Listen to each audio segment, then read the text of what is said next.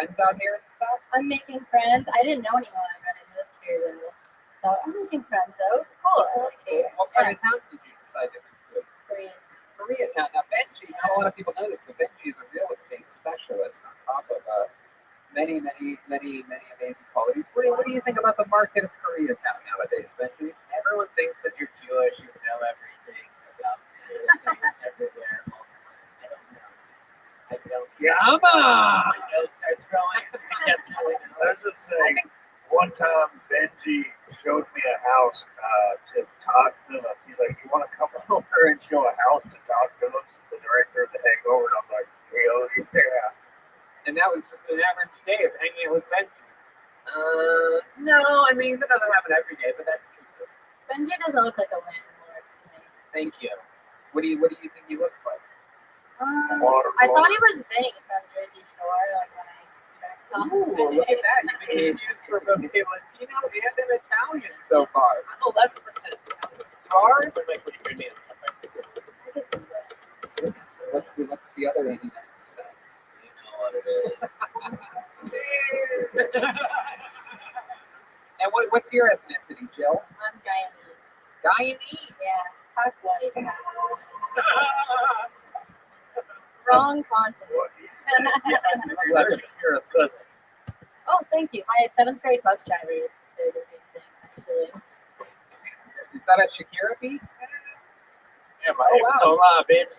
Wait a second. I'm very interested to notice that Rustin Wheels, a blind truck driver, I think I just heard him do somewhat of a Shakira. Are you a fan of Shakira? Man, I love Shakira. And you sing along with her songs sometimes? Yeah, maybe sometimes. What does it sound like when you do?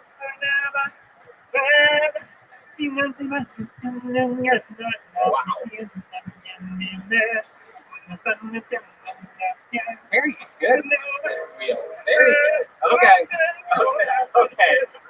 All right. Rustin. Relax. Jesus. I really enjoyed that. All right. So, Jill, you've been here since May. You have a job? I do, yeah. What do you do for work? I'm an innovation expert for a Fortune 100 company. That's on that. What exactly? Oh, you're in a cult. Yeah, what do you do? What does that mean, innovations expert? So I do like corporate innovation. So like new products, services. I interview a lot of people to learn like what products we should be making, stuff like that. I have a real job. Must be nice. What do you like to do for fun? Any hobbies? I mean, I do comedy. Other than that, Hang out with my dogs, my own business. What kind of dog do you got? I have a golden doodle and a blue tick hound. A golden doodle. Yeah. What exactly is a golden doodle? It's a golden retriever and a poodle mix. He's actually calling in right now. Oh, he's all alone. His The name poor is guy. Bogart. He's really cool. You said you're Guyanese. Yeah, Were your parents from there? my dad is. Did any of them remember Jonestown? They were there for that, yeah. Wow. Yeah, but it was kind of far from where they lived. I mean, they didn't have a car, so, shit's kind of far when you walk in. So you guys not carry Kool-Aid in the house because of that? Yeah, they get a little triggered. You moved to LA with 2 dogs and no grass. Yeah. You drove here with 2 dogs? Yeah. That's not a country album. I don't know what the hell it is. How was that long drive? How was that? It was nice. I was cooped up in my apartment in Crown Heights for like months, so it was actually really nice to get out. You saved up? Had you saved up or To move? to move? Yeah. Not really. I mean, I have a job still, so I'm remote, so like I just. Did you stay places? Did you stay certain places around across the country when you made that drive? Yeah, Stop at any truck stop? a lot of red room things. Hit the roof. What's the longest you've ever driven, Rustin? 43 days straight. 43 days without any rest? Yeah. Were you blind then too? Blind as a bat. Wow, you can tell he's blind. He reminds me so much of my stepdad, like same person. Yeah. What qualities does your stepdad possess? Lazy eye. He was a truck driver. Big crap. Oh my goodness, Rustin. Have you ever Well, you never seen your stepdad's got. Have you ever seen your stepdad's penis? No. Thank you. How about his cock? What about his cock? Okay, there you go. I'm sorry. These guys are truck drivers. They're very. Okay, you don't have to play a penis. No. They keep asking about constantly when she hear her.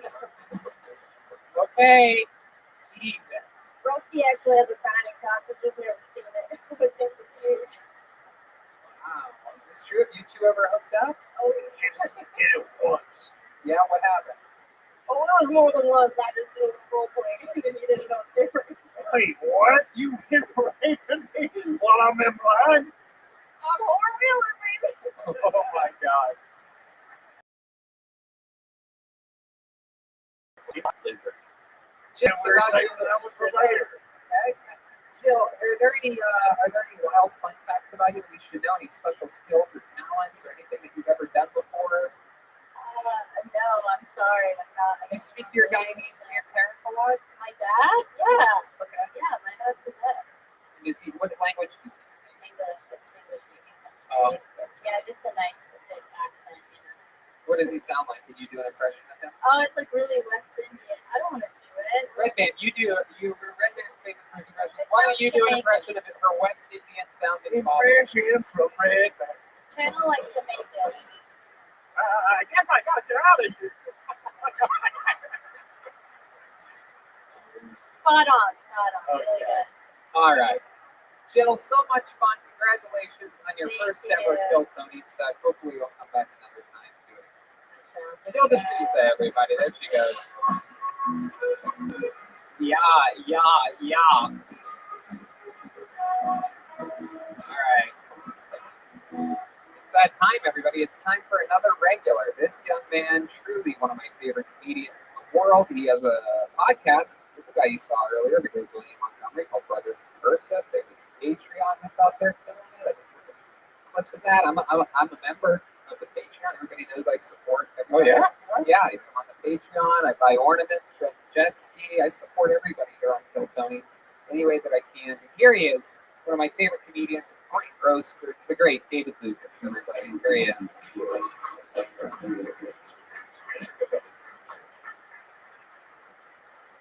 I went to a film club in Tijuana. They had some really young assholes. They were so young, they were doing homework in between dances. They were like, hey, when it's over 10, you carry the what or what? I think I'm the only person that thinks Trump has a big dick. Trump has big dick energy. Nobody talks that much shit and have a small dick. When he got out of the hospital from COVID, this motherfucker got on Instagram and said, hey, America, it's your favorite president, Donald J. Trump. Like, can you imagine you do that shit in real life to your girl and you ain't got the biggest dick that she fucking? She be like, you don't get your goofy ass out of here. That's why I know Trump got a big dick. He really speaks by what Winston Churchill said. Speak softly and carry a big stick. And that's what's happening. Absolutely. That's it. Did it again. Hey. Should I say that? Should I go now? Yeah. Hello. What's up, bro? That was great. I loved that. I got my new The party? Like a political party? Yeah. Wow. What is it? Fats for Trump. Oh, I like that. I like that. So, just people for Trump. Trump has a few healthy supporters out there. Hey, all the ex-Marines, you got it. Goddamn right. Marines, Army, Navy.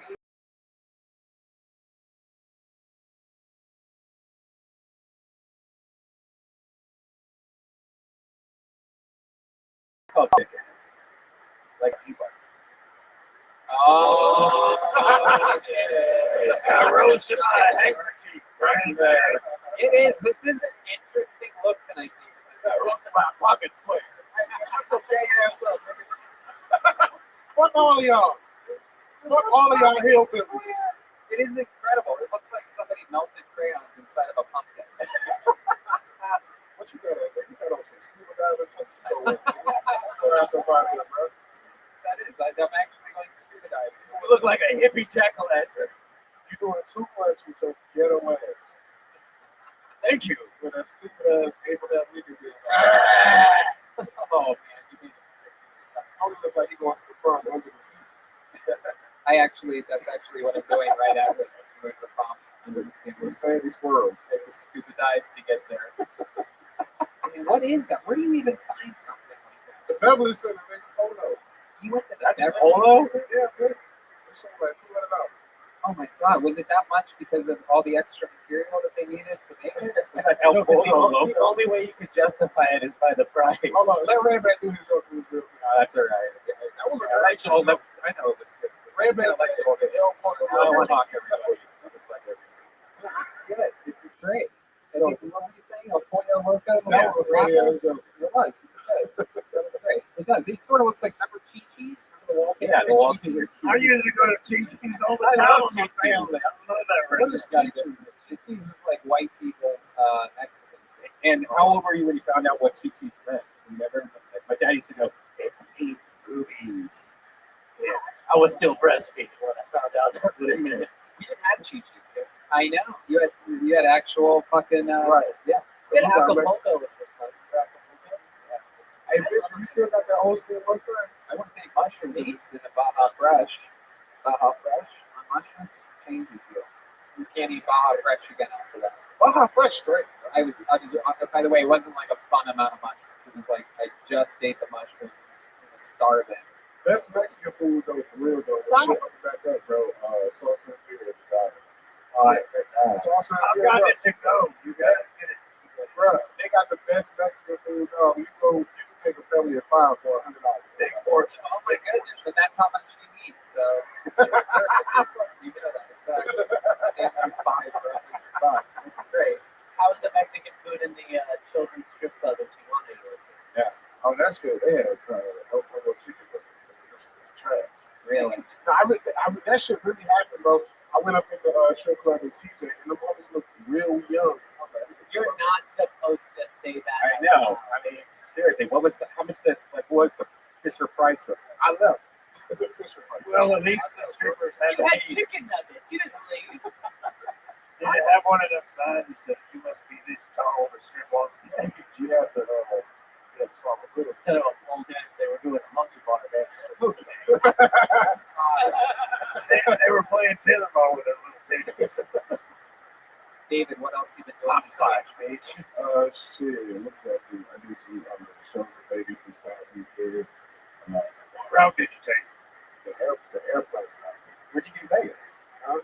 Where in Vegas? I can't think of the name of the club, but I couldn't post a flyer because they were one of them type shit. Yeah, they wouldn't let me post a flyer. Was it a good audience? Was there a good turnout? Bro, it was way too many people there for COVID, but it was a great turnout. Wow. It was a room for about 80, and they probably had like 120 in it. Jesus. Did you feel Thank safe? you for being here Well, tonight. I stayed on the stage. You licked the bag. I stayed on the stage until they cleared the room. Yeah, because I was like, hey, you go beef with all these international motherfuckers. Yeah.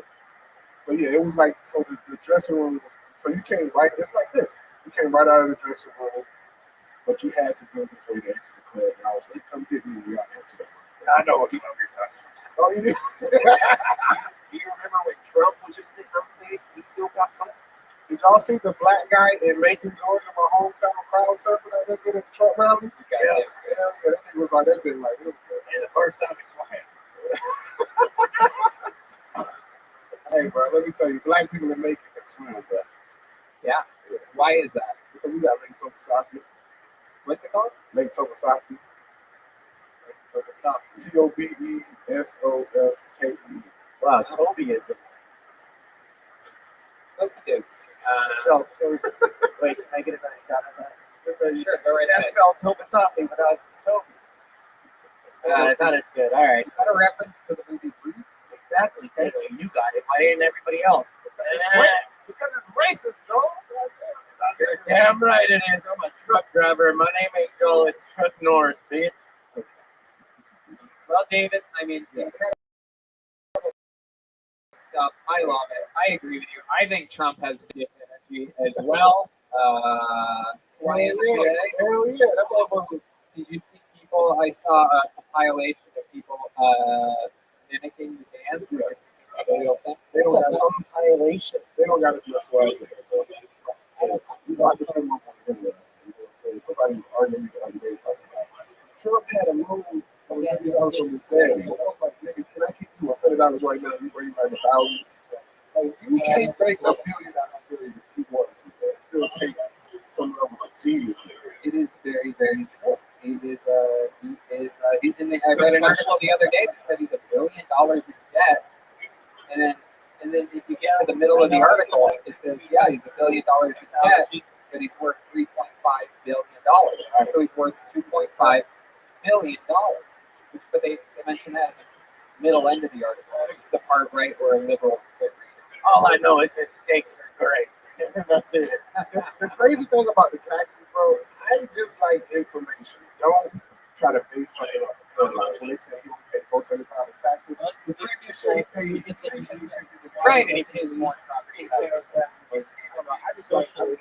All right, ladies and gentlemen, with the election coming up, it's a hot button issue. There goes David Lucas, everybody. Hey!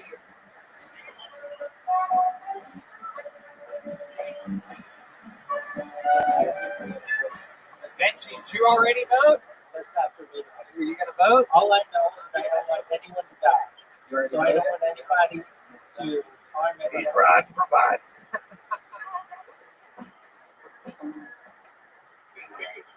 Pulling him out of the bucket, ladies and gentlemen. Correct. His Yeah. first time on Spell Tony. He's very That's fine. excited. For the Very United excited States. for Cody Held. H-E-L-D. Cody Held.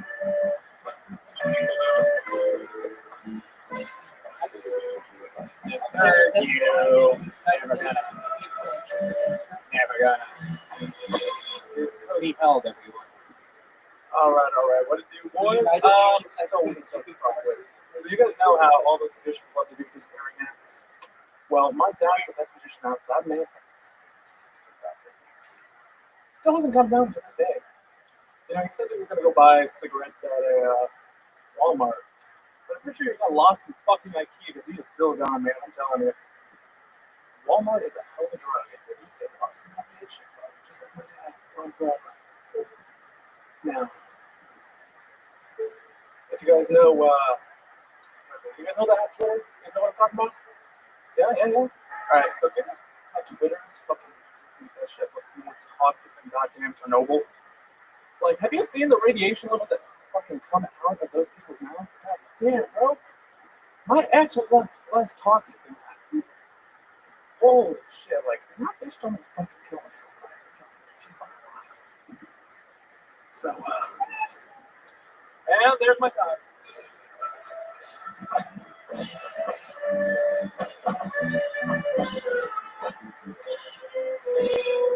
Cody, how do you think that went?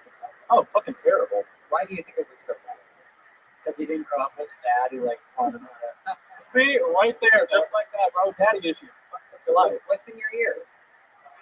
Definitely not a headphone. Is that a headphone? Totally. Is somebody whispering that said to you right now? Yeah, totally. It's the FBI agents telling me to fucking say this retarded ass shit. Cody, why do you look at the ground when you talk like He's that? blind like me. Actually, quite literally, this light is fucking killing me right now. Look directly in it. That's what Sure. you're supposed to do. That's how you get used to it. If you ever want to make it, you got to look directly into the light. Well, do I look like And if you ever get in like a car accident or anything and you see a bright light, if you look directly at it, you walk towards it. You say, take me. Hey, you ain't gonna tell me twice, man. What part of Orange County?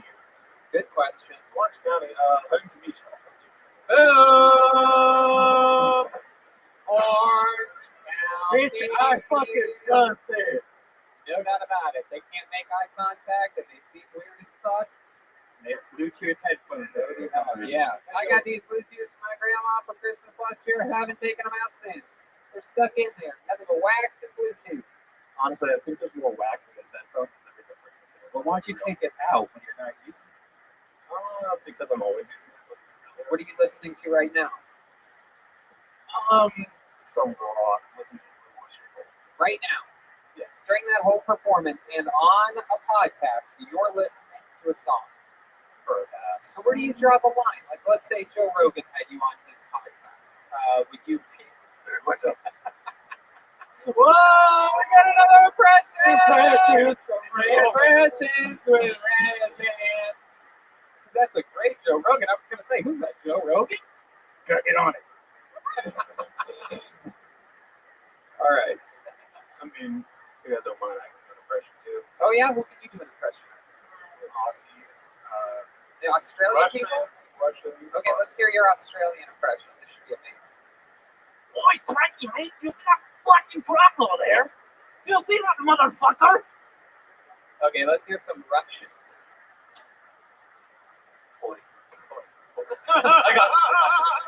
Hold on. I got it. I promise. This crocodile's Russian, mate. You suck. All right, here we go. Ready? Calm down. Do you see the fucking AK over there? Fucking another stolen AK. That's motherfucker that's seen more wars than your fucking entire generation. That's Fucking Russian? super. That's Russian? Irish a little. Totally Irish. Do I look That was Scottish for sure. Scottish? All right, can you do a black guy? Go right ahead. Jump right into it as fast as you can. Oi, matey, I'm coming to get you, people. Boy, mate, you shut up for fucking send you the goddamn crocs, all right? Wait, what was that? Oh, that was fucking awesome. That was Aussie? That's something Russian. All right, listen. I get my fucking racist mix more than my fucking. Do an impression of right? of Ozzy Osbourne. I can't. It's Ozzy Osbourne. If he was Australian, go. You listen to music all the time. You can do this. Listen to fucking Ozzy. Actually, yes. That's his thing that he likes to say back. I know. Do I like it? Do I look like I? All the things that you are yes, by the way. Take a breath, close your eyes, pretend you're a Warped Tour. Warped Tour. God, I haven't heard that name in a fucking morning time. All right, let's see. Aussie Damn it! Osbourne. You've got this. I got this. They're playing it. You don't need to listen to it. This song, bro. All right, put out some Crazy Train. I got you. That's Crazy Train. How old are you? I'm 23, bro. 23. What Wow. goddamn free, man. My goodness. And what do you do for work? I'm actually a You're a Twitch what? Twitch streamer. Yeah, Play games. What are you streaming? Fortnite? Oh God, no. He's screaming crack cocaine. He's just a sweeter. You said What he said, This crack guy's cocaine, great. bro. I showed the fucking kids how to do it at an early age. It's either Animal Crossing or Warzone. What is it? It's actually CSGO. What is it? CSGO. Counter-Strike Global. It's like one of the oldest games. Oh yeah, it's really fucking like 9. Yeah, I played You it. live with your parents? I mean, your mom? No, I live on my own. Really? Yeah. How do you afford to live on your own? That's my job. You make a lot of money twitching? I'm not. Yes, I make just enough. To live Is on that my not the right terminology? What do own. you call hey, you can call it twitching. I'm a fucking Streaming. twitching motherfucker. You call it streaming? Yeah, that's what we call it. Yeah, he just laughed in your face like you were an idiot. And I was surprised. I was like, what's the right term? I'm an old man. Listen, I'm an idiot too. Get used to these things. No, I'm not an idiot. I don't know, man. Don't get it twisted. I'm old man. Old man. He didn't lump you in the same category that you didn't like that at all. Yeah, don't worry. I'm an idiot from Orange County, too. What's your Twitch stream now? It's simple stupid. No, with today's. Yeah, we're just a couple of simple, stupid Yeah, people. exactly. You know what I mean, bro? What do you do when you're not twitching? Do you have any fun hobbies? You skateboard or anything like that? Nothing cooking. Is that true? Have you ever done drugs before? Other than weed, no. No. If we're talking about hobbies, I mean, games is pretty much my hobby. Music. Wildest night of your life. What was that? Oh, what else is out of my life? All right, I got this. So, party is about 100 people at the very least. I'm out here down in German group labs, one by one. There's at least 9 of these. By the end of the night, I have found out I fucking bent the guy's support beam to his house to a 90-degree angle because I thought the fucking pole was fucking shaking me. Yeah, it was a fucking wild night. I was straight running into this thing. That's it? Um, And then what happened? One time I did cocaine and jerked off to Feet Point for 4 hours. Wait, is that Joel? Or dude, is I do that. Oh, it's the truck guy. It's the truck guy. Definitely not Joel. No, it's the truck guy, man. I don't even know what people are. Specific. Yo, I do that. I do that. I Oddly jerk off the specific. It sounded a lot like Joel. No, that ain't him. One time I did meth and joined a Christian church for 2 years, man. What is football like for 4 hours? I mean, I mean, it's big, man. I could probably guess the size just by looking at it at this point. You know, a Foot Locker's in my future. You know what I'm saying? So wait, your name on Twitch is simple. It's stupid spelled with two O's. Simple stupid. No space, no is. Simple stupid. But is it spelled with two O's? Yeah. You have 238 followers. Yes, sir. And you survived making a living off that. Your most recent video has 8 views. Listen, I'm on a hiatus right now. All right. You're what? I'm on a hiatus. I'm taking a break to myself. Okay. A hiatus is a break from telling the truth to people. Right. Yo, listen. All right. That is actually my job. I live on my own. I fucking promise this. Do your parents pay your bills? My parents are dead. But yeah, it's over. Both of your parents are dead? Yeah. Wow. I can't believe your dad left you and still killed himself. Dude, everyone wants to kill themselves around me. You get used to it. How did your parents die? I don't know. Fucking car accident from what I remember. Really? Yeah. Same time or 2 different car Same accidents? time. Wow. Where were you? So your At dad home. abandoned you? With my grandma. So your dad never abandoned you? I mean, if you count dying as abandonment, yeah, pretty much. No, you don't. No. I do. Where did he live? You said he went and got cigarettes and never came back. You never mentioned because he killed his wife and your mother in a car accident. Now, what if I'm he was sorry driving about to go get those cigarettes? Was he? Yes, he was. He was going to get those cigarettes and he never fucking Do you know if your parents caused the accident? What did they hit? You never found out what your parents ran into. Anything this guy said. Oh, I don't even believe what I say. I've been experienced with some wide loads. This is a big old wide load of shit. Well, look. You know what? You're right. I do. Oh, damn it. Come on, give me some something. There you fucking go. All right. Well, oh shit, there it is. Oh, my God. Well, Cody, I gotta tell you, man. How long did you? Did I ask you how long you've been on stand-up? No, you didn't. First time ever tonight, right? No, I wish. First time here. I've been doing it on and off for about a year now, but like, not too much. I mean, lately I've been fucking taking shit to myself. Yeah, it sounds like. So Cody, it was fun to meet you. Hey, fun to meet you Do too. some work, you know. Of course. If you ever want to do it again, do something completely different than what you did tonight. Oh, you mean bother? Talk different than you did. Do everything different. A lot of people say be yourself, right? But I'm encouraging you. For the first time in the show's history, I'm encouraging you to not be yourself. Do anything else. I don't know what you did. Okay? All right. You know what? I'll take it. There he goes. Cody Held, everyone. Back to Orange County. Love y'all.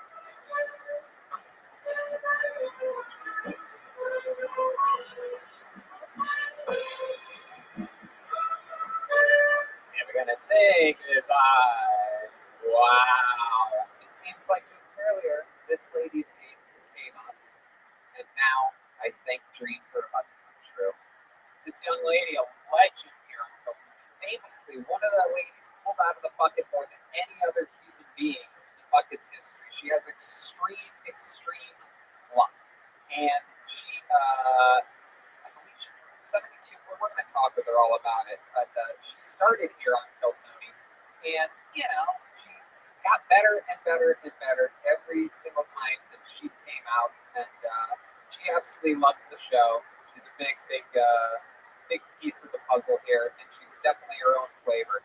I present to you, Kill Tony fans, the return of the great Aphrodite. Here she is. Wow, it's the real deal, Aphrodite. How y'all doing? I need to make an announcement. I'm very proud to let you guys know that I have actually the reddest motherfucking pussy in the history of the Kill Tiny Show. I just wet this tissue up to prove that I got a wet pussy, okay? I peed on myself in the motherfucking La Jolla Tissue Show. I peed on myself. So that just eliminates that goddamn cardiovascular B or cardio B, whatever her goddamn name is. Stole my motherfucking concept. I'm gonna get my motherfucking royalties, bitch. I'm telling you right now. I want y'all to know, I know some of y'all words, you know, that you might get the coochie and roll up the grabbing the pussy or the virus and the juices flying out the back of your asshole virus. But don't worry about it. Because my cousin Ray is working on the cure. Yeah. My cousin Ray is coming up with a new one to help get rid of this shit. It's called Bitch Get Out of My Car If I Punch You in Your Motherfucking Face vaccine. Oh yeah, it's gonna work. It's a very strong one. There it is, a new minute from the great Aphrodite. It is.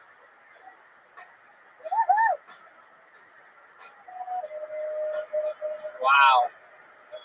What a sweet, sweet thing you are. I'm so glad to see you again. How are you? Fantastic. I did not have to teach you the road. So let's talk about your set. What do you mean you have a very wet pussy? Because I peed on myself. But when did that happen? On the La Jolla 2 show, you don't remember I peed on myself? I told everybody I peed on myself. On the what? On the La Jolla 2 show when we went on tour. Remember the second set? I peed on myself. No, you're doing callbacks from last March. So that means I had the wettest pussy in the goddamn kill time. Sometimes we recollect things in our life that we realize that other people don't care about other people. And one of them was you pissing on yourself. I don't hold that as a near and dear Aphrodite memory. I've got I others was in the going to Rolodex. the wet ass pussy in the goddamn show. Oh, that's right. Why do you call it Kill Tiny? You know it's Kill Tiny. I know, but he's a real tiny. Me? You talking about me? Yeah, I'm just making fun of the show title. Kill Tiny instead of Kill Tony. Why would you call it Kill Tiny? Oh, it's your little guy. Little guy. What the fuck do you mean I'm a little guy? Tony, you're mighty though. You're mighty. What the fuck is this supposed to be? Of all the people to stab me in the back, what kind of Game of Thrones shit is this? I've always been nice to you. I'm mad. You're bringing out the mouse. I need some cheese. I miss you so much. Welcome back to When Tiny Guys Find Out They're Tiny. Goodness, it really hurts coming from you. I'm sorry, I don't mean it. I don't mean it. Holy shit. Her whole persona is pussy face. Just relax. Coming from another Tiny. You know, older people pee on themselves all the time, Tony. I'm 65. You're 65 years 65, old. October 10th. What makes you piss yourself is like you laugh and you feel a little. It's just older, older, dude. You just piss when you gotta piss. You can laugh and kiss. That's what I'm asking. Yes. You sneeze and piss. Yeah. Spicy food, piss. Yeah, just the thought of kissing piss. So are you reluctant to hydrate because you're worried? You're like, I might as well be dehydrated, otherwise I'm just going to be pissing everywhere I go. Well, I try to watch it because I don't want to be at home is okay, but what you gonna do with no diapers? Right. What the fuck is happening? Afro, what have you been doing during this pandemic? You're very, very social. A little fun fact is that the night that everything, absolutely the final fucking night that everything shut down, you remember that night? Yes, I do. Yes, I do. The final night, everybody knows I'm a young, staunch Republican. So, of course, I don't believe in that shit. I'm going partying, I'm trying to find things to do.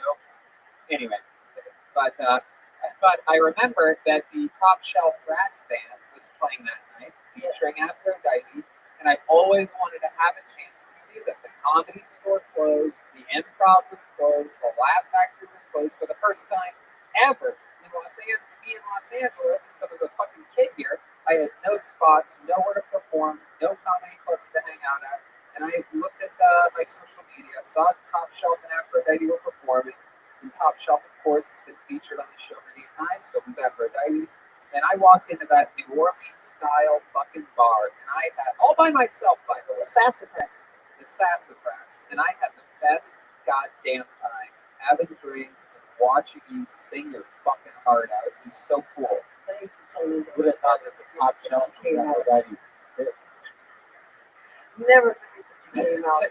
We still thank you to this day. I will give you some. All right, yeah, we'll give you some. What the hell? Oh, jeez. Jack off. Afro, for all the, maybe there's some new listeners that haven't ever heard you sing. Why don't you hit a note real quick for the people at home that have never heard your powerful voice before? I know you're not warmed up, but maybe you could just jump right into something real quick for us. Do you know any real big fish? You know, I'm pretty sure one's probably fallen out of her pussy before. Chroma Chris said she only knows big fish. Okie dokie. Here's Aphrodite giving us what her voice sounds like. Here it comes. Here it is. I'm just gonna freestyle something because I wasn't prepared. Here's exactly what I was hoping you were going to do. Here's Aphrodite. Oh, shit. Got the band. Here it comes. When you know I'm talking to you, you're I only wanna be with you. You make me crave for you all night. I really wanna be with you. I never met a man like you, baby, baby. I never met a man like you. Oh, you make me hot. And baby, yes you do. A woman up on you. If I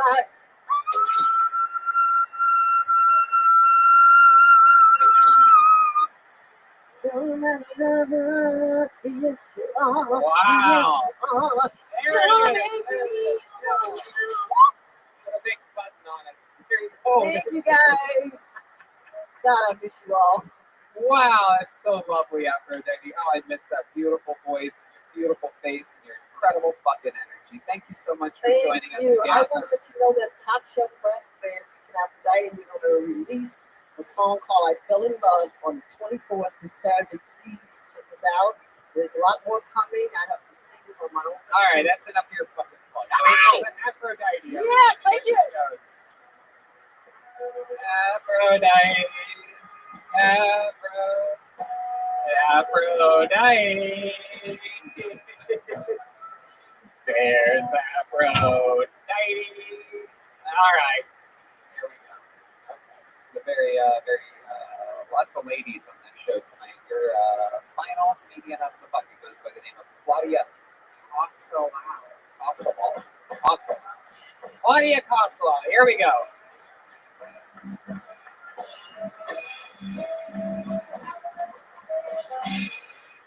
So I go to Burning Man, of course. If you're not familiar, Burning Man's where a bunch of rich people spend hundreds, thousands of dollars to spend a week in a hot-ass RV in the middle of the desert doing drugs all day. Or people have it too, but they call it Bakersfield. Even though I go to Burning Man, I'm not like into like a bunch of the hippie, trippy, beauty stuff. Like I'm not into crystals. Like crystals are bullshit. People get so into it. Like they have these huge ass crystals on sale on the west side for like $40,000. Like, dude, if you have $40,000 and you want to draw energy from a rock, buy cocaine. One of my burner friends like tried to get me to go on a juice cleanse with her once, and I was like, dude, fuck juice. And she was like, that's anti-Semitic. That was my time. Hey, so you nailed it. 58 seconds. That's fun. Did you have fun? I did. How long have you been with stand-up? Like, if I want to be like, how serious, like a year and a half. Okay, all of it here in LA? Yeah. How long have you been made of Kool-Aid? I've been a unicorn all my life. Okay. What do you do for work? So I'm like this is quarter life crisis here.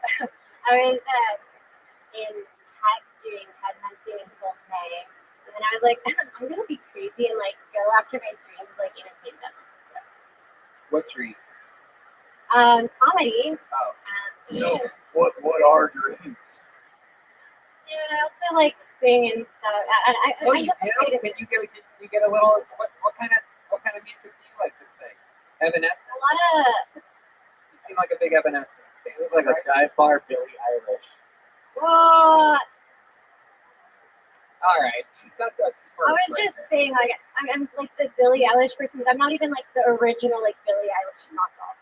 Yeah, but can you do it? You want the band to back? You guys know any Billie Eilish? No. Can I do like a weird thing I did on TikTok once? It's probably not gonna work. I really wish you just would have left out that you did it on TikTok before. That makes it seem really cheap to feature it now on this #1 live podcast in the world. But you know what? We'll edit that part out and just say, here's a little something that I wrote just for this. My Go right ahead.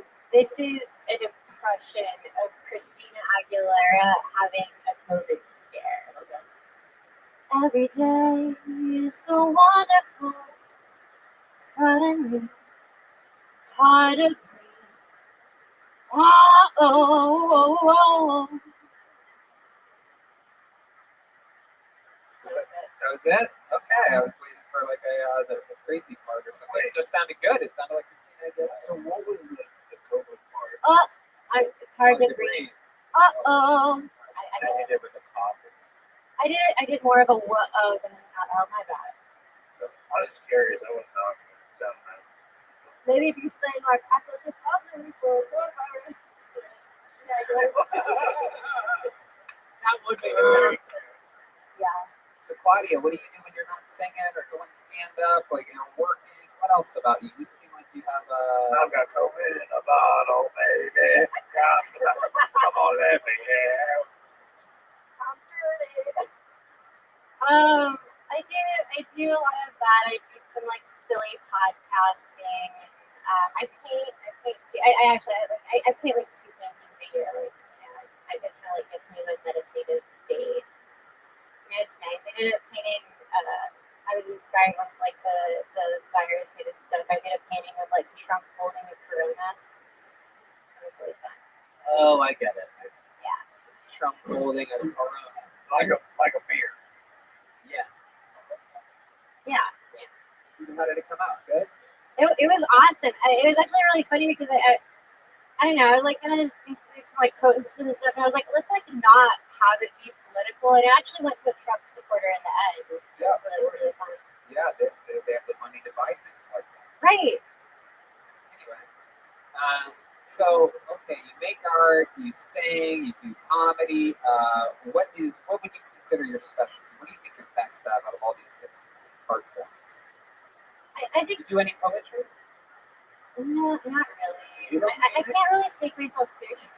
Are you from Phoenix? It's a great question, and I also, much like Joel's Orange County pick earlier, I'm going to double down on that. I'm going to even go more specific and say Tempe, Thursday. Maybe Sacramento. Oh, it's a great third Portland. Nah, I mean, actually I've been in LA longer than anywhere else. I've been here 8 years. Where are you from? Where are you from? I live Fresno for Oh, Fresno, for Fresno's those of you it. that don't know, the perfect middle between Sacramento and Phoenix, Arizona. Yeah, the Midwest of California. That's The fair. Tempe of California, without a call. You look like it's Some of the characters from Inside Out became human. I want All to right, that's pretty good. All right, I like that. Yeah, that's pretty good. That's good. I went to summer camp in Fresno, Riverway Ranch Camp. Cool. Claudia, do you have a boyfriend? When's the last time you had one? It's been a couple years. How did it end, the last relationship? He broke up with me. Thank you. Why do you think you broke up? It was just like not working. I don't know. He did that. He just wasn't into me. He said he didn't think that I was into him. He said that he thinks that you're not into him. He's like, look, I don't want to be with you anymore. I feel like you're not into me.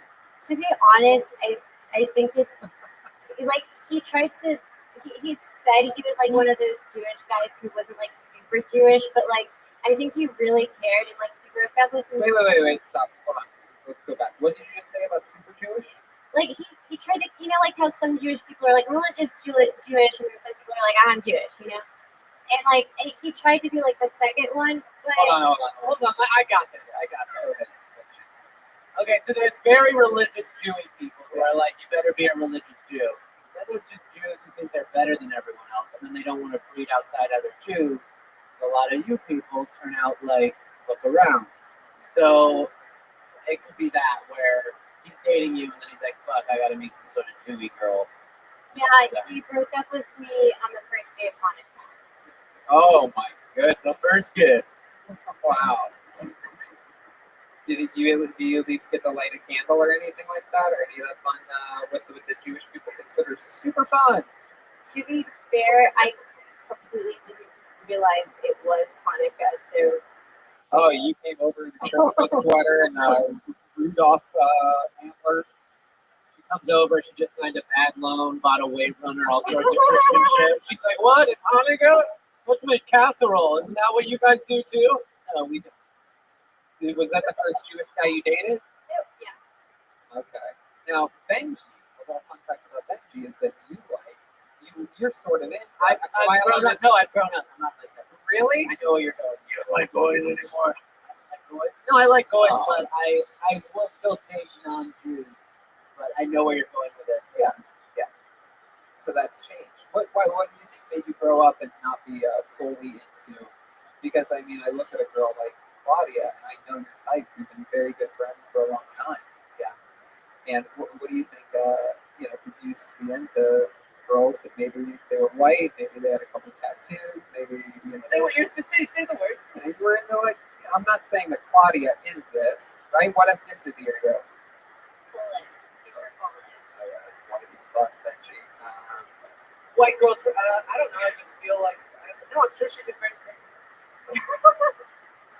Did something happen with a white girl that had like multicolored hair and tattoos that made you not like them anymore? I've had a lot of gnarly things. I mean, it is what they say. Once you go white, you got to take flight. You got to get out there. Claudia, any other fun facts about your life that we would be really surprised to know about you? I mean, are there really any surprises? Sometimes people will be like, oh shit, yeah, You said something about Billie Eilish. Do you sing like her, or is it just like just the hair, like It's the style? just like the hair, like when I wear like my sweatshirt and I'm like all sad looking. Like Billie Eilish. Jesus. I mean, all right. No. What? I don't want it. No. I want it. He's blind. God damn it! Leave him alone. You said you don't like a Billie. Hey, you said you don't like a Billie Eilish. Why? Why though? Why eyelash? I don't know her name's Eilish, but like she looks like an eyelash. Why does she look like an eyelash? No amount of drums. No amount of drums is going to help this It doesn't show. look like an eyelash. Why would I charge for her to look like an eyelash? She would have to like. Wait a second. Why are you just playing the drums fast? You should have sounds gone like a Louis. Louis. Louis eyelash. Oh, very good. All right. Eyelash just open and straight. You fucking idiot. Yeah. Now, Still 2020. Fuck COVID. all right, ladies and gentlemen, Claudia, did you have fun here? Thank you so much for coming on. There she goes. Claudia Casalo. There she goes. Claudia Casalo. Step back from the ledge, my friend. We're done with the bucket, so let's see what the superhero himself, truly, one of my favorite human beings on the planet, one of my favorite comedians. It's time for your third and final regular. You know, you love him. This was sent in by the great Michael Laird. A lot of people are disabled just because they're fat. I have a 1 in a million disease. You're the Burger King. I was fucking with you just because we both take care of a penny. My disability is inspiring other people with disabilities to try comedy. Please stop. If you got disabled and then became a comedian, do not contact me. I've been in these comedy streets for like 2 decades. I'm way too sick to read their sick ass, trash ass jokes.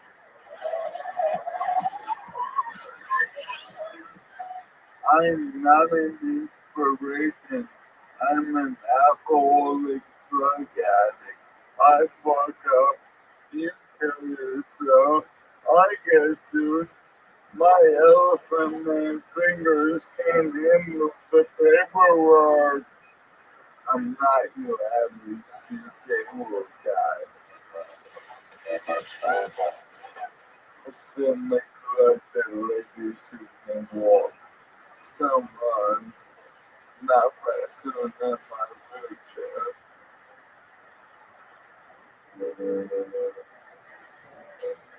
And there you go. Michael Laird did it again. Make sure you go to michaellairdcomedy.com. And that's another episode of Kill Tony, everybody. We did it. Live. at the world famous Comedy Store. And while you all sat there doing nothing and enjoying this episode, Ryan J. Ebelt drew the entire fucking thing. The entire damn show. Let's look at what we got tonight. Wow, look at that. It's a big truck with my fucking face on the front. And you got Benji in there, you got Red Band, you got the band, David Lucas and William Montgomery and Michael Lair are the wheels. Absolutely incredible. I mean, what a mind-blowing drawing to have done all that. The hour and a half that we've been recording this show is fucking incredible. Make sure you check out all these prints at RyanJEbelt.com. Get your own. How about a big hand for our guest tonight, my good friend Benji Aflalo. Benji Aflalo is on all things social media at Benji Aflalo, all one word, BenjiAflalo.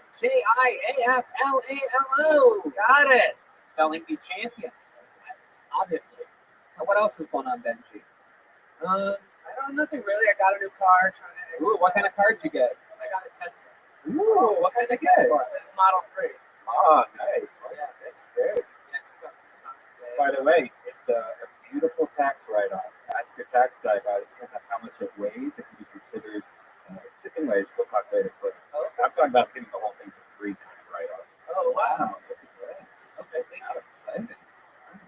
Very presidential of you guys to avoid taxes like this. All right, well, congrats on your Tesla. We'll go out and we'll race cars sometime at the track. Okay. All right. Benji Aflalo. How about a big hand for the leader of the band, everybody? Jeremiah Watkins was here all night tonight. Absolutely killing it. That was Rusted Wheels the entire time. Great stuff, Jeremiah. What else? I just got a new bag of Doritos. Things are going pretty well. And then I have a new 1 hour special. It's my first 1 hour special. It's coming out on December 8th on Amazon Prime. You know, a lot of different outlets and stuff like that. And I'm very excited tonight to get it. Pre-order at JeremiahWatkins.com. Great stuff. That's Jeremiah. Lift up that hat again. Show the people on the video. Oh my goodness. Rusted Wheels, blind as a bat. And how about a big hand for the great jet ski Jessie Johnson, who's here all night tonight. Absolutely incredible. She's selling ornaments that she made with her own. I have 75 of them, and you should buy them as well.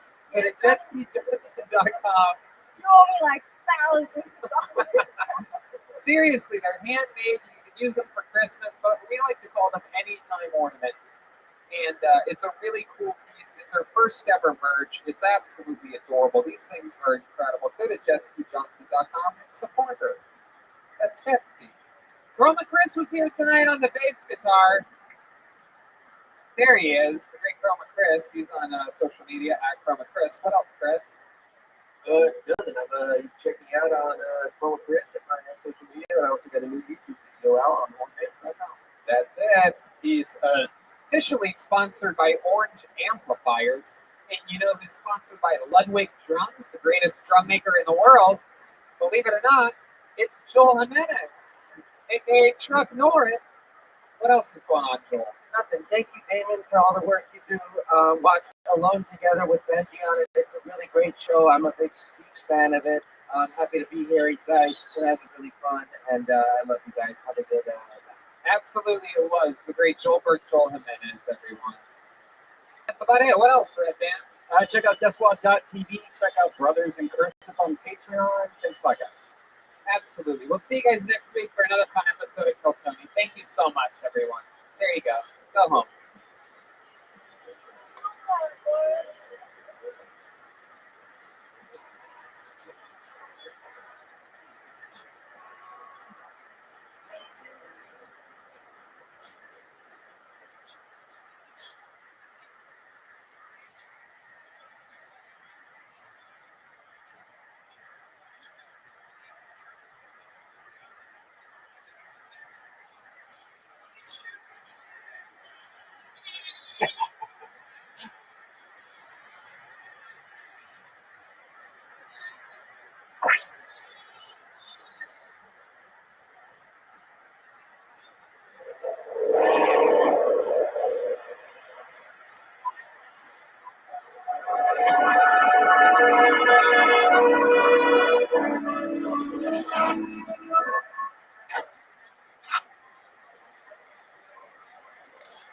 Hey,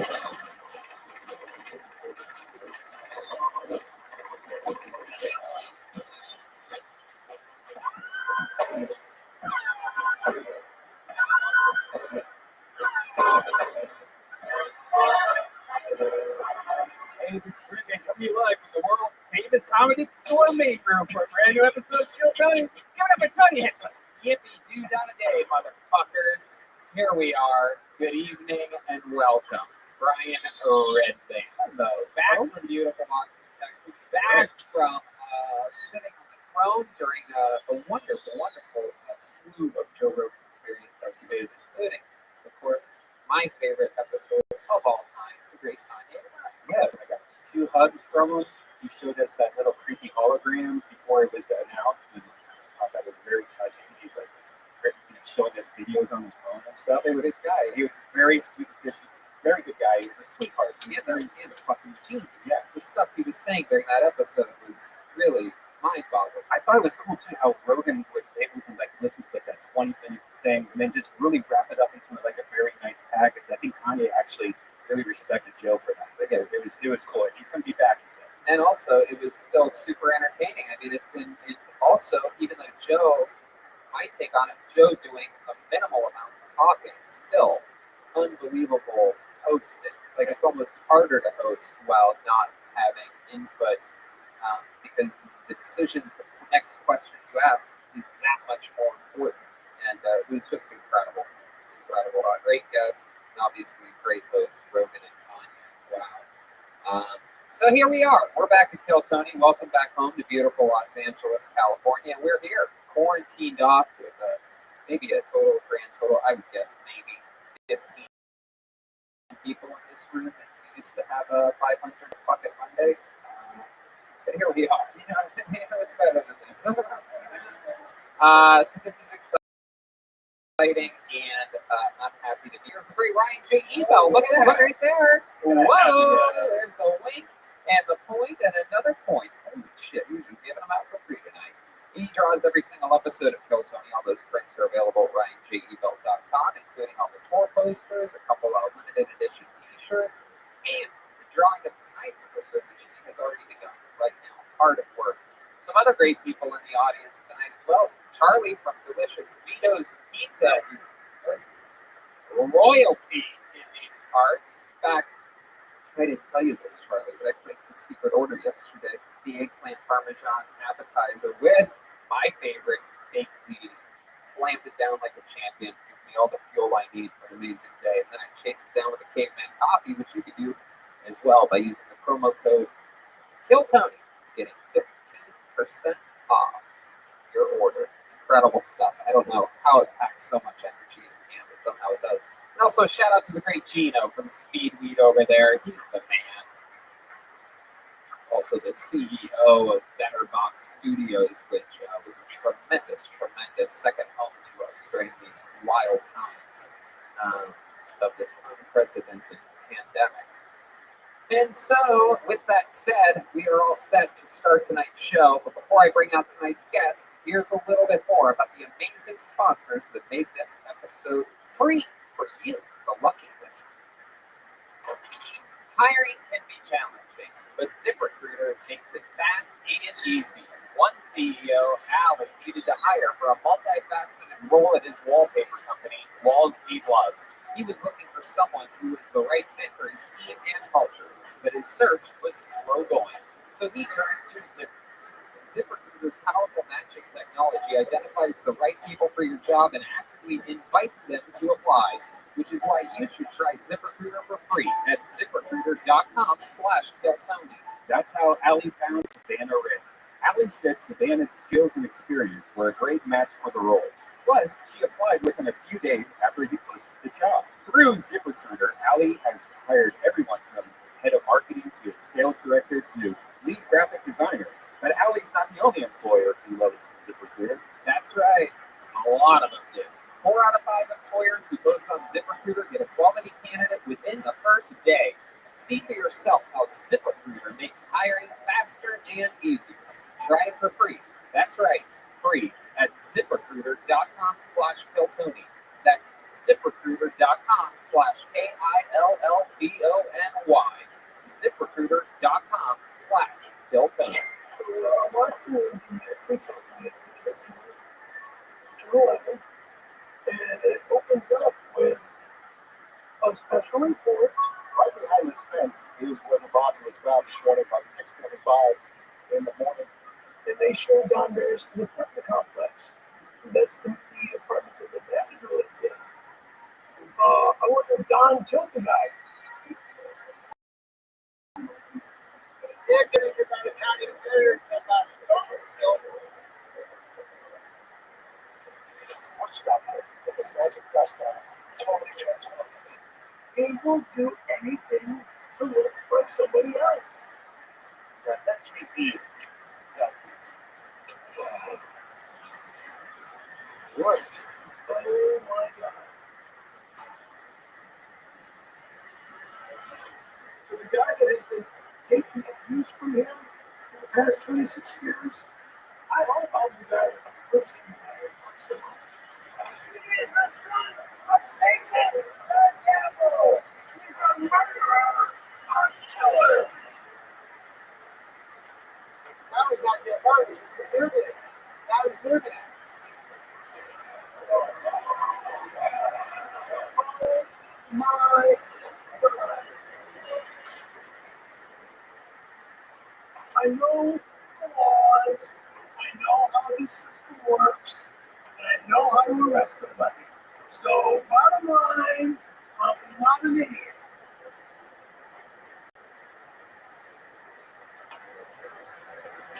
And we are back, and I am so excited about tonight's show. This is probably pound for pound, without a doubt, the best guest that we've had, not only since the pandemic started, but also perhaps of the year 2020, because this man was on the show in January of this year, one of our famous sold-out shows here in the main room, and he brought the cast of the movie that he created with him, the greatest comedy movie of all time, Windy City Heat. Ladies and gentlemen, I present to you one of my favorite comedians and favorite friends on the planet. It's the great Don Barris.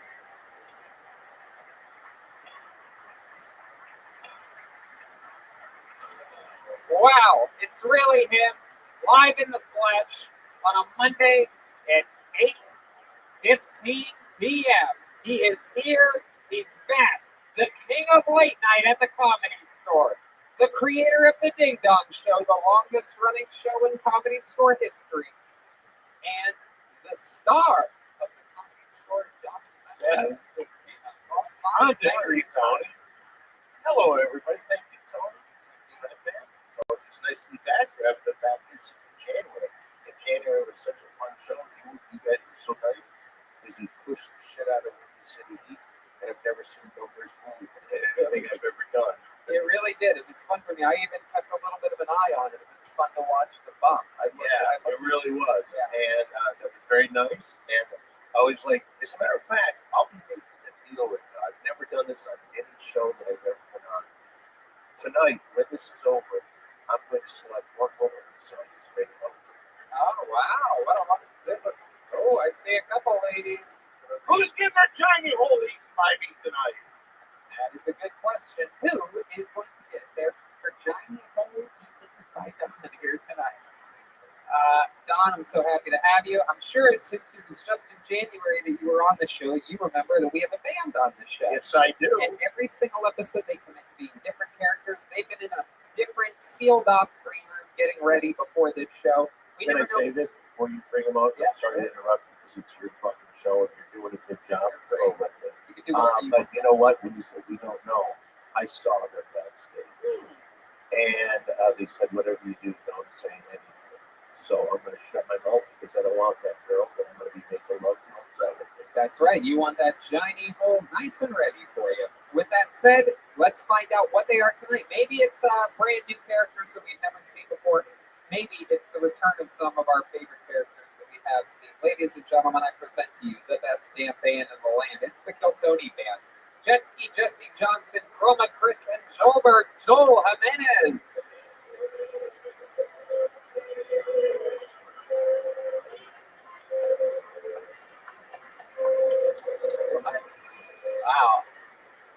no idea what this is. Wow. I don't think I've ever been this confused before about what the band actually is. I just selected girl because we love her. Uh-oh, we found the lucky lady. Jeremiah won't like that. 'Cause I'm a sister, Phyllis Watkins. Whoa, the return of Jeremiah's sister, Phyllis Watkins. And Tony, this week I brought the whole family. Oh yeah, these are more Watkins? Yeah, we were here to film a special coming out on December 8th on Amazon Prime. Wow. Family reunion, and we stayed in Hollywood because we were having so much fun. Wow. My goodness. What an incredible plug for Jeremiah. Yeah, the entire Watkins. What's your name, you young Watkins? Hey, what's up? My name is Gary Maya Watkins. Jeremiah Watkins. Yeah, Gary Maya, and I'm really excited about Jeremiah's success and everything. I was the one who actually wanted to shoot for his sax. Yeah, I even got him into comedy. So, Wow, we're finding out a lot about Gary Maya Watkins. So I'm really excited about his success. You seem a little bit bitter. You're his brother? Yeah, I mean, I just got him into comedy. He wanted to just be, a musician. John, what do you think about this? All I keep thinking about is Patrick Swayze's brother. That's all. He looked a little like Jeremiah. He's just something that he's Jeremiah. And I wish he were a better father. Oh, Derek Swayze, right? I get that a lot. I like Derek Swayze. We all got nose jobs. And I'm really interested to find out how this young man behind me on the drums fits into the Watkins family. What's your name, sir? Joaquin Watkins. I just took the ancestry.com test. Blood in, blood out, 100% Joaquin. I'm here to promote my cousin's fucking first special. How are you related to these? I don't know. I said ancestry.com for 100% blood. Goodness, that is incredible. What do you guys think of Joaquin Watkins being in your family? Jeremiah Watkins performs his first 1-hour special family reunion in an intimate comedy club setting. Be a fly on the wall as Jeremiah gets heckled by his mom, works off the crowd, shares personal stories on dating and marriage, and watches ridiculous physicality and characters, all while his family, Okay, hometown friends surround him with exclusive family interviews. This is one of the most unique and raw specials you'll ever see. I love it. Joaquin Watkins is here. Jeremiah Watkins, Phyllis Watkins, the great Don Barris, Red Band on the soundboard. So let's start the fucking show. You guys ready for this? Before you start, can I just say one thing? I happen to see Gino in the audience, one of your sponsors. Yeah. Gino, every time I see him, it is nice because every time I see him, he's with fun. And because of that, Gino, my man, I love Gino. Absolute Kill Tony royalty, without a doubt. And so let's just jump right into it. To kick off tonight's show, because we like to start things with a fucking bang around here, I present to you the longest tenured regular in Kill Tony history, and also the guy that in the Kill Tony part of the Comedy Store documentary was featured more than both Tony Hinchcliffe and Brian Redband, guys that have done the show for tens of thousands of hours. What's up, man? This is show business. I'm just Rogan's producer. Is that what they said? Tom Segura kept going, and then I started my podcast with Rogan's producer. What the fuck? The sad part is that you can see his lips say Brian Redband in a different voice. It's just like Rogan's producer. Ladies and gentlemen, Look, before you go on, I hate that again, you're the host, but you said something that I haven't touched base with. In that documentary on the Comedy Store, when it came to talking about it, and I said, Sure did. You and Joe. I do. do. Thank you, brother. No problem. They've done better. They use 3 videos of mine, didn't credit any of them. But thanks a lot. Look, I think it was beautifully done. No better part to feature Kill Tony than after mentioning the Argus Hamilton Tonight Show. You know what I mean? That's so fitting. And we filled theaters around the globe with a show that started in the belly room, sure, but why really cover that at all when you can? Why would you? Yeah, when you can cover the I think the Argus show is wildly Have you successful. been on the Rothschild show? Yeah. What is Argus Hamilton? Argus Hamilton. We don't have these yet. No. Anyway, we're gonna start it off with a guy that's heavily featured in the Comedy Store documentary. He's absolutely a wild man. He's one of our favorite comedians of all time, and always entertaining as hell. Ladies and gentlemen, I present to you the Big Red Machine, William Montgomery. I know that dude. Here it is, 60 seconds uninterrupted for William Montgomery. Do I look like the kind of guy that would kill a journalist? Do I look like the kind of guy that would do business with Hunter Biden? Quick joke for you people. What do you call a woman driver? Beheaded. What do I call it when I throw my wife off of a mountain for not birthing a male heir? A flying carpet. My wife is so ugly I couldn't sell her to a human trafficking organization. Where in the world is Carmen Sandiego? Hopefully not in my country because you'll never see her again. Tony spends more time in a sand trap than a Saudi drug dealer. It's a golf trip. Not fair. Unbelievable. What a performance. What a performance. What a way to kick off tonight's show. William Montgomery delivering jokes as a, how would you describe this character? What are you here tonight? An Arab sheik. An Arab sheik.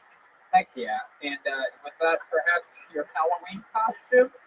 It was. I spent $300 on it.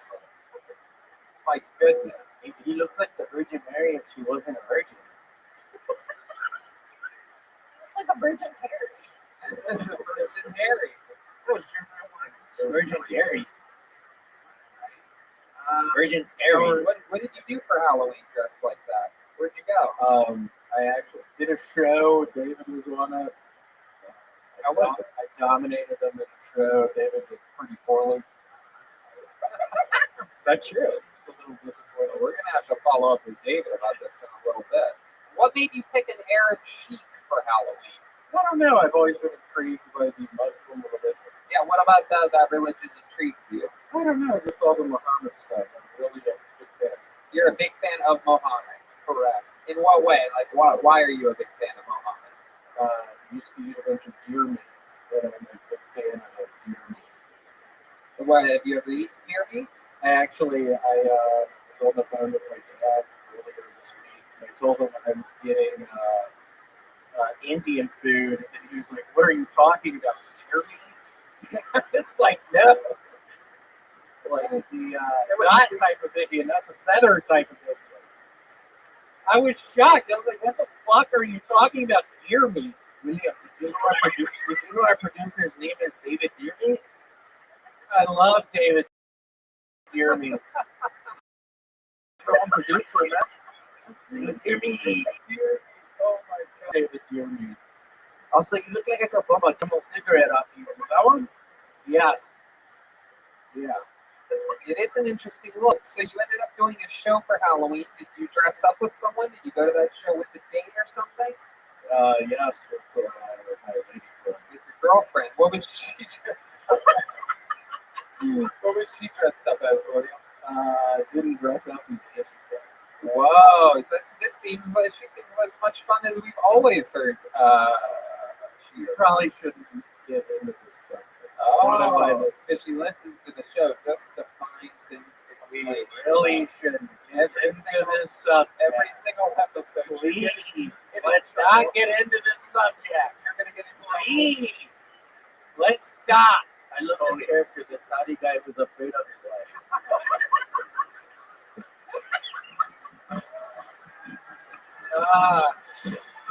Sober. I'm embarrassed here. Do I know your girlfriend? I don't know. You may recognize her by her jacket.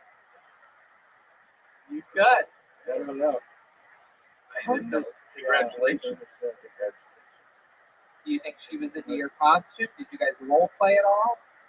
A lot of role play. Yeah. What kind of things did you do? A lot of knocking on the door, trying to get inside the bedroom, not being allowed to get inside the bedroom, a whole bunch of knocking. Or like a lot of cinnamon roll play.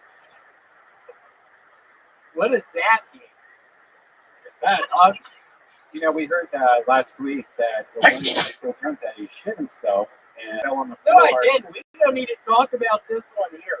Yeah, I had no idea about this. This is one of the perks of not listening to us in person, is that I find out all the best highlights like this live on the spot, and you can just see my genuine reaction to it. So you had a heavy, serious drinking problem, drinking. and then you took a few weeks off drinking, or at least you said that you were, while coming in here sweating profusely. I'm hot as shit in this right now. I bet. I'm sweating bad right now. I bet you are. You're highly in character. You're a real Arab chic. So explain to us how you ended up shitting your pants, or hopefully it wasn't during Halloween because you're not really wearing any pants. I was wearing this outfit. It took me a while to take it off. To think that you even went to the extent of smelling like an Arab man too. Yeah, you went trick-or-treating definitely looking for 72 virgins. What is that? Explain to us how you shit your pants, Roy. This is great Literally, podcast. I was close to the toilet. My body was ready to doo-doo. I did not have my When you say close to the toilet, what are we talking? In the living room? No, we're only a foot away. I was looking at the toilet. You better point your ass towards that. So, what were you doing? Why were you looking at the toilet? I was trying to take this stuff off, What stuff? and I couldn't. My It's, clothes. Oh, your He's outfit. been wearing that for a week. I've been wearing this a week. Wow. Okay. And then you're trying to take off the outfit, but you feel it And I coming up. couldn't and doo-doo couldn't. Where did it land? In my shorts and also on the floor. One of the pairs of shorts that you got here on this show? Yeah, new pair of shorts. Did you wash them or did you throw them out? Washed them. Oh, disgusting. Throw them away. I'm actually wearing them right now. William, we got you 40 pairs of free shorts. Well, I found my favorite pair and I'm wearing them right now. Wow. You are soaking wet with sweat right now. It is. I'm hot as shit. I'm just waiting for someone to get off. I'm hot as fuck. I'm waiting to get off. Before you let him off, I have never heard anybody shit their pants before. I know nobody here has. So please tell more. Yeah, so after you shit your pants, did you like yell for your girlfriend? It's still actually helping out. Right? Wow. Yeah, it was really nice. Yeah, what did she do exactly? Lord knows she loves being in shitty situations. By the way, I do know his girlfriend. I now remember her. Oh, look at that. Perfect. It's all coming back to Don. She once helped Don when he pooped his pants. So what did she do to help you?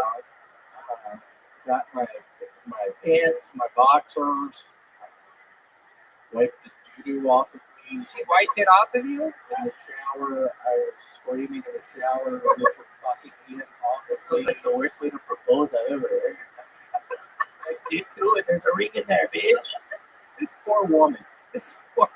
I think she likes it. I know. I do feel kind of bad after everything. After all the shit. Let me ask you this. Here's a final question.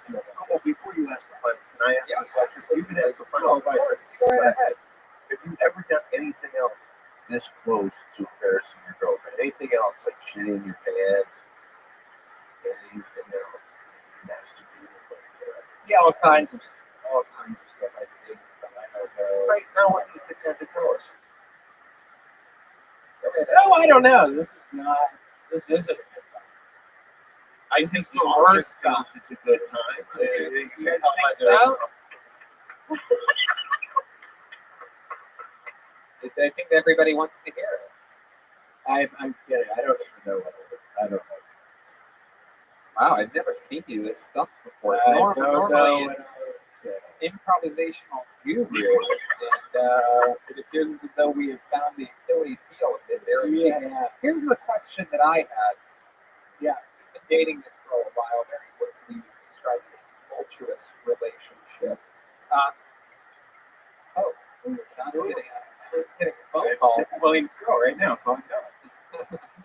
Please stop freaking bringing me up to pancakes.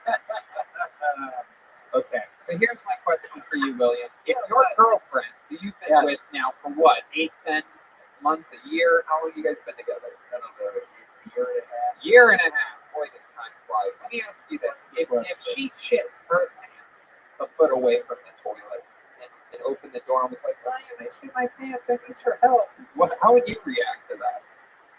I would slam the bathroom door shut, get in my fucking car, And I would leave. There you go. That's what I thought. That's it. That's a way out right there, ladies and gentlemen. The great William Montgomery, everybody. There you go. Hey! What's that postman? That's Portugal the Man, right? What? That's Portugal the Man, right? Yeah, it is. You know, it really does. It sounds so great. It's not overbearing. It's not at a ridiculously high pitch for the instrument being played. It's completely in tune. Hey, still got it. A fun fact about Portugal, the Man, is that we sold out a theater in Portland a few months ago, and we actually had the lead guitarist for Portugal. Yeah. In the band. He joined the band. So imagine how crazy Portland went when we go joining the band. Tony, Mr. Tony, what do you think about me starting a band called Mexico the Man? What do you think about it? About Chico in the Man. Shout out to Freddie Prinze, also featured in the Communist documentary. You know what? Let's run some of your band name ideas after the show. Okay, sounds good. I see you in the parking lot. Thank you. Thank you, Joaquin Watkins. Welcome, Mr. Tony. Okay, I'm pulling my first name out of the bucket for this episode. 60 seconds uninterrupted. Going to, for the first time ever in Tony history, make some noise for Fernando Perez, everyone. Here we go. We are going to find out who is Fernando Perez right now, live on the #1 live podcast in the world, Bill Tony. Here is Fernando Perez. And here is Fernando Perez. Well, I feel like if I knew who this beat punk was, I'd make myself a lot smarter than I am. I'm a little too white for Mexican kids. Honestly, a little too white for white kids too sometimes. My favorite snake reference is Jiminy Crickets. I'm very afraid of this one Joel right now. I like to think I'm a people pleaser. A lot of racists call me one of the good ones. It's one of my highlights. I've got the equivalent of the Edward Pass quality. It's great. I've never been here with, but I do like needles. I wonder if swing collectors have any irrational fears of parasites. My grandpa used to say, never do what you love for free, but how could I pass up being one of the few people allowed to dress in flamingos?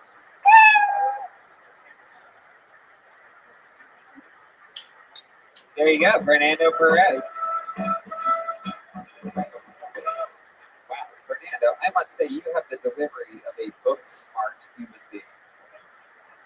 I haven't been on a stage in like over a year. Am I right? Are you very book-smart?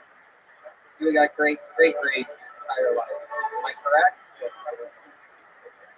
In the what program? There you go. Boy, do I know how to spot these motherfuckers. This guy looks like Mexican Dracula. Yeah, he does. It's the second time we've had this one on the show. Oh, you've been on this show before? No. We met Mexican Dracula in San Francisco. I met like as a character. Oh, okay. Mexican Dracula is allergic to cilantro instead of garlic. Okay. Don Barris, what do you think about this young buck? I don't know if any person that you've had on the show has ever said this to me before, but I don't think I've ever heard people fuck up someone. I've never wanted to have a You'd be honored if Don Barris beat you up? Let's do it. All right, here we go for the first time in Tony history. Don't embarrass him. No, don't do it, don't do it, don't do it. Oh, he's You sitting know back what? down. I can't. You can't. I have a thing though, so I can't improve my voice. Have you ever gotten into a fight before, Fernando? What happens there? Are you usually getting bullied by somebody? Like, hey, what's up, you smart little fucking Mexican? No, I used to talk to bad people. Ooh, bad people. What are we talking about? B's and C's on the report card? They don't return their books at the library. You rebels. My sophomore year on, I used to sneak out a lot. What kind of parties? Chess. I'm in my night 2 spot number L7. Whoa, you bad, found eh? a weed and you returned it?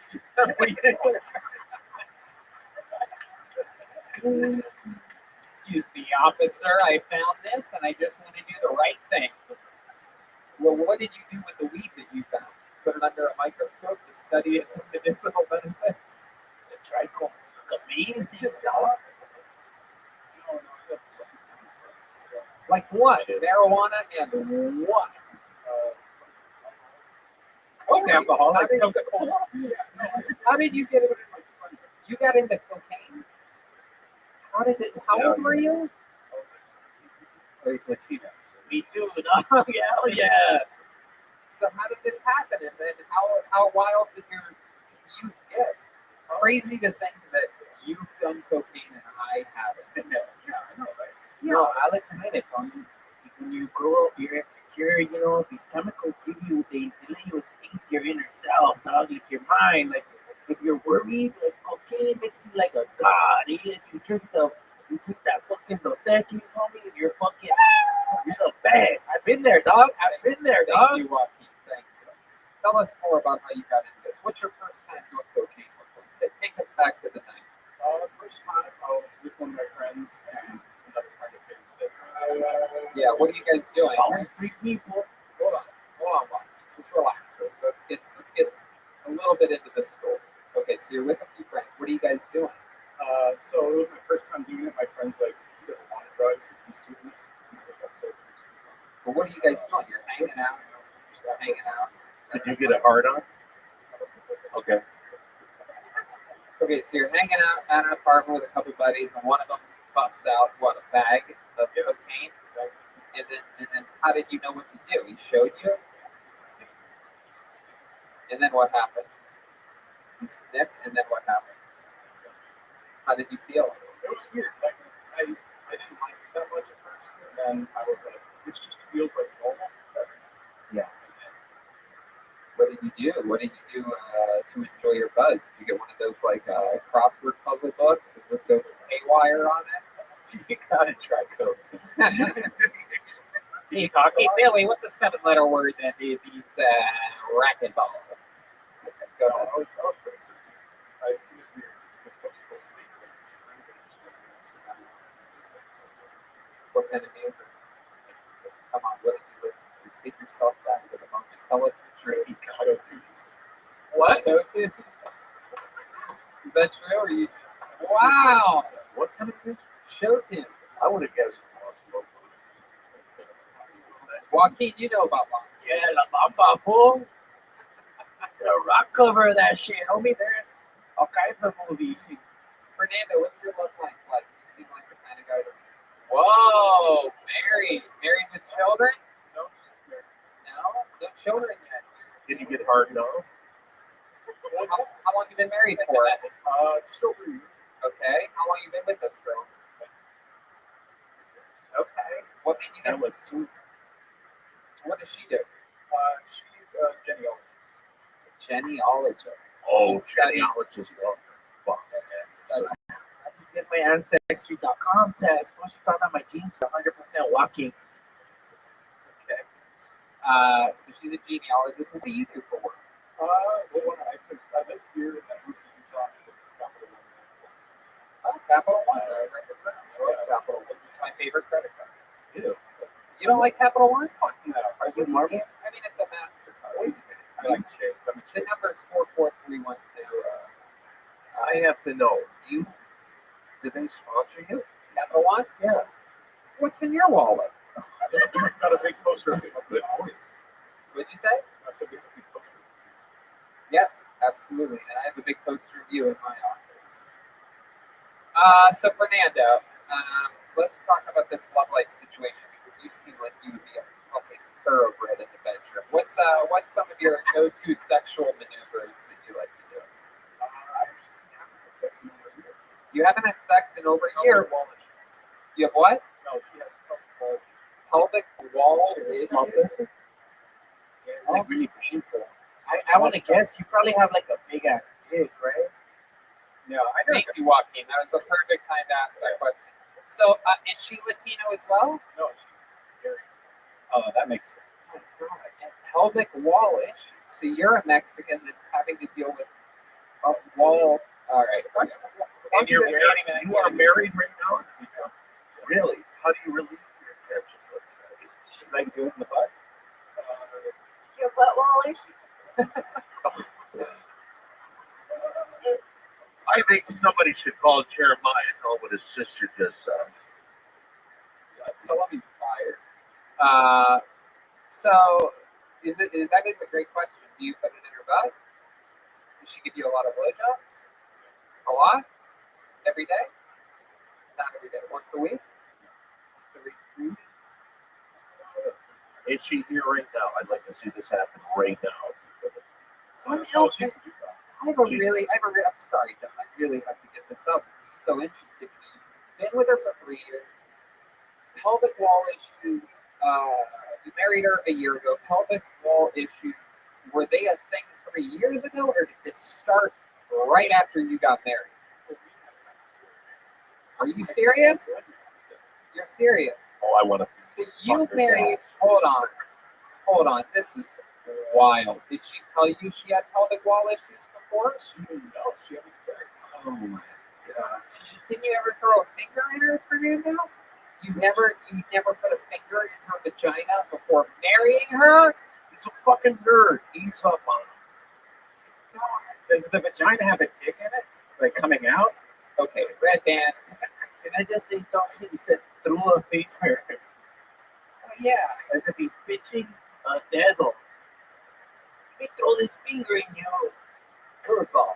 This is a mind-boggling, compelling story. Is there anything to fix it? I know I've never had that also, but is there a way to like they can scoop some out? Okay, red band, you're out of control right now. Red band, this is an ice cream fool. Got scoop everything. Okay, double scoop. So let me ask you this, Fernando. You're on your wedding. You just got married. You're having your wedding night. You probably are already coming inside of your pants, thinking about having sex with your genealogist wife. And then, so what happens? You guys get to you get a hotel that night or something, right? Yeah. What was that? What kind of hotel was it? It was just a small hotel, just close by. Were you a virgin when you got married? Oh, yeah. Yeah, I got Okay, so then what? You guys get undressed at some point. You have a couple glasses of wine or something like that, right? Get some champagne. No, you didn't even drink. You guys were like, let's just do this. You get butt naked, both of you. And then what's the next move? You go condom or no condom? Oh, she has an implant and tight walls. Like, what's the point of her having an implant if she can't have sex? She was preparing for it, right? Wow, what a almost cool girl. Yeah. Is there anything good about this girl? Can you say one nice thing about her? Yeah, you couldn't think of one thing good yet. Oh, That was a long pause. It's got a good finance rate. wow. Fernando, you might just be the only person that we have on the show for the rest of the show. This is so fucking interesting. We're at 12 minutes. Let's see his dick. Pull out your dick. Let me see if that thing looks good. Okay, so Fernando, so you go no condom. She has the IUD, right? Oh, the implant in the arm. Okay, the little fucking baby Terminator. So then what? At this point, do you do something? Perhaps some foreplay or something? You guys make out, and then what do you do? What's your next move? Oh, you both. Whoa. Stop.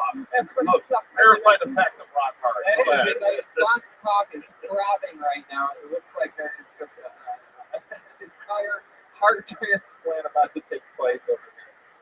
So, hold on. The shower. Why do I feel like you guys took separate showers on this? Together? And then you guys were like holding onto each other by like the waist or something? What? But no, we got in the shower and What kind of your foreplay? I back want to is know so about the red. foreplay. Hold on, Joaquin. I need to know. I need details. Yes. You fucking remember? This is the one time you almost got laid Were by you guys your wife. drunk? Were you guys drunk? Were you coked up? Yeah, a little white wedding.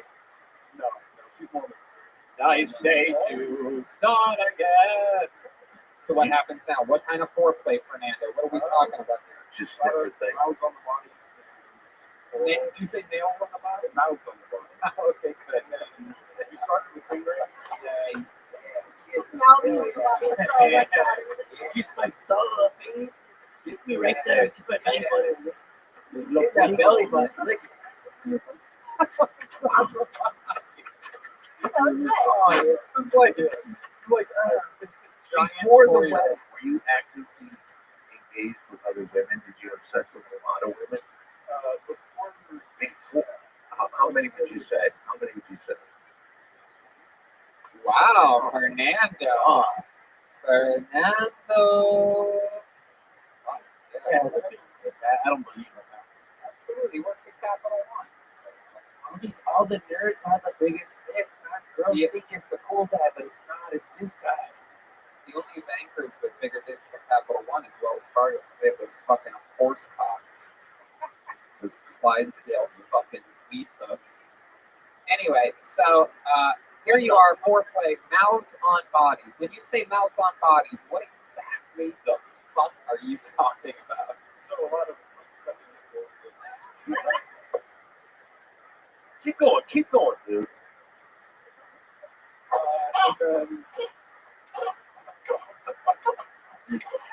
This is the sound of you guys sucking each other's nipples. no, it's like having like Oh, you didn't have your nipples stuck? no, You sucked on her nipples though. So she doesn't have sensitive nipples. Was she moaning? Was she enjoying it? yeah. Okay, then what happened? Then you go a little bit farther south, right? Yeah. You're Mexican. Worked with the one, and then she was like, put it in. Wait, hold on. Wait, we went from nipples to put it in real fast. What happened there? So after that, then went down to the Yeah. That's right. One finger? Yeah. Okay, how long do you think you were eating her out for? 7 minutes. That's a very specific That's a good number. Did you pull the plastic over? You put the finger in, you work a little bit, take it out, hold it up. Did you? No, It's a good move for everybody, for the kids out there. So there you go. She says, put it in. The moment of truth happens. You take your raw dog, little fucking genius, fucking teacher's pointer stick, and you prepare it for insertion. And then what happens? she says now, and I'm like, good. And we stop. Let's try it again. So we did. And then, so we're like, What all a right. fucking leg you've got, the rest of your fucking life. How can he like stretch it out? Can he do like like a trainer? Yeah, there's exercises. So Yeah. she goes to a physical therapist. They're like, She goes to a physical Oh therapist to get my God. Does anyone want to tell him, or are we His name is Demontre. no, physical therapist, I want to, and I go to the therapist. Demontre? Yeah, he's on the 172nd Street. The nearest prosecutor is Martin Luther King. How many times a week does she go see this physical therapist? I think it's like twice a month that we go. Oh, you go Oh, together? you watch this? I think you mean twice a month. Like what is it that they do? Does she like sit on a missile and they push her down every day? No, Dr. Redman! Another episode of Dr. Redman. Wow. Is that what they did? They sit on a missile? no, they have like exercises where you put a finger in, you just like leave it there for like 5 minutes. Does the physical therapist put the finger in?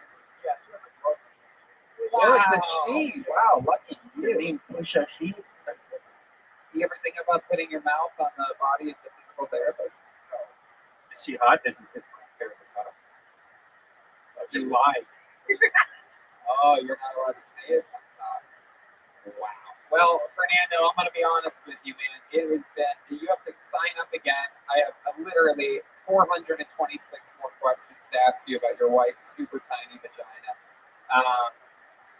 This has been an 18-minute long interview. One of the longest interviews of all time in the history of the show. And we have barely scratched the surface. I mean, I went straight into what's your love life like? I believe that was basically the second question. And here we are, 17 minutes later.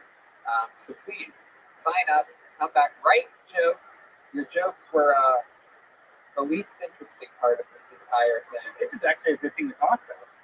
Maybe switch your wife out and say it's an ex-girlfriend or something like that. Dude, I mean, you'd have everybody eating out of the palm of your hand if you talked about this And stuff. think about what a pathetic life you have, for God's sakes. Well, Fernando, you'll always be welcome inside these walls here at the Comedy Store. So thanks for coming by. Fernando Perez, everybody. There he goes. Hell yeah. Absolutely. Tony, What do you think I just about all wanna this? say, in the audience right now, remember the bingo show with like the best people I know? Mary Jane. Hello, Oh, Mary. hey, Mary Jane. What's up, sweet Mary Jane? Want to come on stage and do a bow? Yeah, come wave to the people out there. Ladies and gentlemen, Yeah. Mary Jane, Outside the everybody. universe. Yeah, sure. You can just come up. Where I'm Come on from, away. we call her Muddy What? There we go. There you go. You wanna point that at her real quick, General Bogus? Look at that. Stunning, beautiful. From the Ding Dong Show. Mary Jane. Which, can I just say, she's also the reason I said that is because at 10:30 tonight, we used to follow you guys with the days when you were just the little belly room guys, and we used to follow your show right after. Well, I've got to run back right after this if you are on the show, so that's on tonight. Well, how are you doing it nowadays? What's the format? Right now, we don't have a club because the club is closed. I don't know if you noticed that. Yeah. But we're doing a weekly at the exact same time, 10:30. We're doing a Zoom show. Great. Awesome. Yeah, there you go. All right. All right, back to the bucket we go. Let's get another stranger up here and see what happens. I mean, good luck following the stylings of Fernando Perez. No one will. I don't want to beat his ass.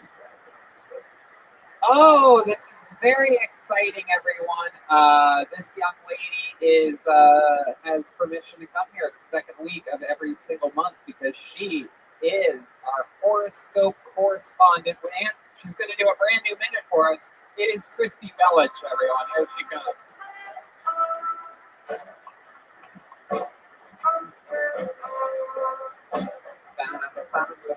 Here is Christy Bellich. So my day job is an astrologer, and this year in 2020, I keep getting a lot of text messages that are like, "Hey, Kirsty, what do I do about business this year?" And my suggestion in 2020 is just hoeing. All you gotta do is hoe yourself out, put yourself behind a paywall, get those axe sheets clapping, get some unrefined coconut oil, and keep it moving, Get a fucking 20% off promo stamp tattooed to your left ass cheek, and just hoe your fucking self out. Don't go to college, don't get a degree, don't waste your money. And in fact, when your grandkids ask you one day what you did during the Great Recession pandemic of 2020, you can say that your pussy perpetuated the economy for the entire year to come. Look at that. Exactly 59 seconds. A work of art, Christy Bellich. She has a wonderful attitude.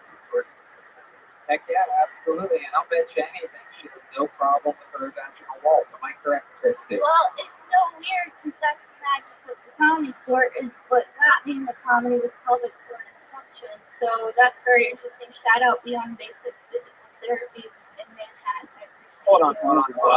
Wait. You're kidding, right? Dusty and Miller. Thank you Okay, so much. stop naming people's names. Hold on a second. Are you being serious? Absolutely. You had what? 100%. You had the same thing?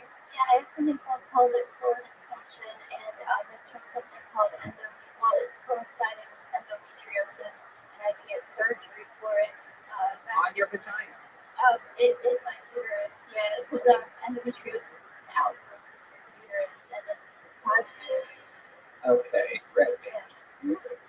Okay. But I have tarot cards too. Did that surgery hurt?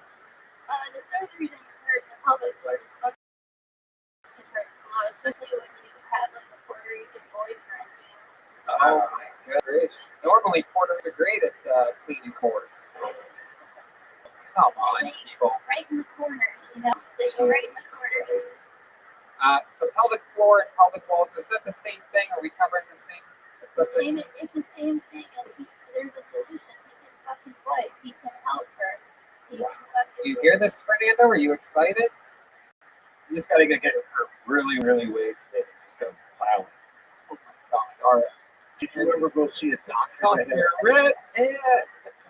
Did you ever go see a doctor to help you out with this, like he did? I went to a physical therapist. It's an actual, and generally it's for women that prefer, and also dudes, with have sexual dysfunction as well. So like a lot of guys have prostate problems. Will go to a same exact kind of physical therapist as well. Like what kind of prostate problems? I think I might have that. What are we talking Why? about? What are your symptoms, Joaquin Watkins?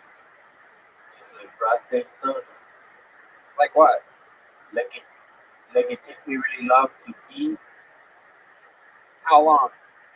Like longer than a normal human. Like I'm back there a while. You're like, where's Joaquin? He's back there. He's peeing like a long time. Where is this guy? Wow. But like I don't have health insurance. Like what is the issue? You can get free health insurance right now. Are you going to read us our futures or something cool like that? What about my prostate problem? That's what I guess. That's what we're My gonna ask future. about. We're gonna ask. Okay. Christy is a special astrologist. She's worked on us before on this show.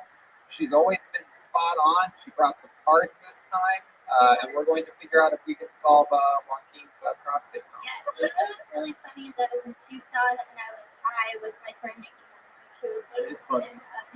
Oh wow! Look at that. That's actually the vagina of someone with a pelvic flora problem. So, and I brought y'all. So these are gifts to y'all. So let me know what questions you have for me for the tarot. Okay. Well. Okay. Red Banner announced that he has bought a house in Austin, Texas. It's about to be the new hub of the United States of America, and a lot of people are moving there, including perhaps even myself, including perhaps even the entire show of Kill Tony. So my question is this, for your tarot cards, is that a good maneuver for us? Is that a good question?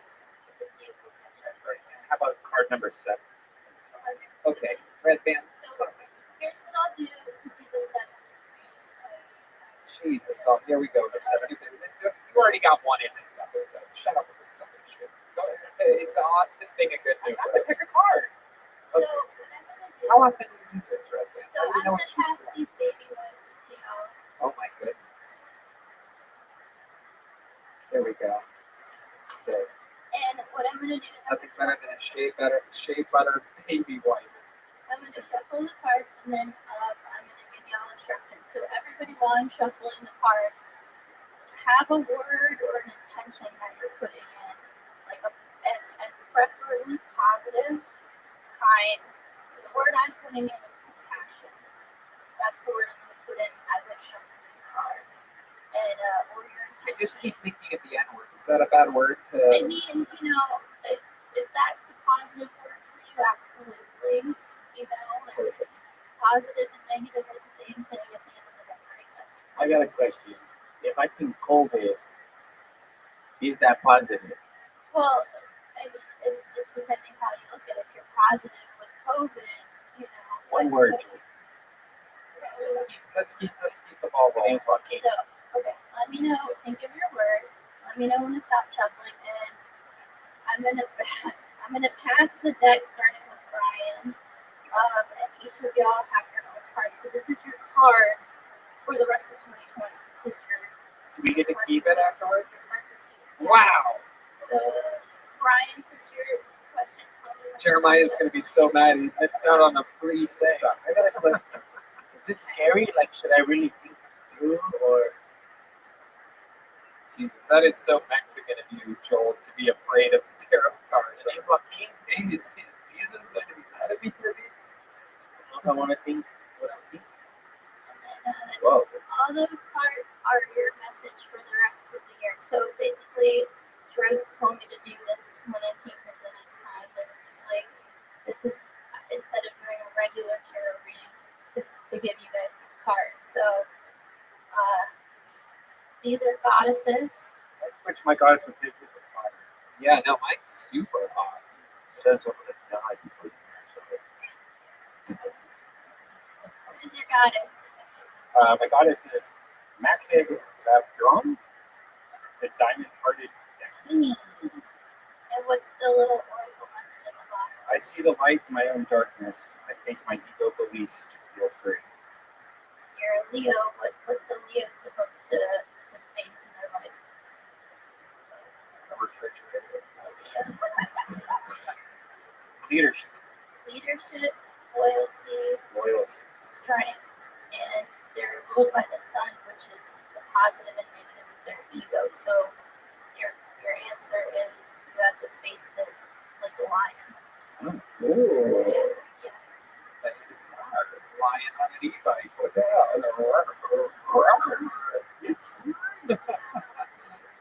Okay, so I got a card. Can we talk about it? Mine is Sarah La Holly, Queen of the Outsiders. It says, I have arrived. I am where I will always be, in love. What does that mean? So this is the fierceness. So the thing about you, Tony, is you're not just a regular Gemini. I've talked about this before. I completely agree. I would consider you, if you weren't a comedian, I would consider you a defense attorney. Like if you went another way in a career, you would be a fucking badass defense attorney. But with that comes, again, great responsibility because you're looking at it from the inverse. So if you look at the two of you as a pair, you are the infinite sign together, the dark and the light. But, you know, with that, you're meshing. So for Kali's energy, that is somebody who kills. Kali, her energy kills. And if you think of California, with all the fires going on, she is the goddess of fire. So she's purging. So your job right now has killed Tony is to kill yourself, bro. Oh, perfect. I'm going to kill myself. That's it.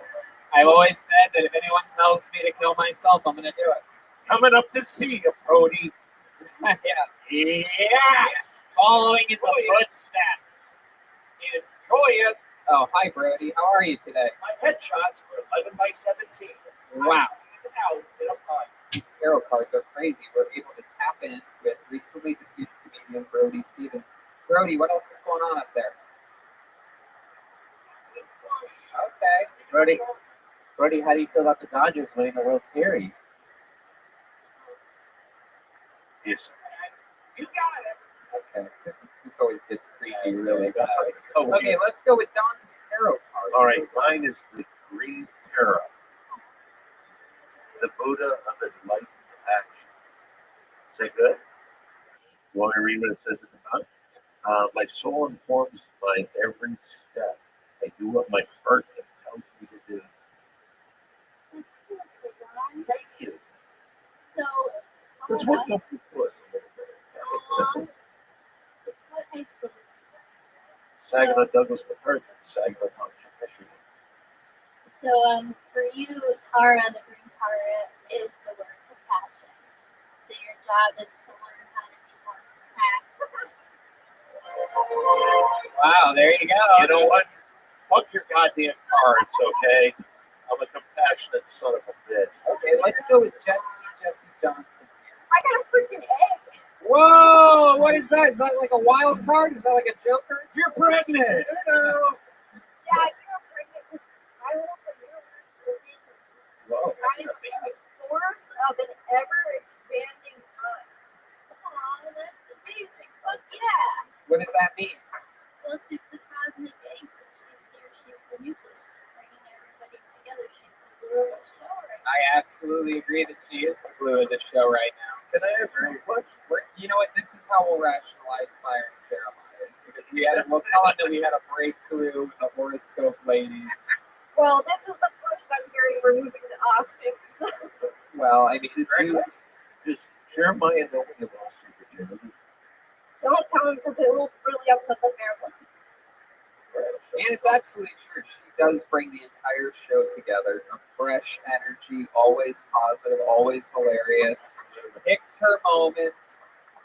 Sweet sounding, not crazy sounding. Great musician, not aggressive, doesn't try to take things over, right, Jetsky? Gemini, but different. You're Gemini? Yeah. What's your birthday? June 4th, I told you it's 7 points. Oh, okay. Oh, perfect. I'm a really good friend.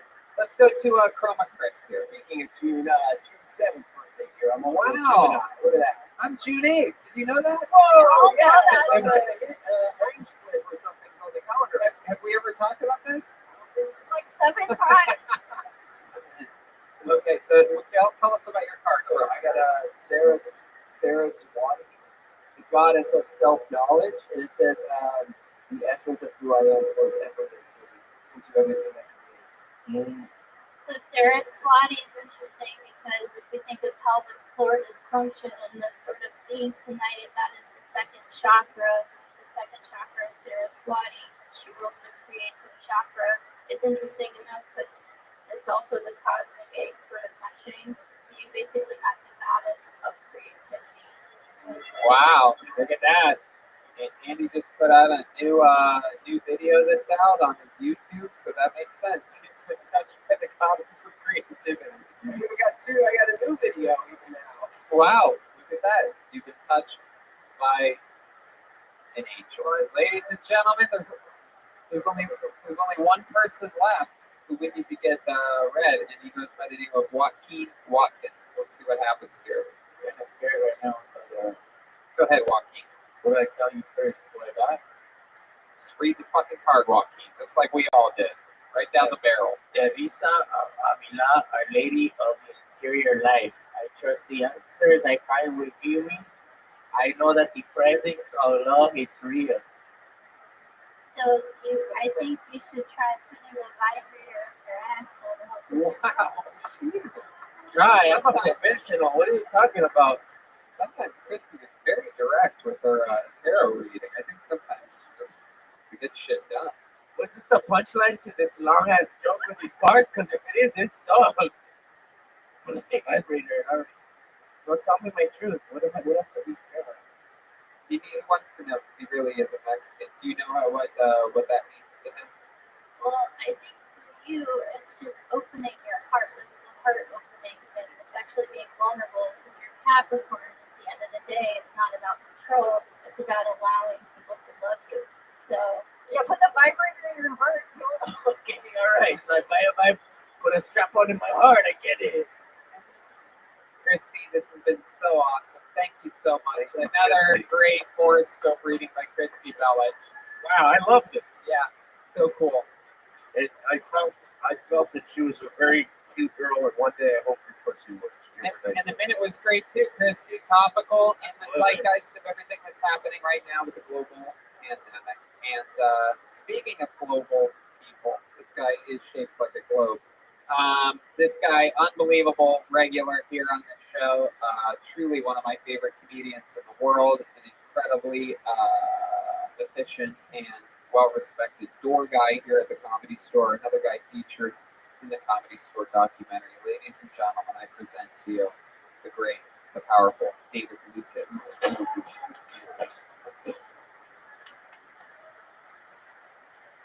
There's a new study that says that shrooms can reset a depressed brain. It's like, what if I wants to reset depression? I I'm at my adult depression now. I just accepted that I was fat. I think I want to go back to my childhood shit. I think time travel is only a happy scenario for white people. What the fuck am I gonna go back in time to do? Get hung? I'm black. I can go back in time and find out that dinosaurs like to eat niggas. Oh my bad. I go back in time and find out that dinosaurs like to eat black people.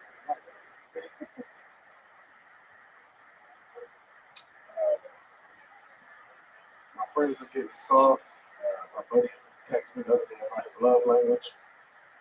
He's like, dude, my love language is words of affirmation.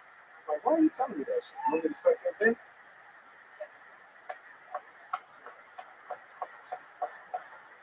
Heck yeah, got it all in a minute. Swoze it in, just like he swoze into that sweatshirt before tonight's show. David Lucas. That thing is tight as shit. That thing is tighter than Fernando Perez's wife's pussy. You put that sweatshirt on and then ate dinner. That was a great set, man. I really liked the time travel. Time travel jokes is the joke of the night. I mean, it's just incredible. That's real timeless. I mean, that's an incredible joke. Definitely a lot more to be explored. You wrote that this week? I wrote it like it. I don't know if like ideas float in your head, and because like a lot of ideas, I believe float in comedians' head. Like this shit would never work. So we don't actually like because like when you're regular and you want to have something that's like a 7 out of a 10, so people are like, what the fuck, he fell off. So it's like I got hella ideas that I would like to talk about, but because of the current situation, I'm not able to like fully squoze it in somewhere to work it out. Right. So you don't know until you say it on. Right. No, yeah, that's something that is definitely featured on, I believe, last night's showing of that Comedy Store documentary. It was like, it made me think about this crazy time because a huge part of my writing process, specifically for stand-up comedy, is trying it out. Yeah. Writing things down and thinking that it's going to work really isn't any part of my system at all. Exactly. Maybe like the first 2 months that I did this, and I was just wrong. It wasn't working. But I think, things like that give such a cool opportunity here on this show to at least get feedback from at least the people in this room. If you get a laugh in this room off the show, that makes it obviously kill on the actual packed audience. All the jokes I've been doing in the window, murdered this past weekend on the show. Yeah. Wait, so what's going on with the one calling you out about the show? Yeah. I don't know. What happened on Halloween? Hold up. I'll let you see. Here, since William said I didn't do good, read what the guy said. That's what the guy said. He read the show. Read it out loud. Thanks so much for closing out the show. The whole audience had that feeling of like, this guy is the next fucking real one. And I just wanted to let you know I'm a person at the end of you being on my little show. I'd love to have you back in the future. Also, who was William with that blonde shit? Oh, hey, William is sitting in the back of the room. William, are you still back there? Yeah, did you get a message sent to you from the guy that booked you guys? Because David did. Oh, he's white as hell. White? He looks like Napoleon. He's white with long brown hair. Oh my goodness. So you think you did better than William on the show? I mean, like, it's two different styles of comedy. Oh, I agree.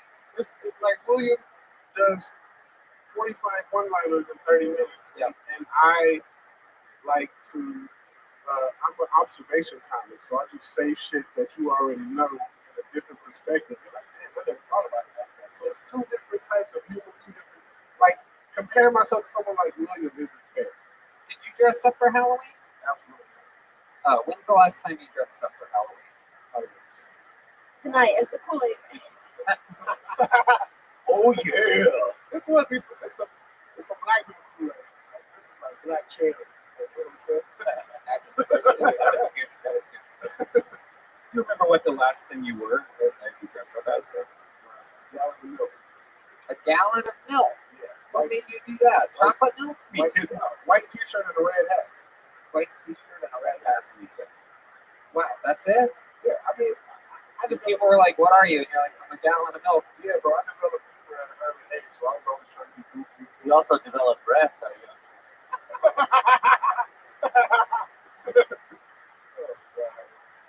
Hell yeah. So, did you do anything fun other than the show on Saturday this past week? That was pretty much out. That was pretty much it. Yeah, that was it. Shit, get drunk a little. I get drunk. Chill. Okay. That's fun. I've been chilling nowadays, bro, especially with the climate. Yeah, it's cool. Absolutely. I did. Oh, I did. I trained Saturday and Sunday. Oh yeah, I saw Jeff was with you. Jeffrey Burner, yeah, that motherfucker can fight, bro. Fight, bro. He's one of those hidden grip guys. Like Right. takes off his shirt like, Bro, what the fuck? he weighs like 130, and he's strong as hell. Strong. When we locked up, I'm like, damn, he's strong. Like, it's crazy. Those are the types of people you need to be afraid of. Yeah. 30 Oh, yeah. pound, Oh, yeah. absolutely ripped, super strong guys that seem unassuming. And the thing I hate about small guys when I'm rolling with them is that they can get their arms under your neck and into those weird places so much easier than a big guy. Right? You know, a big guy's not going to choke you out. A small guy like Joe can get that little forearm. Oh yeah, it's sharp and it hurts. That's off the windpipe. Oh, yeah. All right, David. Well, fun stuff. Keep Yeah. training. Stay healthy. Stay powerful. There he goes, the great David Yeah. Lucas, everybody. On to the next one we go. Thank you. God, that time travel joke is something else. That's great. That's liquid gold, right? And that's a fun one to play with. You're right. There's so much you can go into. That's it. That is a diamond. Like you could even break down like what the 1920s was happening. Yeah. I love the dinosaur thing. Really, it's like I don't even need to mention the slavery thing. I think it's like assumed. It goes straight to the dinosaur. And what else? Everything else pretty much sucked too. Right? It's like you could sort of go halfway back. It's like just if you wanted your own like water fountain or something, you could look at the positives, right? Jesus is one black friend. I mean, wouldn't it sort of be better if water fountains were? Forget it. What the? When Jesus turned water into wine, he had a separate bag for the. Okay, thank you, Joaquin. I pulled another name out of the bucket. Ladies and gentlemen, I believe this is his first time on Kill Tony. Make some noise for David Eubanks, everyone.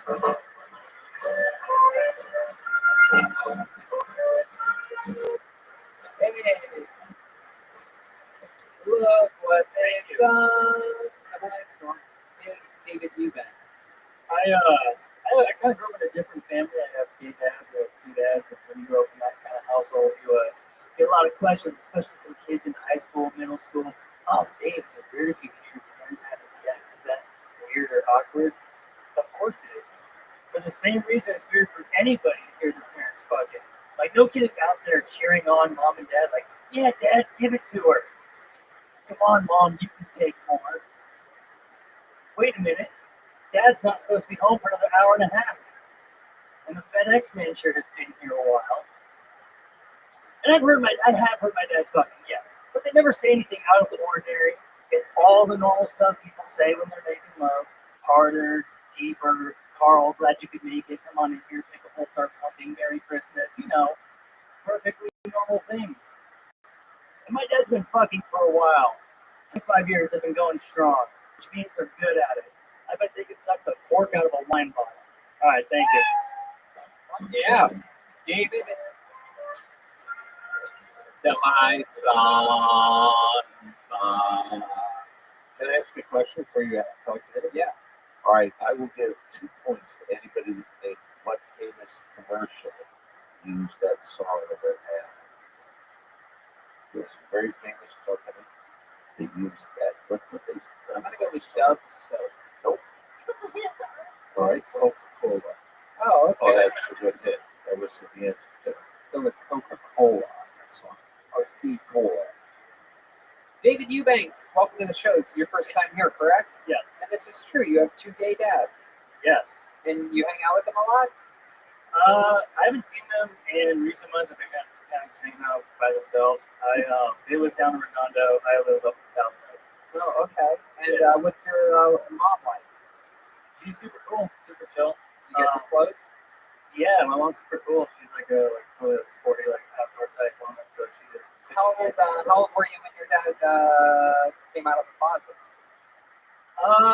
See, here's the weird thing. I don't know. It's always been rumored that everyone in my family knew my dad was gay, but my mom and my dad tried to make something work that they just couldn't necessarily make happen during a time when it was really not okay to be gay, like the 80s, 90s, 70s, and stuff like that. So I officially knew about it when I was like 5 years old after they split. Okay. Yeah. All right. And what was that like for you? Were you always cool with it? It was a brutal divorce. So it was a really tough thing to go through as a kid. But it is what it is. It's just divorce. It happens to a lot of people. Right. Absolutely. Yeah. You ever do anything cool with your two dads? Yeah. They took me to Vegas for my 21st birthday, and that was a ton of fun. We went out and partied all over. Oh wow. Did your mother ever remarry? She's actually engaged again for the first time. Straight guy? Yeah. What if she's such a chaser, Wow. And what do you do for work, David? Currently, I work at REI. Yeah. REI is what? kayaks, stuff like that. Oh, okay. Wow, Joaquin, what happened to your accent? Oh, kayaks, you might know. Okay. And how long you been doing that for? Just a couple months. I actually moved down here in June. I used to live up in Humboldt. I moved down here in June. Whoops. How do you like Humboldt? I love it up there. It was great.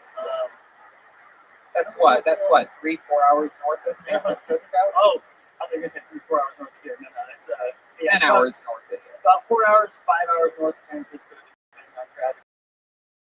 Get out of there like in Santa Rosa and stuff like that. That is far Oregon than it even is San Francisco. Yes, and it's still an hour from the Oregon border. That's crazy. Yeah. Wow, only an hour from the border to Oregon.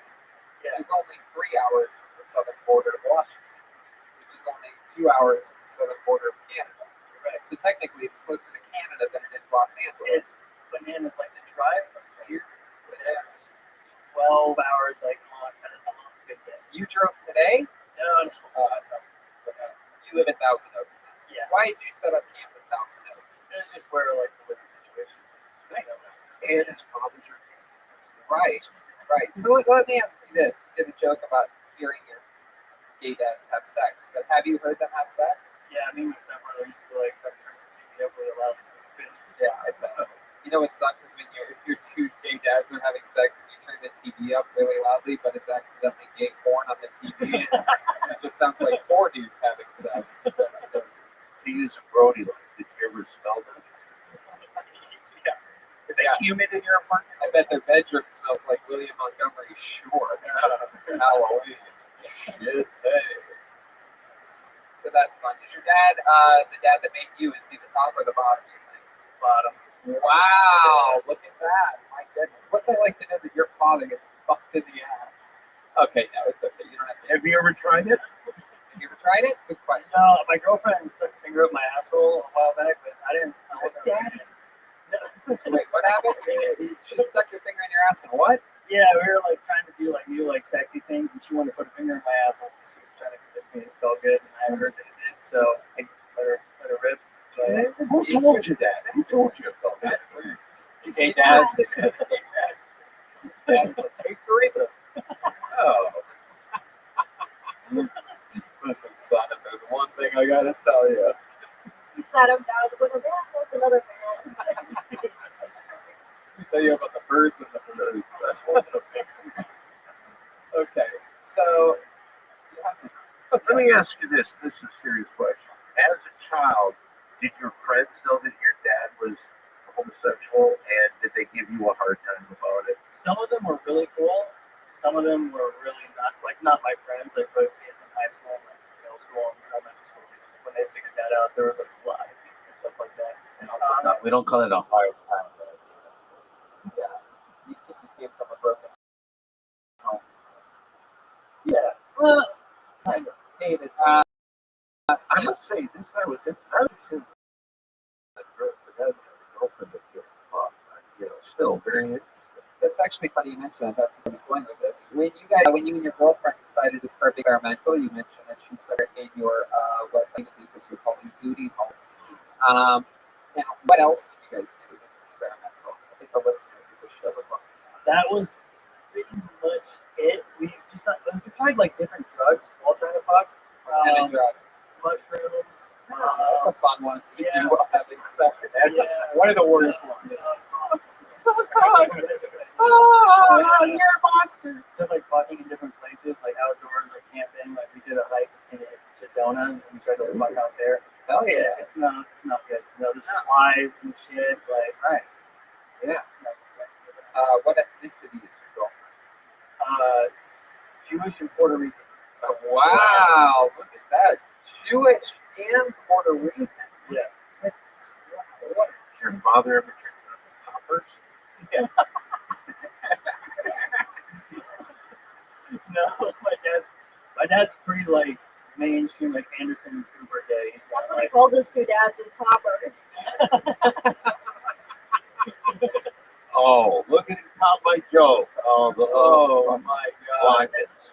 Wow, what a star. Wow. So tell us one more fun fact about you that we would be surprised to know. You have any special skills or talents? I majored in wildlife biology over in Humboldt State University. Oh, okay. Yeah. Wildlife biology. Just trying to figure out why two guys were doing it. We were like, does this happen in nature? Yes, it does. What's the most interesting thing that you learned in your time up in Humboldt studying wildlife biology? That I love stand-up. Oh, okay. That's an emotional. Yeah. Who's your comic hero?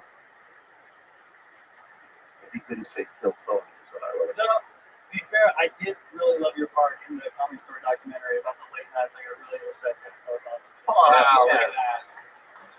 I like you a lot better. I'll never teach you about your dad. You know what? I think maybe you just found a third dad. Yeah.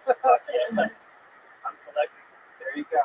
Well, thank you so much, David, for coming on. Very, very fun stuff. David Eubanks, ladies and gentlemen.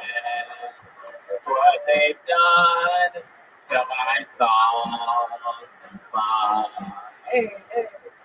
There's other sweet, voila, voila. She switches to French or something.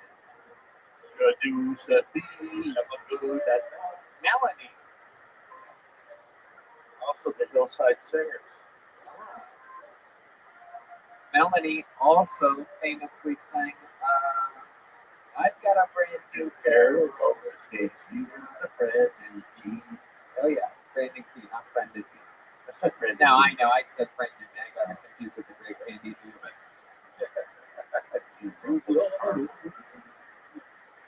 When the road keys.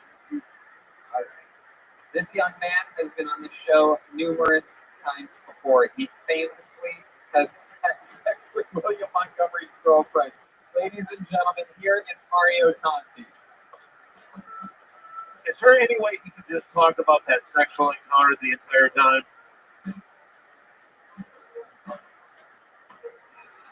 I'm Italian, so I grew up with a really racist grandfather. But I was a kid, so I was too young to know that he was racist. So up until I was 10 years old, I thought the family living down the street were actual raccoons. Like when you're 5 and you hear your pappy say the colors, you just think he's talking about crayons. But you don't find out the truth until like way later. Like, I didn't even know they were called Brazil nuts until a year after he died. And like it was his favorite nut too, dude. Like he couldn't just like walnuts. What the fuck? Like, yeah. He died of lung cancer though when I was 12. He smoked a carton of Camel non-filter cigarettes every day for like 30 years. Yeah. He loved smoking, but he would have hated that he died with black lungs. I told that joke to my mom because it's about her dad. She was like, he wasn't racist. They all talked like that back then. Like, it's like, yeah, Mom, so they were all racist back then. There it is. Perfect timing, Mario Tanti. Mario Tanti does it again. How's it going, Mario? Good, great, Don. I don't want to talk about it more than he doesn't want to talk about it. It's okay. We won't talk about it. Update us about your life or anything that you want to talk about with us. Yes, you showed numerous times. You know how this part works. Yeah, I started taking yoga a couple months ago. Started taking Yeah, yoga. I started taking a yoga class. Okay. I got so fucking bored. How's that going for you? It's all right. It makes you feel good, doesn't it? Doesn't make me feel good. What are you taking? Yes, Kansas City. Right my. This has nothing to do with the money Williams' girlfriend. You do it at Pan Pacific Park? Yeah. That's my park. And I see Rick there. I see him walking every day. Yeah, that's our. See the juggler guy that's always there? I saw Alex Super there. Alex Super walking the He tightrope. was filming a skit the other day. It was like with 3 dudes that pumping Okay. Yeah, that park also has stand-up comedy shows that they do. That was every Friday and Saturday. Yeah, you ever do those? We go to them. I'm on one Saturday. Okay. Who books that? It's all random. Well, Ben Horowitz is. Okay, I'll be there next week too. Right? What have you learned at yoga when it comes to the people who do yoga? What have you learned? People watching there. White people are terrible. People in the park in the morning are just like not my kind of people. You say white people are terrible? Yeah, most of them. Have you ever hung around people of other races? Yeah, before? most people are terrible. Okay. But white people are terrible. White people are yelling at park. Yeah, but I'm one of them now, so it's like, yeah. Are you? What ethnicity are you, Mario Tanti? I'm Italian. Really? I just said it. Italian, huh? Yeah. See, Like very my dad. Italian. I'm not like I just finished watching The Sopranos. I'm not like that Italian. But, You just. well, I mean, I've seen it before, but I just Okay. rewatched it. Yeah, no, I did that too. But yeah, I'm not Italian. I watched it. I'm not fucking Italian. But it's like Really? too. No.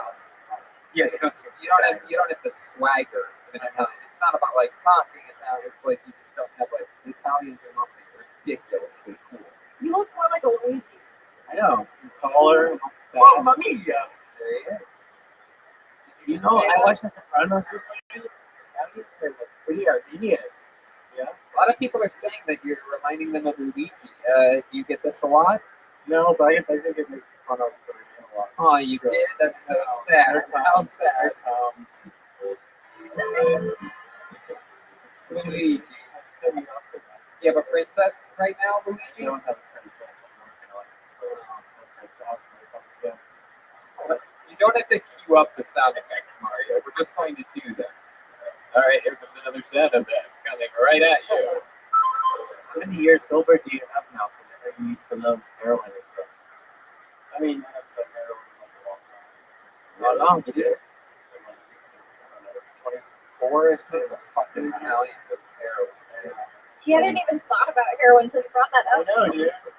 Only this year's kind of. Tony Soprano's nephew did heroin on the show. Yeah, but I remember when that show was out, I was like stopping right around the time that was like airing at the same time. So like I was like with my family and watching the episode. and look, I mean, look what ended up happening. It's Christopher Moltisanti, played by the great Michael Imperioli, who was Spider in the hit movie Goodfellas. Who had a very big line in Goodfellas? Okay, forget it. Was that a trivia? It was. Ask me. I didn't understand the No, question. Who had a very big line? he did. Yeah. I was. He did what? Why don't you take that? Or no, that was Joe Pesci. You know what? You know what? Tommy? Why don't you go fuck yourself? Oh, you're gonna let this fucking guy know you fucking. You're gonna let him talk to you like that? I really thought I could show up your nose. Now I know Goodfellas is absolute front to back, every single word. That's what I used to watch on every sick day when I was a kid. That's how frightening my childhood was. Is that when I was 9, 10, 11, 12 on sick days, that's what I would watch every single sick day. Thank you, Mark. Just showed it to my girlfriend for the first time. Oh, her mind must have just been gone. So jealous of her. I know, there's nothing more fun than getting to see movies like that for the first time. Absolutely insane. You know what I just showed somebody for the first time a couple weeks ago, and it was an absolute blast, and it always is that way. It's the great movie, Windy City Heat. Oh. Fuck it. Who likes to fuck? Yeah! It's my tagline. That's right. Mario, we're going to keep it moving here. Thank you so much. Another great and Amazing very stuff. fun. As always, come back again soon. Mario Tanti, everybody. We got one name left in the bucket. We're going to get another quick one up here. We're going to knock it out very quickly. And then we have a very, very special surprise. Ladies and gentlemen, your final bucket comedian of the night for the very first time ever in Kill Tony history. Put your hands together for the comedy stylings of Lisa Landers. Here we go.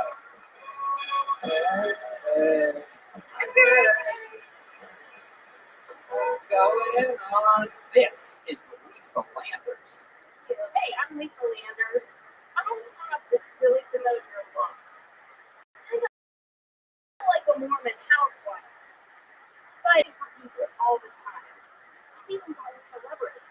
I've gotten Lorna Dern, Amy Poehler, Macaulay Culkin. Because as we all know, Macaulay's known for its boobs. So, as I drive around, I see a lot of people wearing masks in their cars. I just have to say, wearing a mask when you're alone in your car is kind of like wearing a condom to masturbate. You can do it. You don't really need to. I still got a couple more minutes. There you go. No, that's good. 53 seconds of Silent Thunder by Lisa Landers. Welcome to the show, Lisa. Thank you. Thanks for having me. Of course, we're happy to have you. How long have you been on stand-up comedy? About 3 years. About 3 years. Where are you from? What part of Ohio? Cambridge, Ohio. Is that near Athens? Where is that? It's right for 70 and 77. 70 and 77. Interstate 70 running east and west through Columbus. So it's like east It's of yeah, Columbus. east of Columbus, close to West Virginia. Have you ever heard of a Okay. place called Michigan? Yes.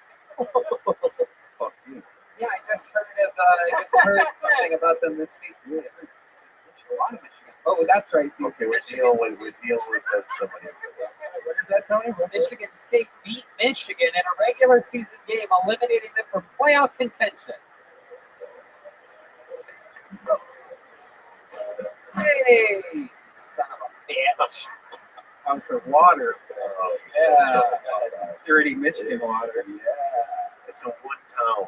That's in one town. You got to draw your brain from College of Michigan in one town. It's pretty simple.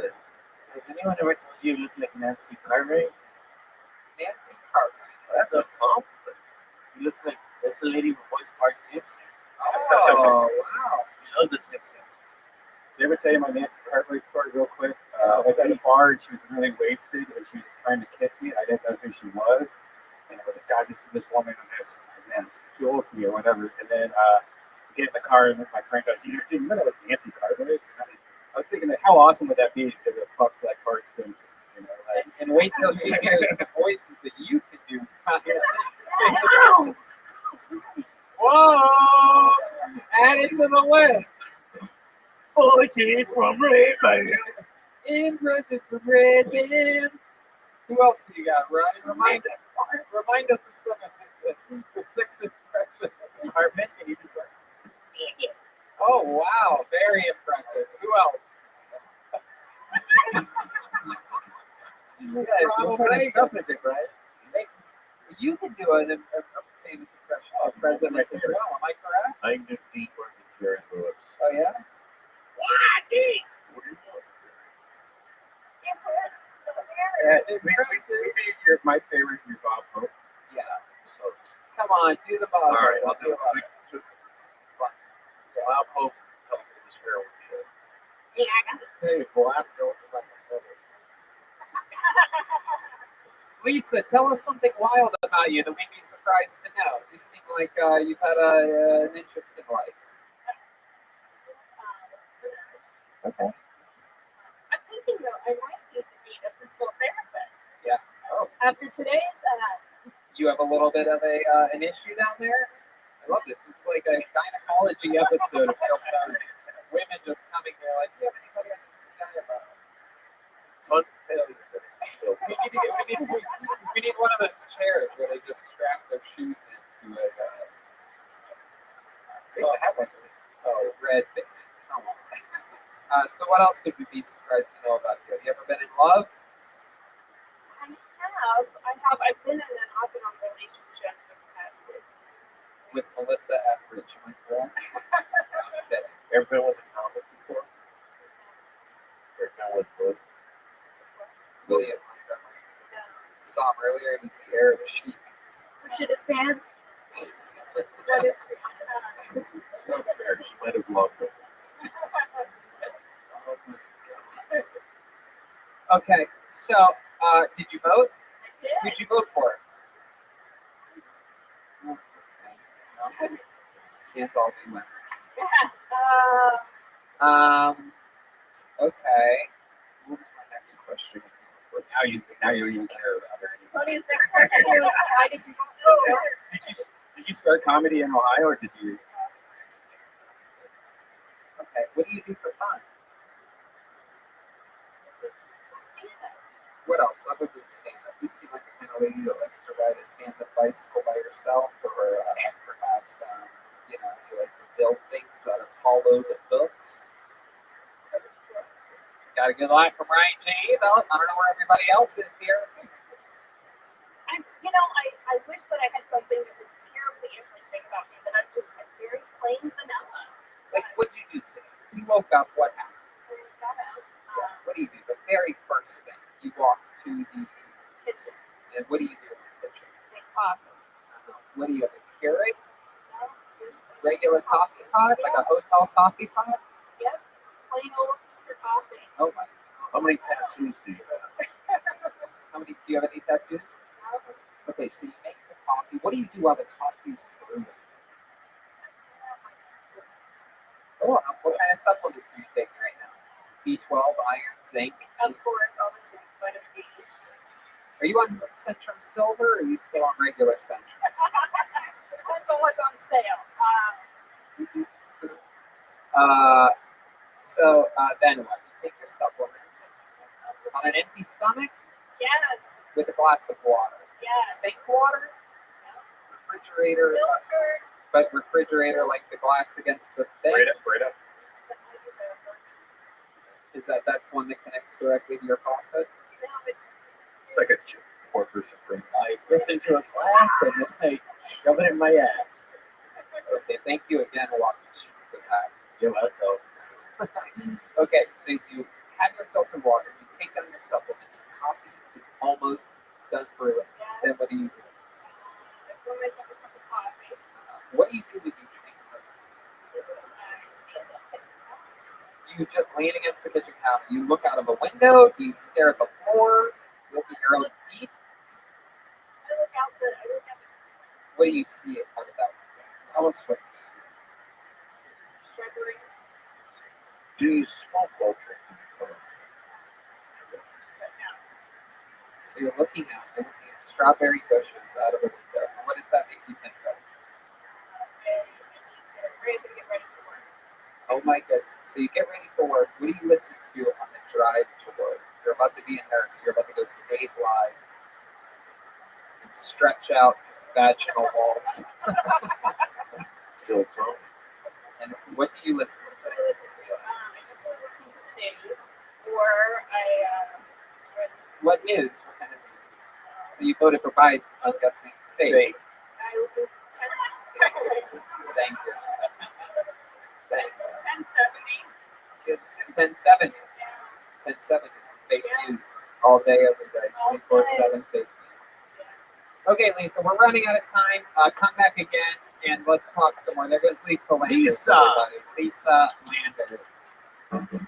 There goes Lisa Landers. All right.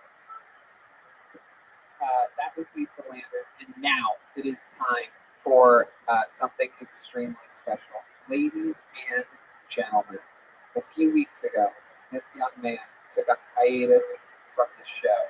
He went to go visit family in Wyoming. We did not know whether or not he would ever return.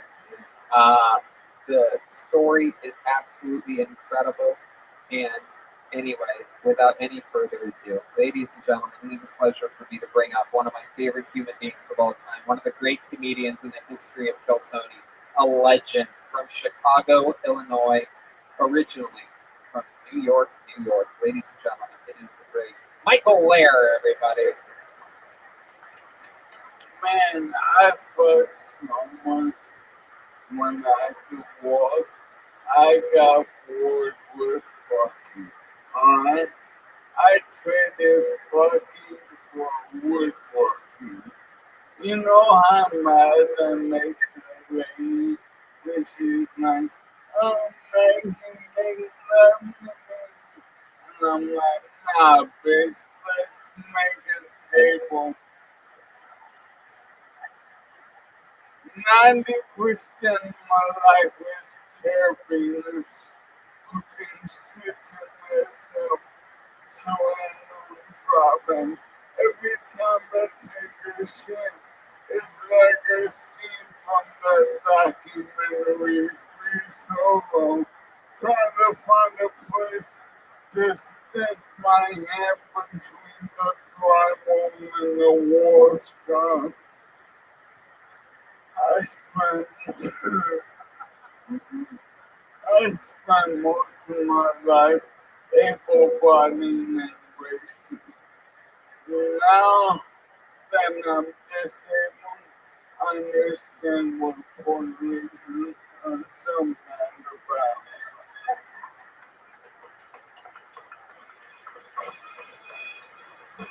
Wow! Ladies and gentlemen, the return of the noble beast himself. Look at that look on his face of just pure focus and nobility. Oh, he seems disappointed about something. How you feel, Michael? I've traveled around the country and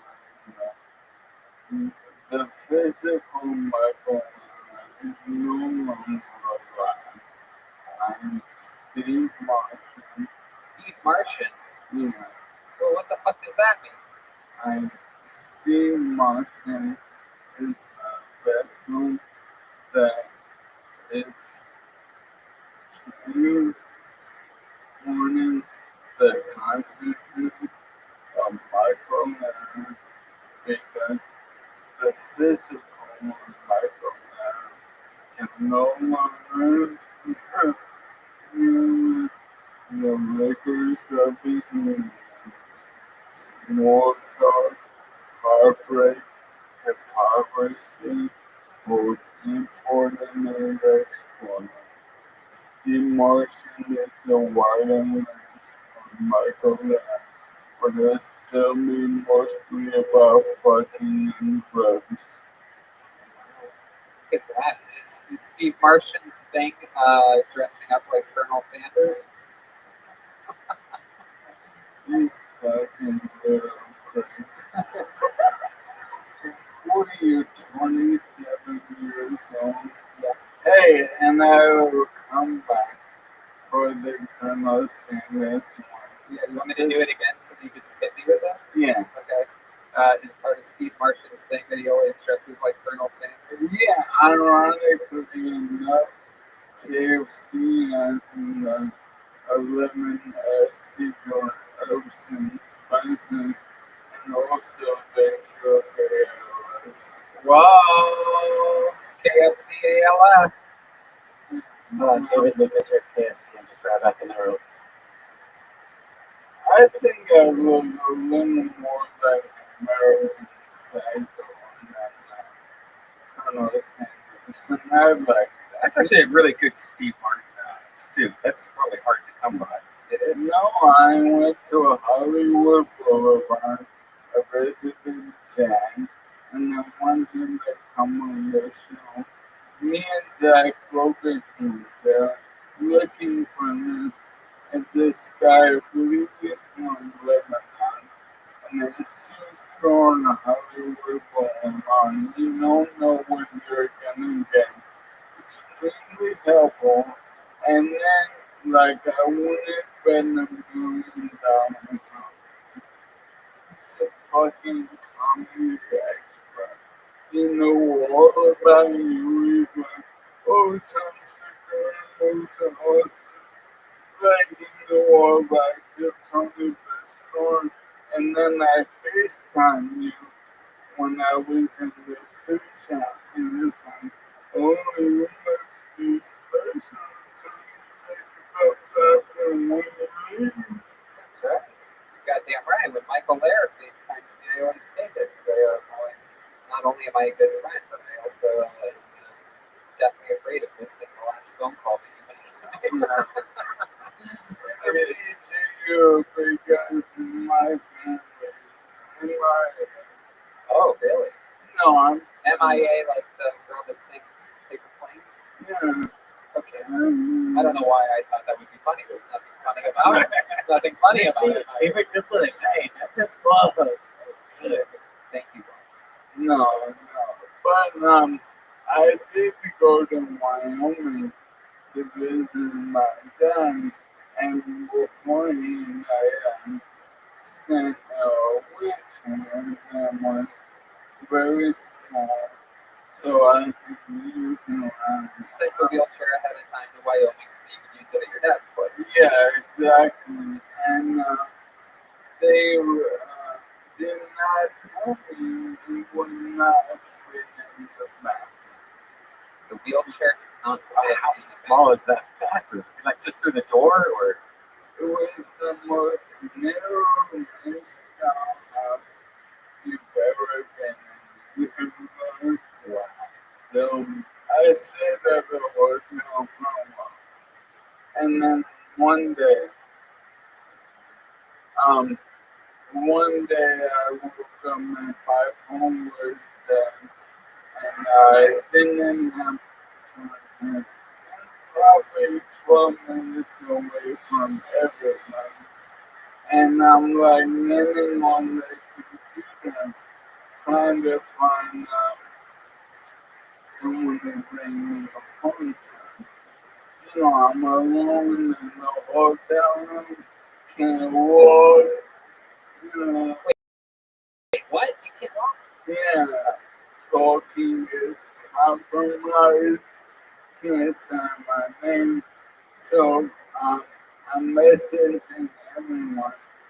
Whoever's calling my family, my dad and stepmother, 10 minutes from the hotel, and collect on home, and like, please bring Michael a home time.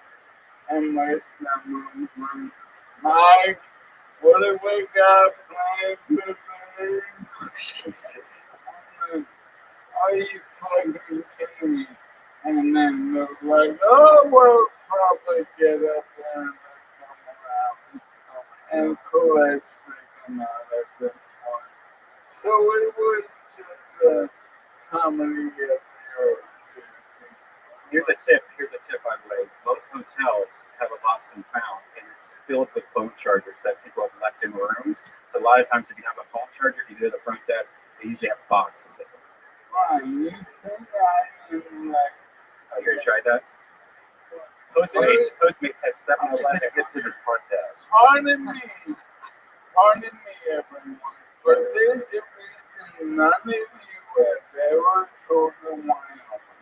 It's the fucking wasteland that we are. Fun fact is, it is true. It is one of only, I believe, 5 states in which there has not been a kill tornado. They're with North Dakota, South Dakota, Alaska, Hawaii, and Montana.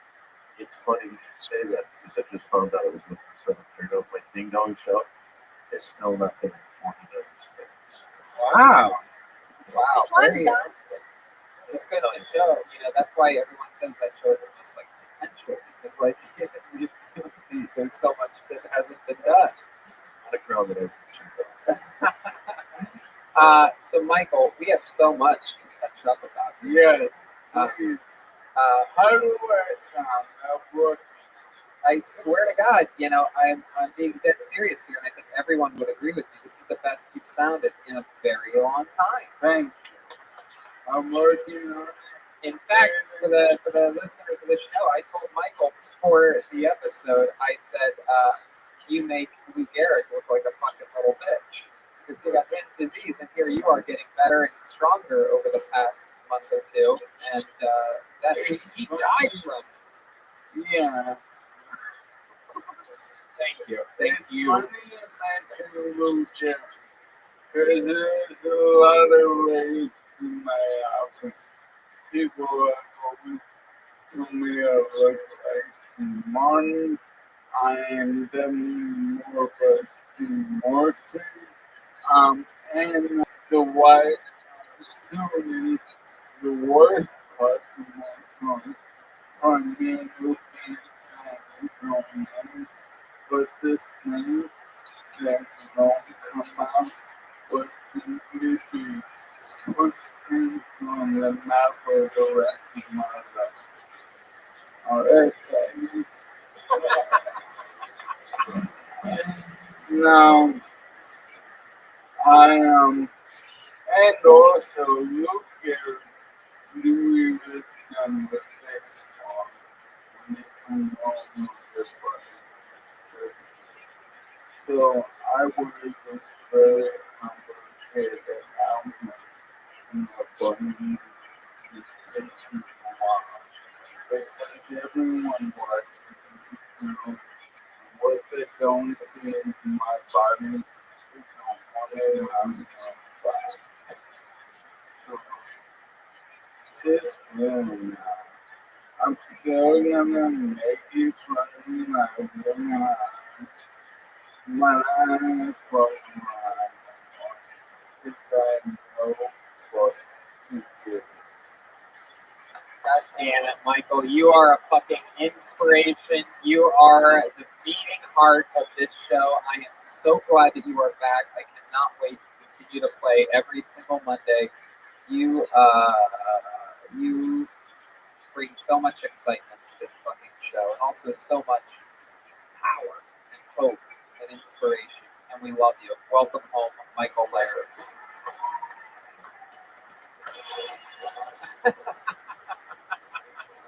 And also, I was telling Red Band when you were just doing a monologue, I told him, I go, no one plays to the fucking camera better than you. Like, yeah, he's a fucking professional. Those of you that just listen to the show, you're really missing out on the incredible eye contact that he makes right down the fucking barrel. It's like he looks through the camera.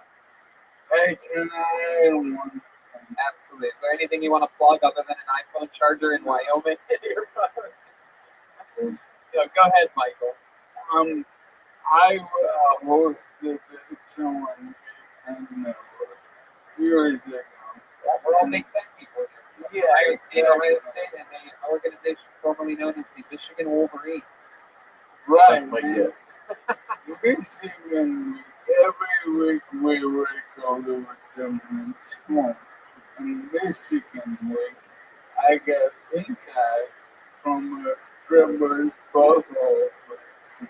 Fuck yeah. Yeah. No, hold on a second. You got pink eye from what? A stripper's butthole flexing. A dirty Michigan butthole. No, it was in Chicago, Indiana. Anyway. You say Michigan. No, but I think I got the Michigan episode of Big Ten taken on the Big Ten Network. And I want you kids on to find this other side and that. Well, luckily, you know how to handle it. You know how to handle it.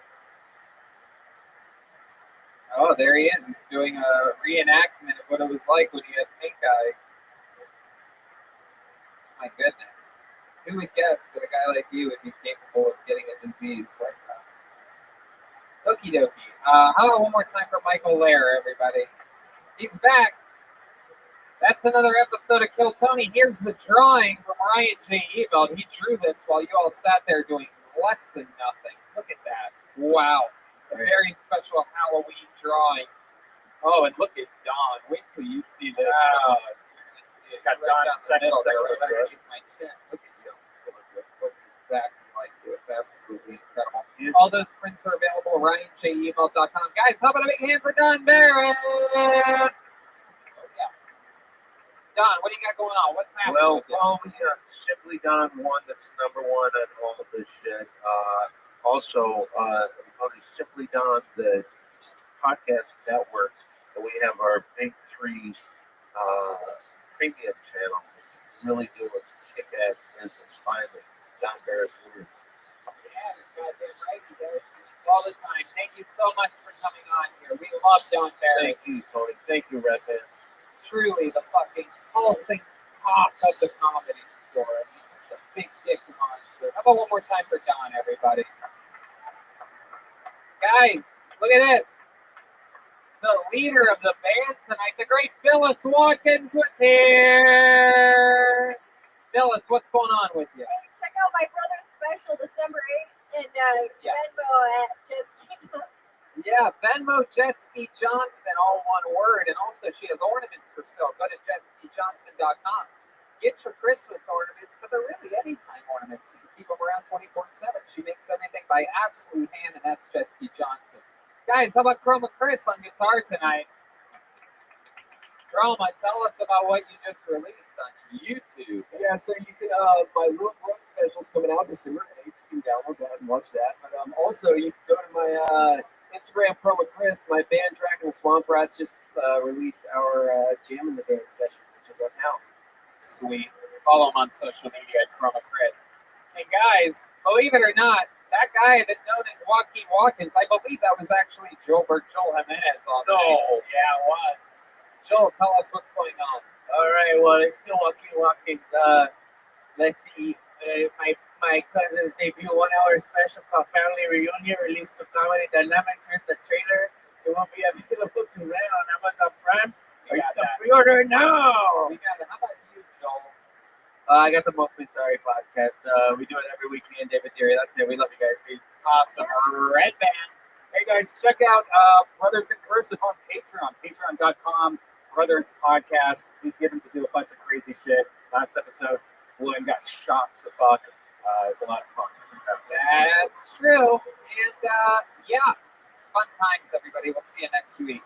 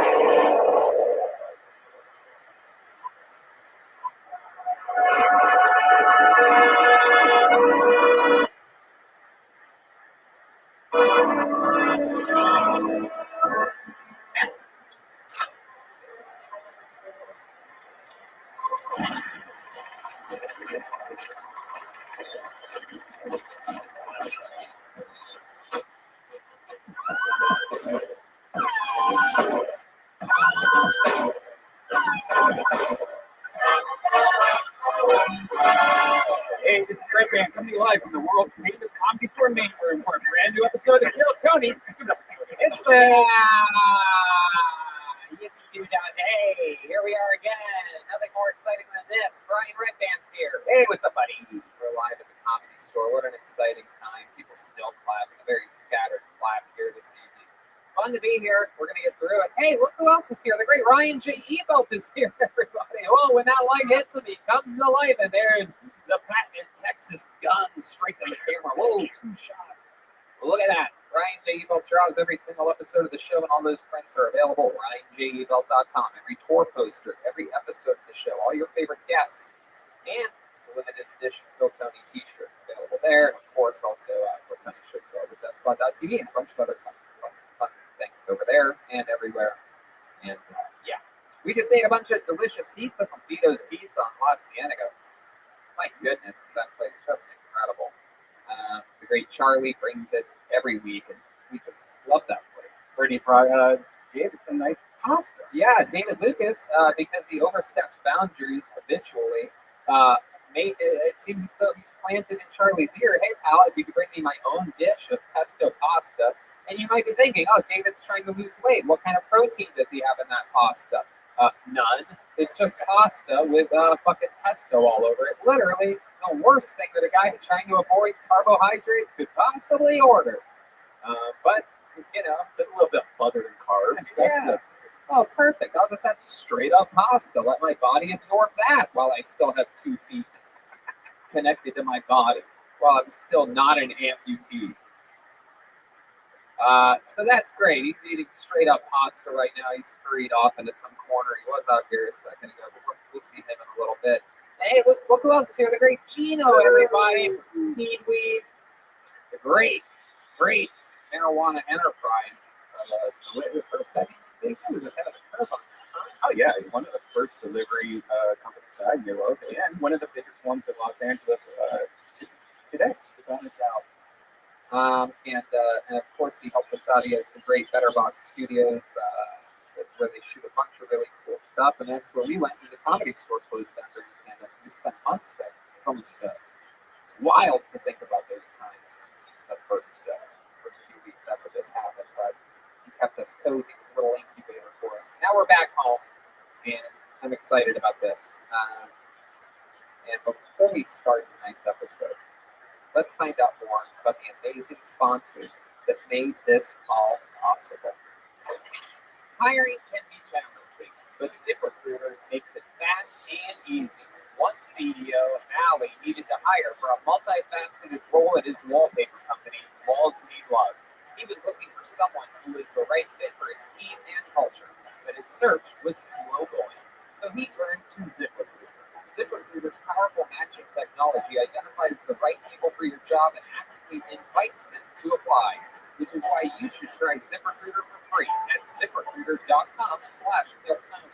That's how Allie found Savannah Ray. Allie said Savannah's skills and experience were a great match for the role. Plus, she applied within a few days after he posted the job. Through ZipRecruiter, Allie has hired everyone from head of marketing to sales director to lead graphic designer. And Allie's not the only employer who loves ZipRecruiter. That's right. A lot of them do. 4 out of 5 employers who post on ZipRecruiter get a quality candidate within the first day. See for yourself how ZipRecruiter makes hiring faster and easier. Try it for free. That's right, free at ZipRecruiter.com/Deltoni. That's ZipRecruiter.com/AILLTONY. ZipRecruiter.com/Deltoni. Hey y'all, now more than ever, you really shouldn't put off seeing a doctor when you're not feeling well. And I know that with everything going on, it can be difficult to put your health first. Seeing a doctor can be a real hassle. Plus, it's scary nowadays to go in there. There might be people in the waiting room coughing. It's frightening. That's why I use PlushCare. They make seeing a doctor so easy, I do it right from home. PlushCare provides virtual doctor appointments through your smartphone or computer. I just pick a time that works for me and book an appointment right online. I don't have to sit on hold forever to make an appointment or leave the house and sit in a crowded waiting room like Tony just said. And to be exposed to who knows what. With PlushCare, I can be diagnosed, treated, and even have a prescription sent to the pharmacy of my choice if needed within minutes. PlushCare accepts most major insurance carriers. It is available in all 50 doctors' care. They're here to help by discussing treatment options and providing prescriptions as needed. And they're available anytime I have questions. And if you need a regular checkup or have questions about mental health, PlushCare doctors are available to help. Schedule an appointment today to discuss your treatment options. You know, I did this, Brian, and it was super easy. Turns out I had a little case of food poisoning after eating some diabolical sushi, but I was worried, and I took care of all of it over PlushCare. With PlushCare, I don't put off seeing a doctor, and neither should you. No more excuses. Make your appointment today. Go to plushcare.com/Tony. That's PlushCare.com/Tony. Plushcare.com/Tony. And we're back. Yippee doo-dah day, am I excited about tonight's show. Boy, oh boy. I mean, it feels like there's just hundreds of people here. This reminds me of what we did as a routine without even thinking about every single week was just so normal and calm, and to come out to a packed, crazy audience, it's feeling the same. It really does. Yeah, sure. And it's only getting better too. We'll be open any day now. Yeah, any day now here in beautiful Southern California, where the COVID chart looks like a fucking looks like that game on The Price is Right. Yo, hey, yo, hey, yo, hey, yo. The fucking mountain climber guy. That's Magnet roller coaster from Cedar Point. Yes. That's great. Except if it ended at the top. Anyway, but tonight's episode is a special one. This is a real Comedy Store Monday night, Tuesday night banger, because this guy, on top of being one of my favorite comedians, one of my best pals, a guy that I remember when I became a door guy here in Hollywood. I went down to the La Jolla Comedy Store, saw this guy working there, and I remember meeting him. He was the first guy I think I ever told, like, dude, we need to get you up to LA. He did. He became an employee.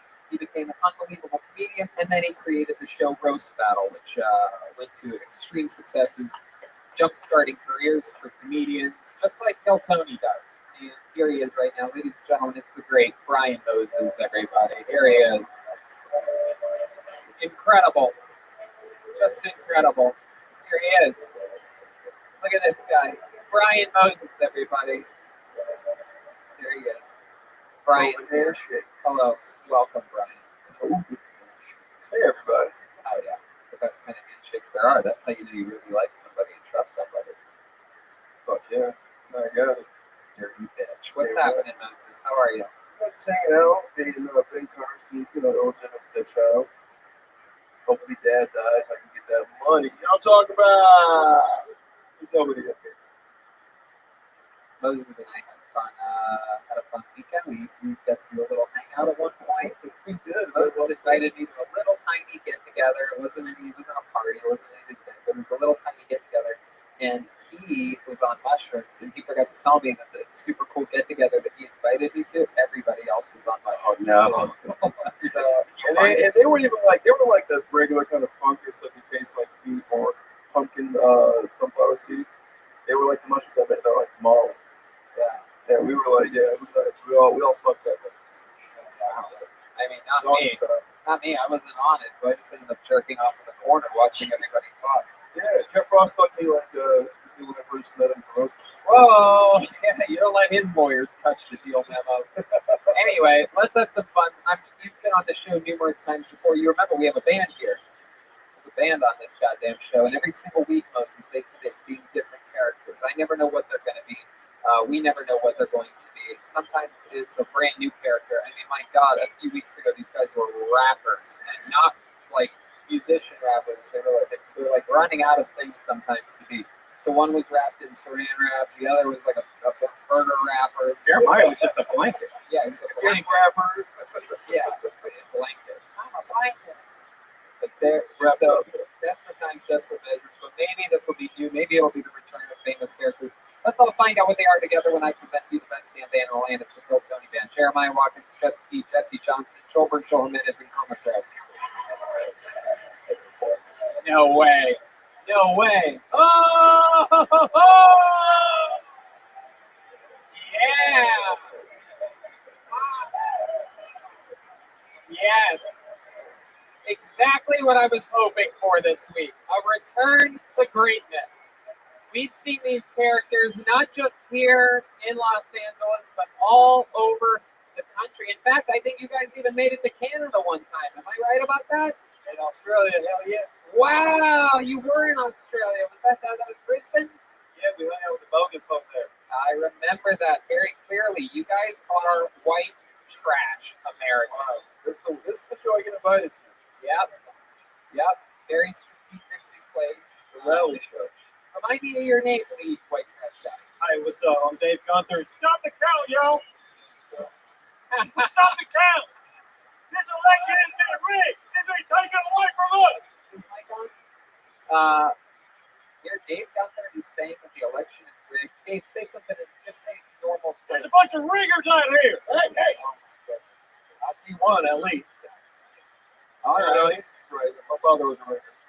The election is a really big deal right now. Everybody's talking about it. Of course, on this show, I have a direct line with the President of the United States. Mr. Trump, what's happening right now with the elections? I don't think they like me very much. Oh, really? My goodness. Why do you think they don't like you? We have people that are morally corrupt. We have people that are selling this country down the drain. I agree with you 100%, but it seems like more people voted for Joe Biden than you. What do you think we need? What do you think we need? Our country needs a truly great leader. I agree. Absolutely. Absolutely. I'm fucking hard right now. How many more votes do you need to win? $1.3 trillion. Oh, okay, dollars. I didn't realize you were It costs a lot for votes. I didn't realize you were going to say dollars at the end there. How many votes do you think you need to win? 9,240,000,000.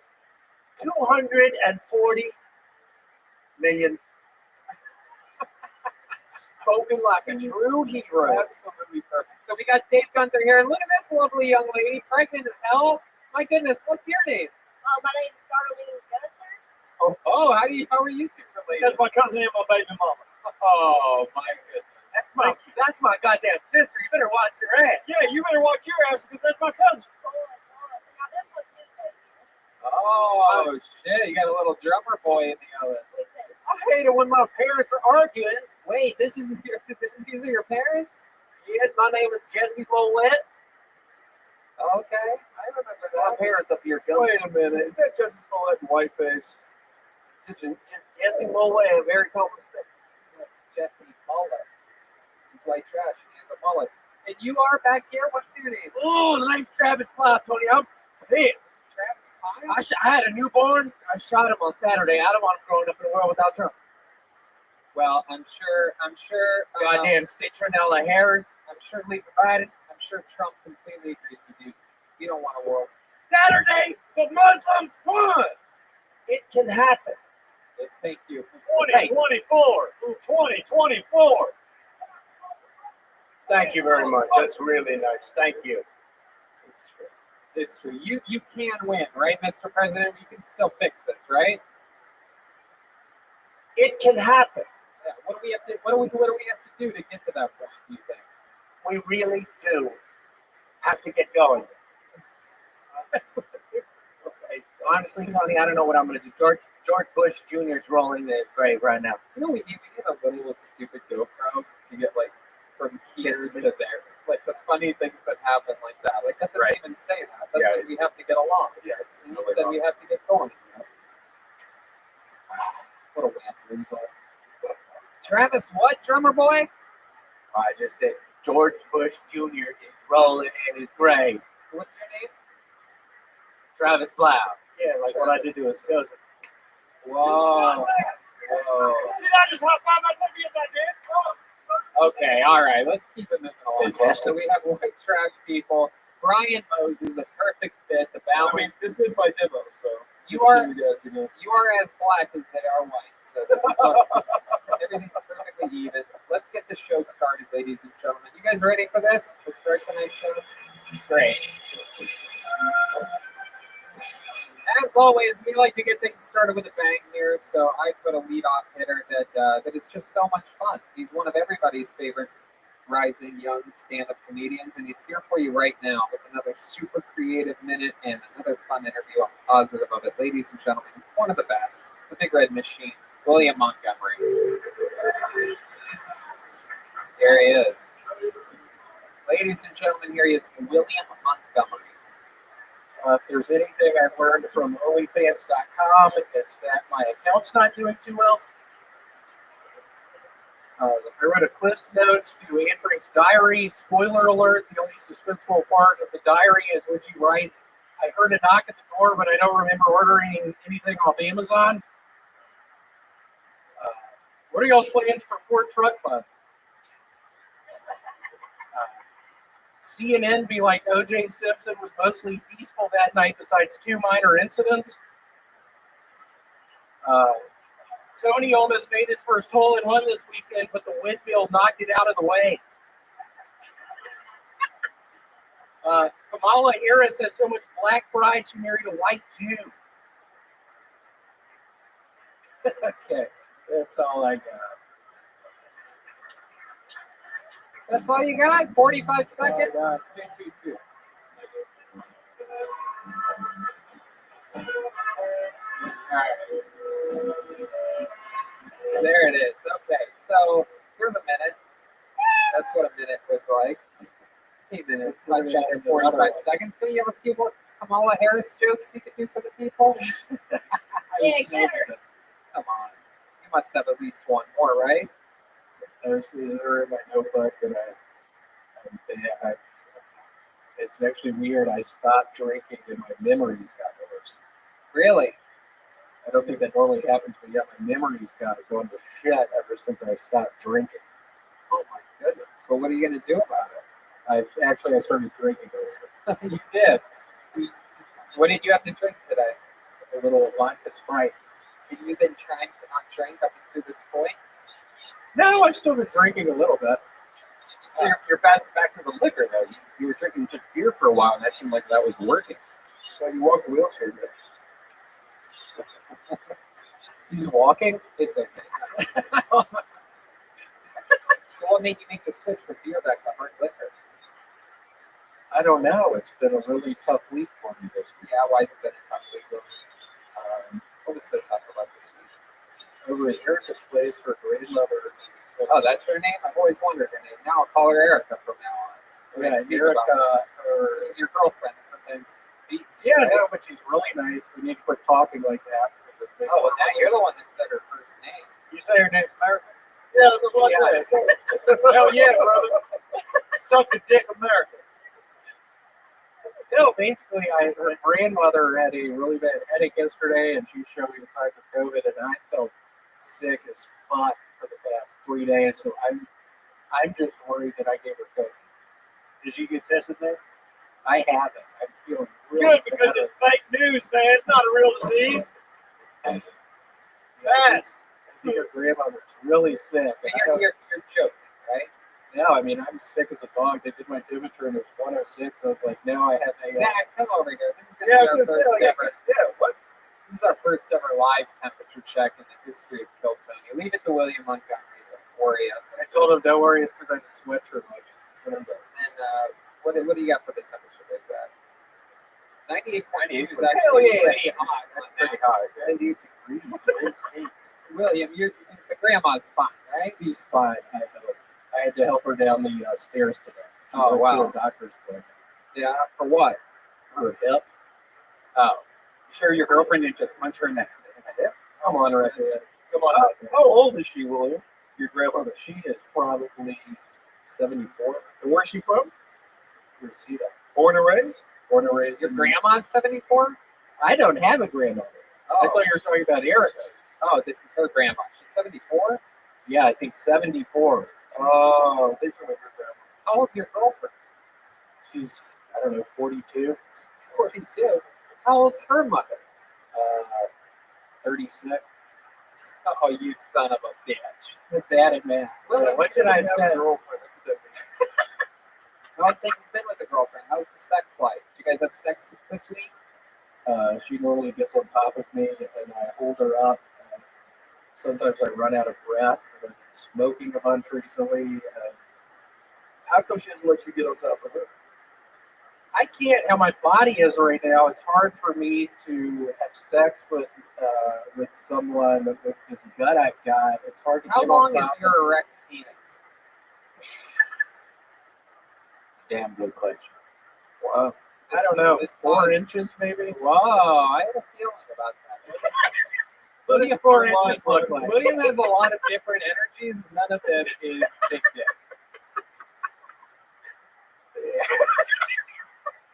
That's probably 3 or 4 inches. And I how would long? imagine. How long are your pubic hairs? Longer than that. Right.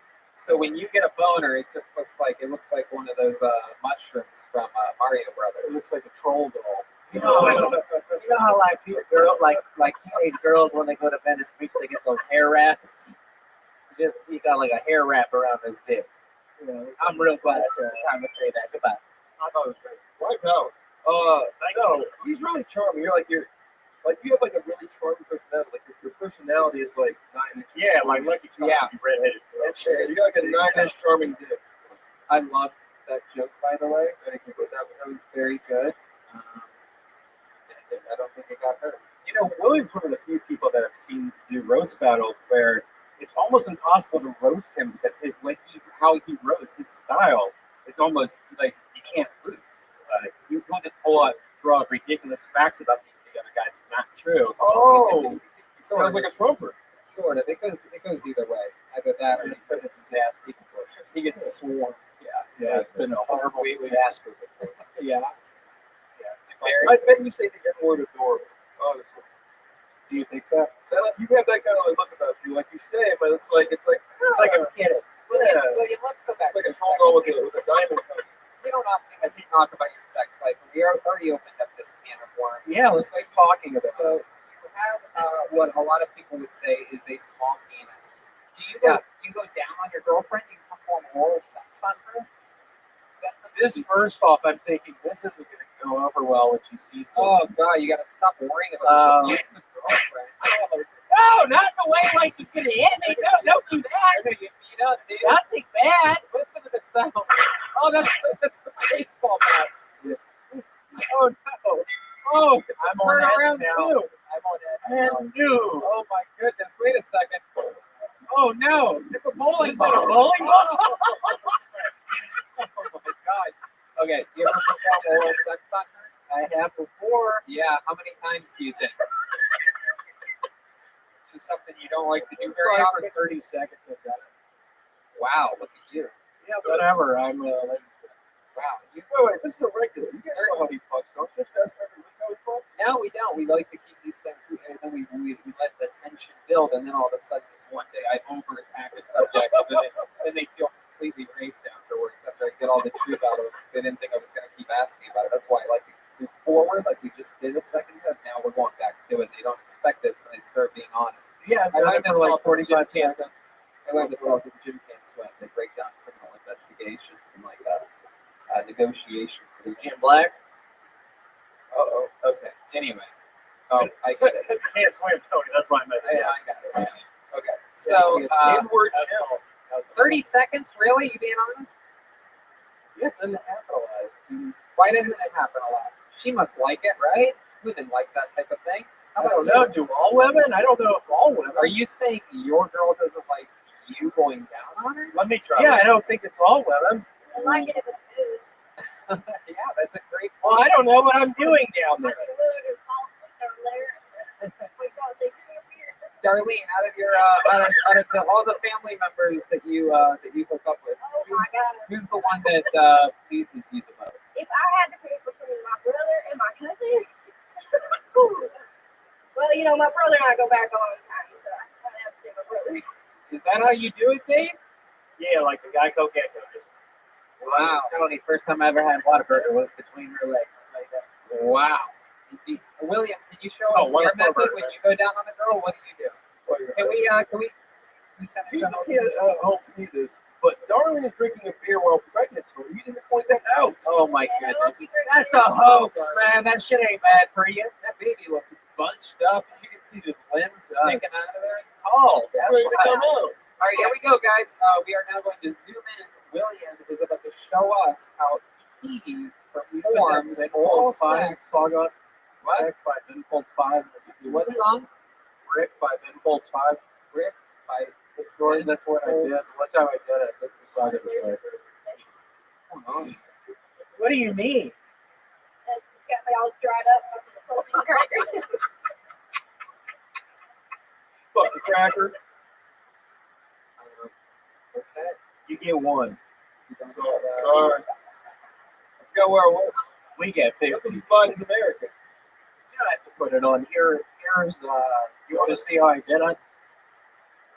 Hold on just one second. We got it. Here we go. This is how William beats the vagina. We're zoomed in on William here. Beautiful, beautiful shot from Lieutenant General Zach Bogus on camera 1. Here he goes. You don't have to. You don't have to actually lick the microphone. It's probably better if you don't, because then we can Play the fucking song, right, man? see what you're doing. Stay on a Bogus.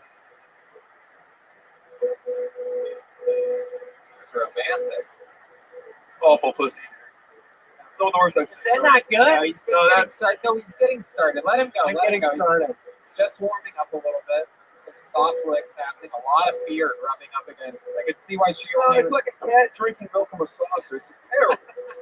A cat drinking from saucers. Saucer. Keep going, William. Saucer. Keep going. Like a No. 1950s cartoon. No, I'm not gonna let him scream his way out of this one.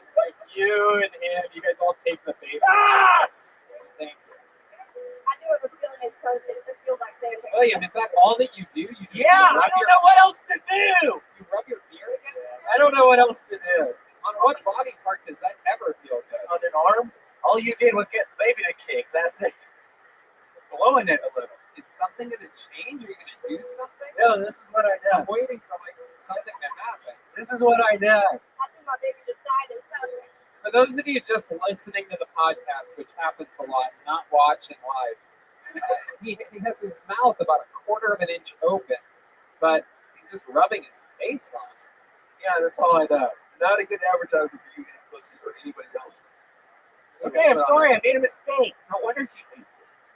You need to put a bib on. Okay, I made a mistake. You need pussy like a guy that has a 14-inch dick. God. That's real. That's real. I like that. You No, need it's pussy a like a bad guy mistake. I'm sorry. that never has to eat pussy. Oh my God. I made a horrible mistake. I apologize. Well, we had fun with you this week. There was William Montgomery. Another minute by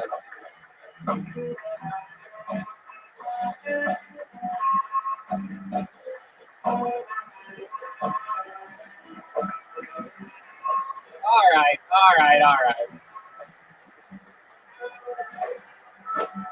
There you go. Outstanding cat for one. It is incredible. He is biker. an incredible physique. He has the legs of a bicyclist and the body of an e-bicyclist. That's still possible. The Pesto Pasta Brothers. Can we change brothers in cursive to the Pesto? Got it. Hey, it's the Pesto Brothers. Charlie, put in a special order for me. Oh, David, you're gonna get it tonight. You're fucked, bro. Charlie, you making this guy side orders? Like, on it. I was talking with him at the table before the show. He had his arm on it, like he didn't want me to see what it was. He's trying to hide his pesto from me.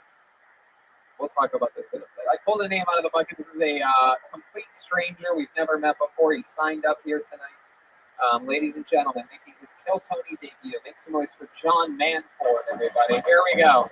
John Manford.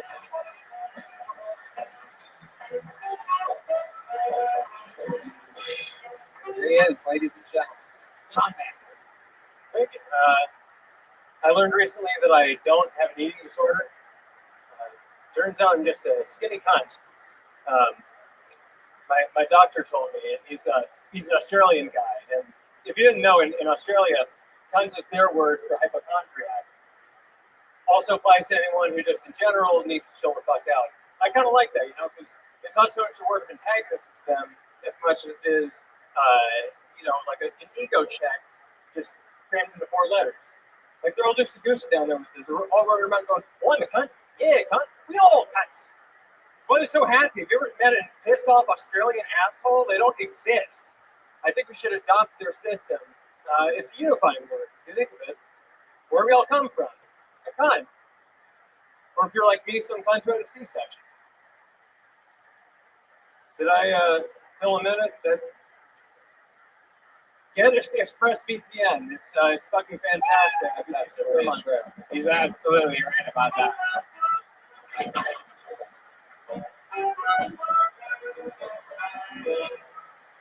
John Manford. How's it going, John? It's all right. How long you been on stand-up? Doing it for 2 years. 2 years. All of it here in Los Angeles? No, started in New York, then got fed up, moved to Joshua Tree. Wait, Yeah. Joshua Tree. Yeah, I mean, like, I met Mike Birbiglia like a week after I just Whoa, started. name Oh, drop. yeah, you want to think of that name he just dropped? He told me to get the fuck out of New York. I'm just starting stand-up. All right, I'll go to the dead center of the Nothing Burger Desert. Yeah, I mean, it's like a couple-hour drive from here, San Diego. I love it. I'm a big fan. Yeah. I'm a huge fan of Josh. Yeah, it's a good place to get through my head and like right shit. Yeah, but if you're a good comic, don't you think New York, with all the millions of mics they have, is probably like the best place to start comedy? Not when you just quit your job and you. What was your job? I used to make baseball cards. I used to run an ad Drops. You work for Tops? You Yeah. seem more like a bottle. Oh, You see that? Baseball card. Dude. Baseball card. Yeah. Very. I've been waiting 13 years to do that. Been waiting for someone to tell The me. name of that joke is called Gay Collector. That's right. There you It go. applies. Put that in. You're the first guy I've ever met that looks like you're sort of like an ugly guy, right? But you're like, you would make like a hot, nerdy chick. Yeah, you look like your name's fucking Zoe Ramone right now. You seem like the type of girl that like takes off her glasses, goes like that, gets like super hot. But you're just a guy. I'm just a guy who does that. Yeah. Oh, okay. It's minus the hotness. But you look like a 9-year-old Howard Stern. Has anyone told you that You before? look like you're cosplaying as the Mars Volta. Yeah. All of Like these a are very, very smart version of it. Mars. Maybe he can take off his glasses with some music. Oh, let's see. Wait. Oh. First of all, take your time. I know the pressure's getting to you.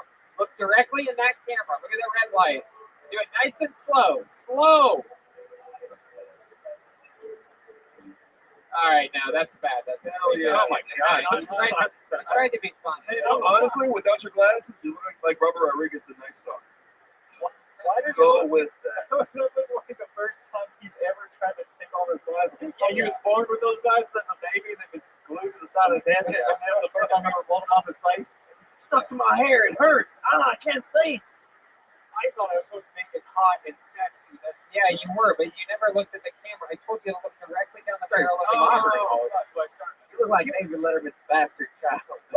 Can we give him a second try, Tony? I think he'll get on. You gotta look down the barrel of the camera for 5 seconds and then do something. Let's go, Yeah, Goldblum. Stop. Listen to the direction that I'm giving you, okay? Yeah. Once I say go and you hear the music start, you look at the camera, right? You don't do anything. You just make love with your eyes to the center of that camera, okay? And then you slowly go for the glasses and do your own thing starting then. But take your time, relax.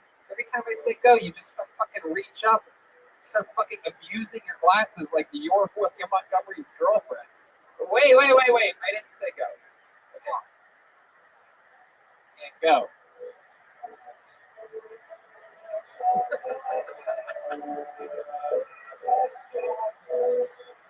That was perfect. That was absolutely great.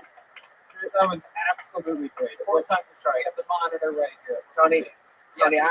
I know I'm a redneck and everything, but I think I could do what he just did more sexy. Okay, why don't you go on to actually come on up to the front of this stage here, right to the tip here. Come up. Oh, okay. Probably not a great idea. That's okay. You know, Who remembers that Simpsons episode, like Marge's first date, and that's the guy? stay right at the tip there. So, like, there you go. And here comes the music. And It's sexy, man. here goes Joel to do it. Keep right down that camera. Look.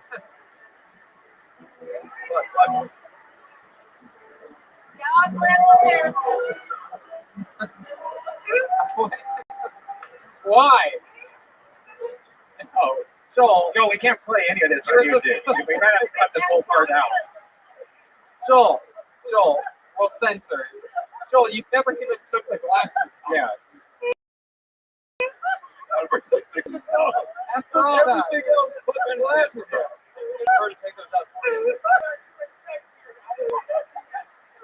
For YouTubers, that big blur is he took everything down to his underwear. All right, go sit down. That's my cousin-in-law right there. Go sit down. Okay. I think that was objectively hotter and a little more annoying. Thank you, John. Thank you so much. So now you live in Joshua Tree. Do you live by yourself? Yep. And what's a normal day in the life of John Manford like? Well, first of all, it's Hanford with an H, but I was going to say, John Manford sounds like you're a Terminator when you made that name up. John Manford? yeah, no, that'd be like some serious over conversation. But no, I basically like I just get up, go to sit on my couch, I'll put on a record, make coffee, and just like write shit or play guitar or something. Yeah. You play guitar? Are you a guitar player? Yeah, What do you know how to play? Anything good? yeah. I mean, I play Ferrisburg Foods. I've been playing since I was 8. So Wow. 22 years now. No, listen, honestly, let's talk about Joel disrespecting the flag in his underwear. That was 100% respect. No, bring come back over here. I pledge allegiance like that. I want to see that flag. No. I was gonna kneel at the flag. It's okay. We don't kneel in this household ever. So I can't suck your dick. After the show, guys. So John, tell us something. This flag needs a Okay. hole. Reception. Kaepernick. Okie dokie, and we're back with our guest, John Hanford. It's about the guest here, not the band, and we're here with John. John, tell us something that we would be surprised to know about you, about your life, your entire life's history. Well, let's see. I used to work in. I used to be a baseball scout. I used to. For who? What organization? I used to be a Boy Scout. Mets guy. Okay. Mets, yeah. It was the I Mets? worked with the New York Mets in 2014. Yeah, they're really bad. There's some guys. I mean, like, Date a comedian as a scout. They're awful. You know you have trouble taking your glasses off, but we've seen the Mets. If you were scouting them, it seems like you didn't put your glasses on, John. Notoriously a horrible Enjoy baseball that. team. Thank you, Brody. Brody's a big baseball. I played baseball in Alaska. Thank you, Brody. Thank you so much. It's like he's still here. Speaking to us from the heavens. He's way, way, way up there. Where are you, Brody? I Runyon Canyon. Oh, okay. There you go. So, John, how about another fun fact about you? Have any special skills or talents, like other than playing guitar? You do magic or anything? no, I write. I'm a really good cook. I cook a lot of yakisoba, Japanese stuff. But I mean, like another fun fact, if you were remiss, I did mention I built my own guitar. Wow. And you're the lead singer for Jerry. If it was a solo band, yeah. Would you build it out of? Would you build your guitar out of? A couple pieces of mahogany. Got a bunch of old hardware from Stuart McDonald's. This website where you do that. Are you bored shitless where you live though? Because there's nothing to do. No, it's like my head's all over the place. A jumpy guy, you notice, Tony. Like, it's kind of the only place where I've been able to like exist and just like be peaceful and shit. It's really nice. How long have you been there? Dude, this guy is like the most interesting, non-interesting guy I've ever met. Like polarizing, yeah. Thank you. Hugh, Travis. Wow. Okay. Well, John, very, very interesting. How about your love? What's dating like in Joshua Tree? Ooh, it's brutal. I've decided to like, just work on myself. You ever think about going to a gay bar and just pretending like you're a lesbian? Or Jeff Goldblum. You could be like the Juwana man in the Joshua Tree lesbian scene. Yeah, Yeah, there isn't a much of a scene. Like I'm like the only like young guy there that isn't married or with a kid. So it's just a weird place to date. Oh, do you eat pussy better than to take off glasses? I'd say I play coach about the same as I play guitar. Pretty well. No one wants to take the demo tape. So, pretty good, but not the best at fingering. There goes John Hanford, There's John. everybody. All right. That's John. Welcome. Thank you. Thank you, John. John Hanford on Kill Tony.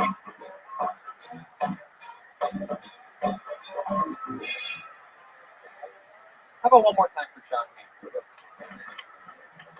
I pulled another name out of the bucket. Ladies and gentlemen, your next comedian goes by the name of Hugo Galaxy. Here we go. Here comes Hugo Galaxy.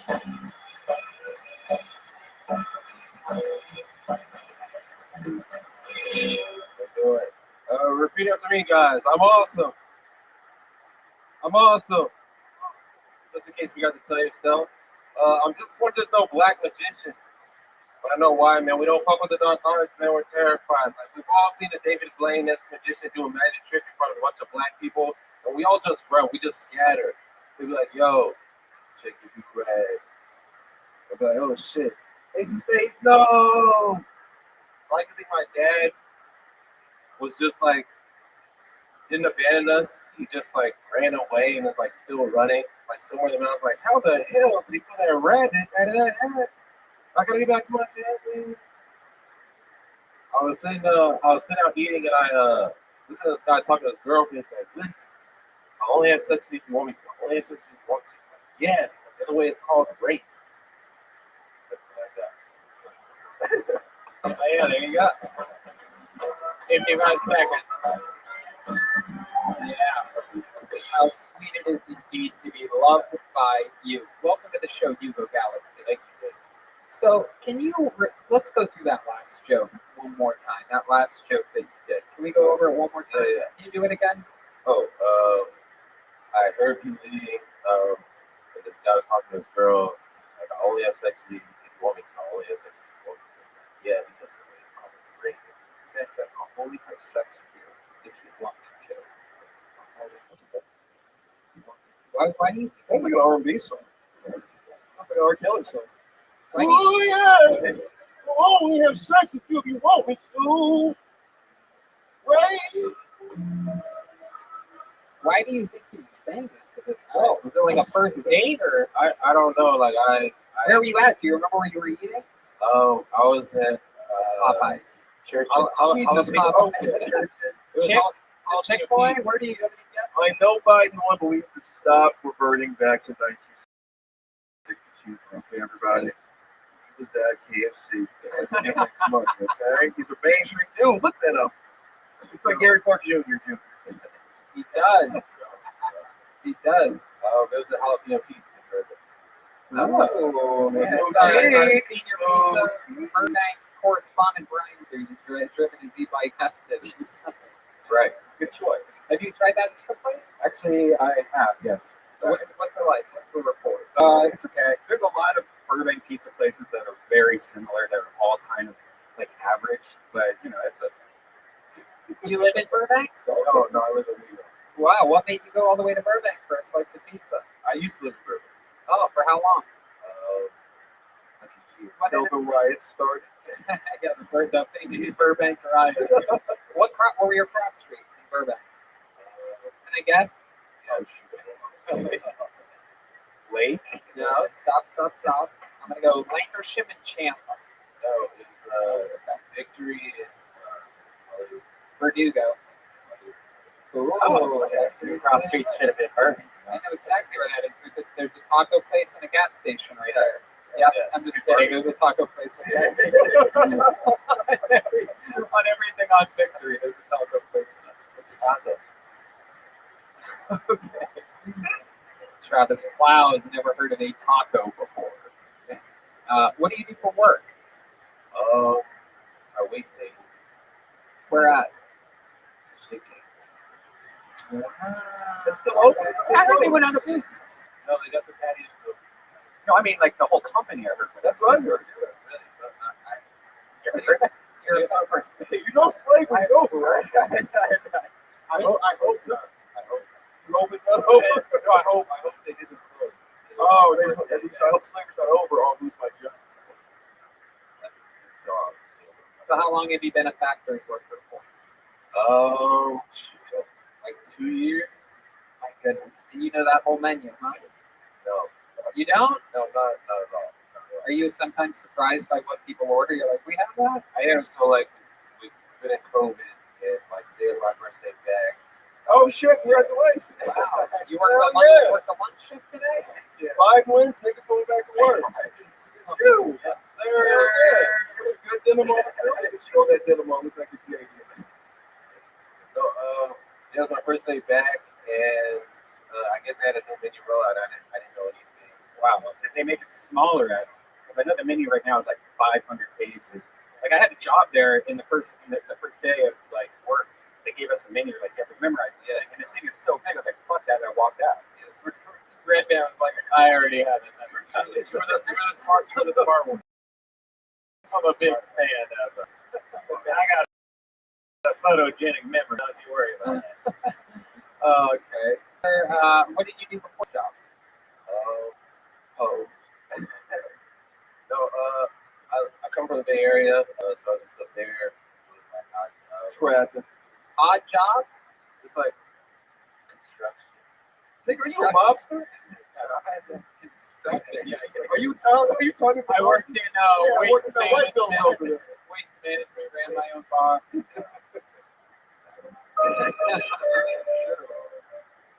It's a real one. That's fun. And now you live in West Hollywood. What's that like for you? That must be a big change from the Bay Area. Yeah, all of LA is a big change. It's cool. I wouldn't be like in the city, like in the court, this shit happening. So I mean, I feel like So which homeless in Denver? it's cool. Like I'm 2 miles away from the comedy store, like a mile away from the improv. So that's why I won't really want to. Okay.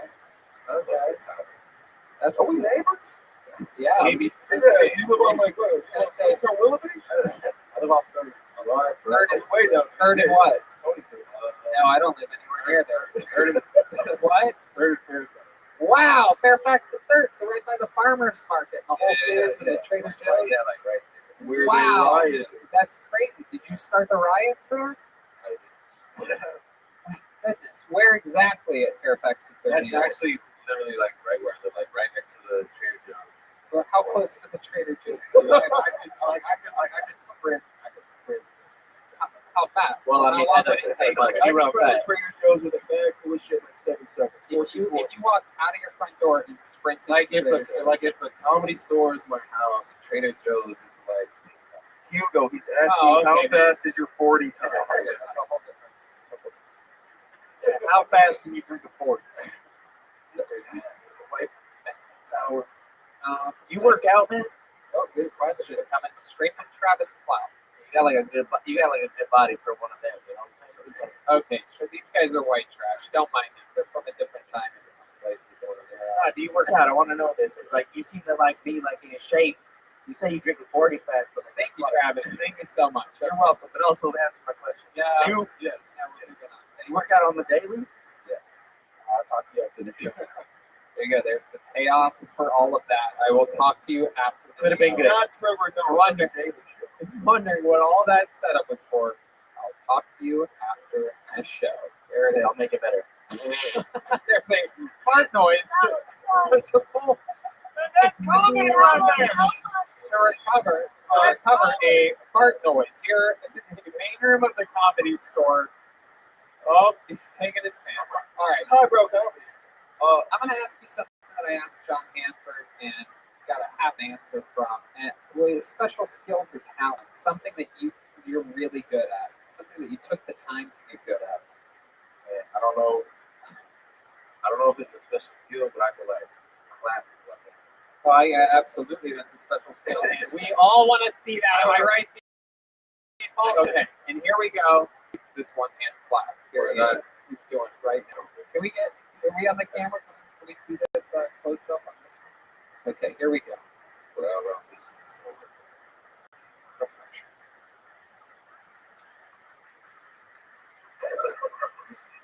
The answer was, Tony, I don't have any special skills. I was gonna say like Hugo, Galaxy, very common. Now you just got on camera doing that shit. Nigga, you're gonna be a meme forever. I can't believe you subjected yourself to that shit. It's not wrong. I didn't have nothing in my head. Another joke, nigga. No, we hear jokes all the time. Watching someone that can't do it try to clap with one hand. I don't know. Buy property. I don't know. Dave Gunn, I really think he's just nervous. I think he can do it. you guys think we should get another shot at it? No, I don't need another shot. Look at the mic stand. Okay, let's see what we put the mic in the mic stand, put your hips and shoulders into it. Whatever you got to do to get the momentum of the top of your hand to hit the bottom of your hand. We demand, we are going to be here all night until this works. This is my favorite late night talk. literally when you're like, oh, Kill Tony's a live podcast and they keep going through a pandemic. How low can they go? This is it. We're here, still trying. It's weird, but take the jacket off, made it better. All right, here it is. This is it. This is edited out scenes from Chappelle's SNL monologue right here. Okay, here he is. One hand clap. It's Hugo Galaxy live on Kill Tony from the world famous comedy store. All the pressure in the world. Mick, we just got word Mitzi is watching right now. I'm sorry, Mom. Okay, don't make the fucking noise. That would really just be a stupid thing to do on a podcast. We need the people to hear that he's failing. All right, here we go. Oh my god. Oh my god, it's really the stupidest thing I've ever seen. It is. Sounds like a gnome jerking off. How did you learn that you could do this? Retardation. Yeah, when I said special skills, it's like, well, I can drool, I can bounce my hand off my chest. Listen, I know a lot of special skills. I'm gonna defend you though on this. As black men coming up in the 80s, we all gotta do. Here you go. Thank you. The confident look in your face that you do it. That's how you wave it. Why women? Oh. Hugo, the one hand clap made the night for me. I absolutely love it. In fact, I'm gonna clap with both hands for you. There goes Hugo Galaxy, everybody. Come on. There goes Hugo. Wow. Wow. To be loved by you. All right, your next comedian, a regular on this show. Incredible force has been doing stand-up. I believe in the great state of Georgia. He's been a regular here for about a year here for you right now with a brand new minute of uninterrupted stand-up comedy. And then an interview, ladies and gentlemen, the great David Lucas.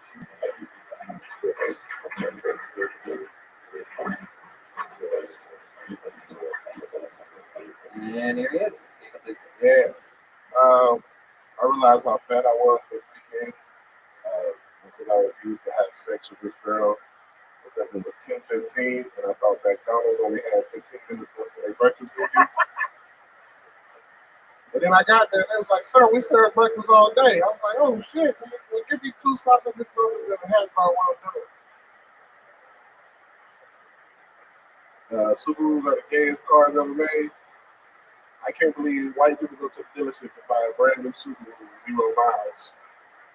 That shit baffles me. Why the fuck do you need a car capable of killing kangaroos?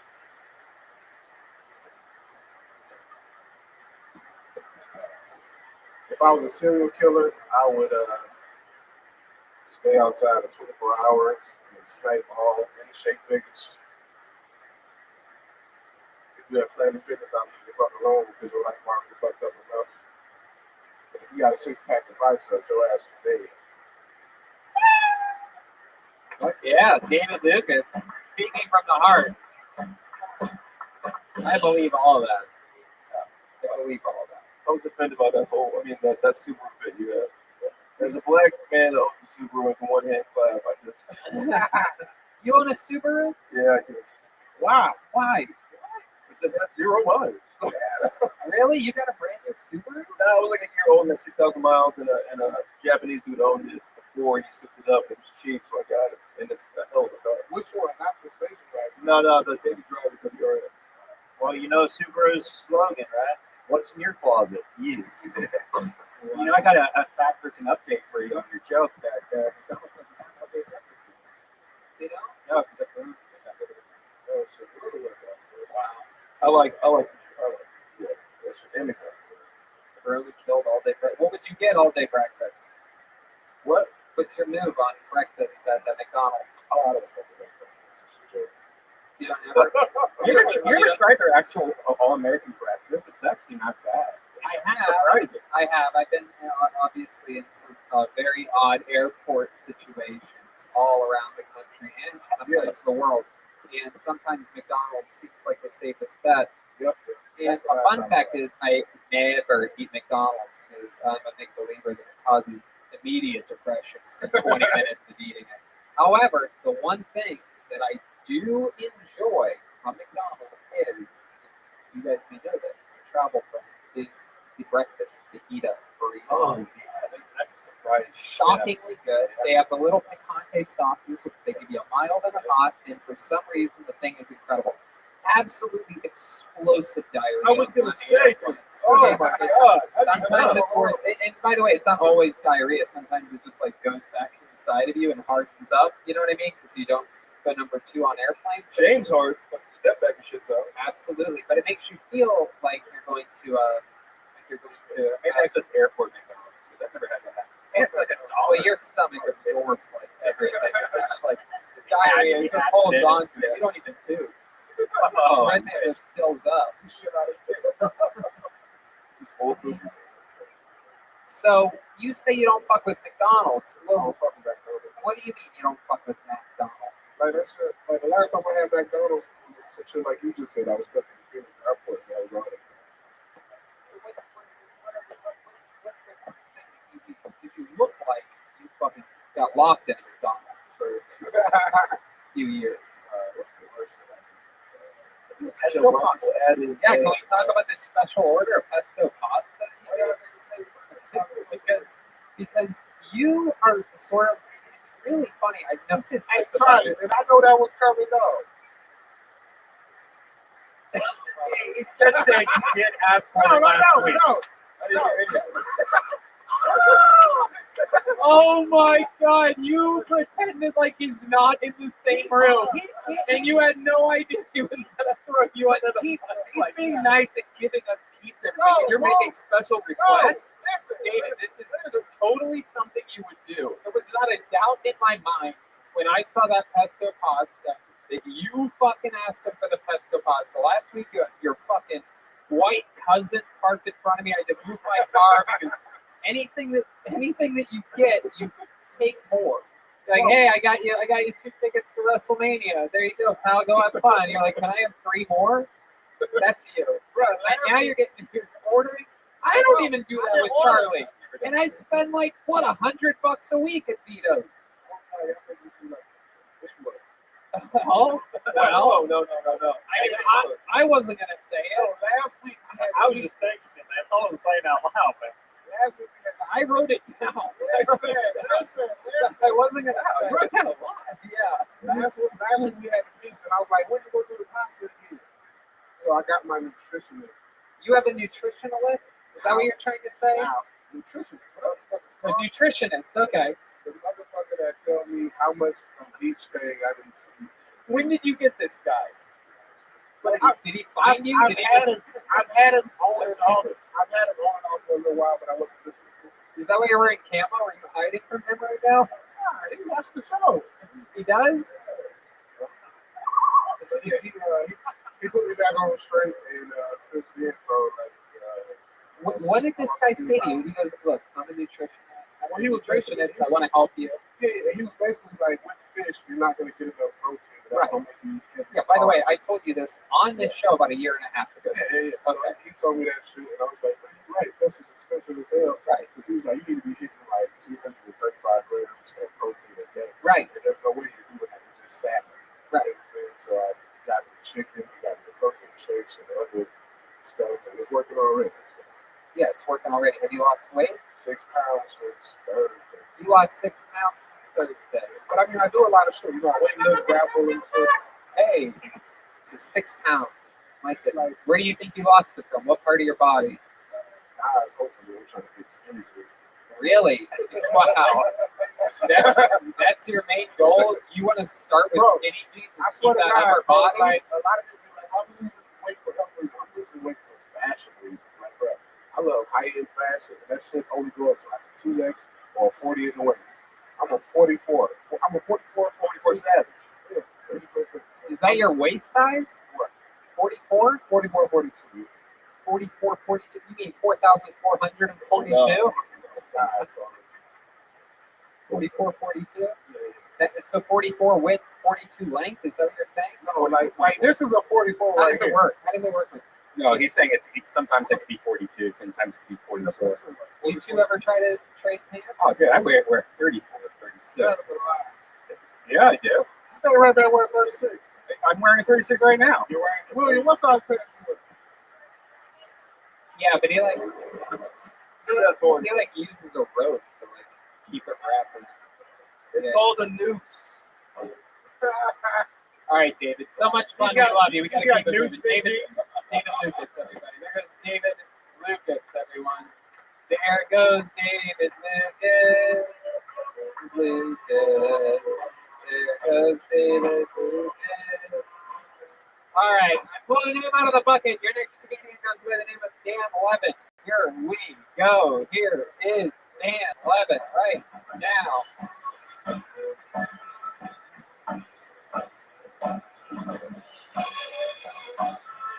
Here is Dan Levin. Everybody, I am Dan Levin, and I grew up in Baltimore. Fun fact about Baltimore, if you've never been, actually has the largest gun range in the entire country. If you want to go check it out, it's called Downtown. Head down, open fire, you can do whatever you want. After living in Baltimore, I moved to North Carolina for a couple of years, which in a lot of ways is like LA, except a little bit cheaper, a little bit more racist. In fact, the band's actually doing grocery store flashbacks at the moment. And then I decided to move to LA because I didn't think there was enough Jews there. So it's good to be here. And there's a lot of things I like about LA, including all the opportunities for entertainment and comedy. I took an acting class, and the first exercise we did was everybody goes around the room and tells you what you look like, what your first impression is as a character. And it started off okay, like a gym teacher or NBA bench player or Jason Segel. But then it kind of took a weird turn. People started saying things like rapist and serial killer. And then somebody took it way too far and just shouted out Jared Kushner.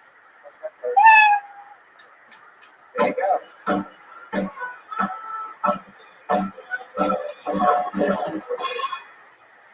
Hi, Dan. Hi. This is your first time on the show, right? How long have you been on stand-up comedy? Where at? Okay. Is this your first time at the Comedy Store? Yeah. My goodness. You came during an interesting time. I did. During the global pandemic. 26 months. Yeah. Yeah. Huh. What have you been doing? What have you been doing to pass the time during this? Working. What do you do for work? I've seen work in the news. What brand of the news? ABC. Wow, you work for ABC News. My goodness. What do you do for them? You're a researcher? Research. Oh, that's great. That's a really big deal. The local news affiliate or the big ABC News? Oh, that's incredible. So ABC Live on 5. That's ABC 7. ABC 7, very good. Right there. This is local news. The police chase master. I got interviewed by ABC 7 for the Purse House show. Oh, look at that. wow. Look at that. You do have that news look, though. Like that. He does. Yeah. He does. He good. You just messed with her. What a switch. What a switch. We went from BET to ABC that quick. Like it's one little channel change away. Yeah. So, how long have you been working with the news? What year is this? Like 10 years? My goodness, that's a long time. Incredible. What's an interesting thing that you've done in that field? Did you break any stories or anything? What was like a highlight or something? Highlight. Well, I did sports for the first 4 years. I really enjoyed that. That was pretty cool. Just covered the Ravens winning the Super Bowl. That was a lot of fun. They used to have to answer the phone with a lot of dumb phone calls. That was always entertaining. Yeah. People call news stations usually aren't the brightest bulb from the tree. How about for fuck you? Is there any UFO reports or anything like that you've ever seen? All the time. All the time. So there's this big theater in Baltimore called the Seminary that shoots up the spotlight. And anytime they shoot up the spotlight, there's immediately 10 to 15 phone calls of people saying, oh my God, there's something flying over our house.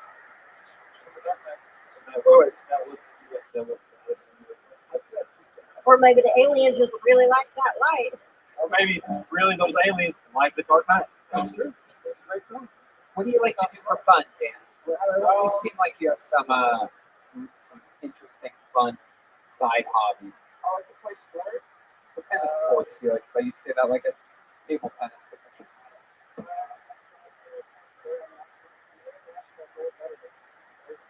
What? Wow. This is absolutely incredible. Breaking news here. So we actually have a sound of you hard at work here. There you go.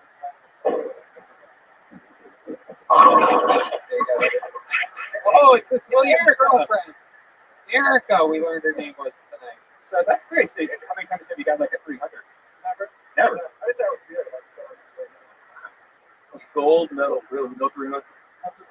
Yeah. What's their betting process? Something. Well, you got to remember the competition I was going up against here. Your last name is Moses. Damn right. The Maccabi Games. You ever heard of that? No. It's like the Jewish Olympics. Those mad. Yeah. Really? You fucking right. So it's like what is this? Jewish bowling? Yeah, Jewish bowling. Well, so it's like Jewish Olympics. Do you put little yarmulkes on your bowling balls? Yeah, and I can only bowl from right to left.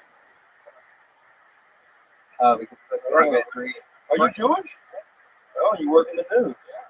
Sure. Brian won a cash for gold medal once. Wow. 13. My goodness. So, are there other Jewish bowlers that bowl 300, or is that? No, it was pretty slow pickings at this time. I didn't really go to Jesus. Wait, so you're from Baltimore? Yeah. How's the crap? It's all right. Really? Yeah. Have you tried crap? Really? I got What kind of drugs you Oh, think you tried? what are you doing? Does this guy look like, out of everybody that's been on so far, he's the only one that doesn't seem like he's tried. This is Disney owned. Yeah, you're from Baltimore. Randy Rock, wait, do you know that your mother is? Wow. So you're an international gold medalist bowler. I should clarify, I made the baseball team before I ever went to bowl. But the coach was kind of a dickhead, so I still wanted to come. It actually launched out. Jewish baseball player. My goodness. Can you imagine stolen bases? This guy must have Oh, come on, Tony.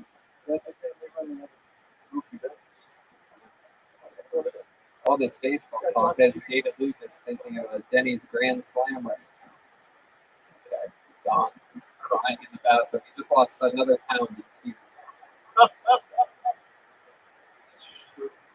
Shredding the pounds. Were you ever fat? You seem like you used to be obese. Not obese. I was chubby in high school, and then I grew like 15 inches. Ah, In like a year and a half. wow, 15 inches, or also known as almost 4 William Montgomery penis lengths. Oh, Yeah. that's a good metric. That's solid. We weigh things, we measure things very funny here. We measure things in William penis sizes and what is it, quarter pounders? Pounders, yeah. Yeah.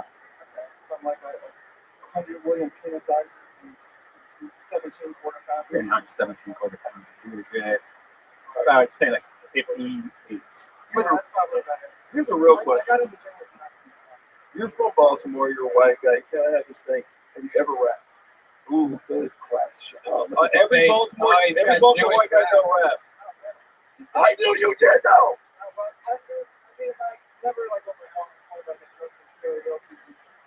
Okay, you know your own raps. You're lying. Come on, give us a little something. We know you have some Jewish raps, without a doubt. Yeah. It's like the Jewish rappers. Like This morning I'm sending Dreidel, y'all. Dr. Dreidel. The Frigos.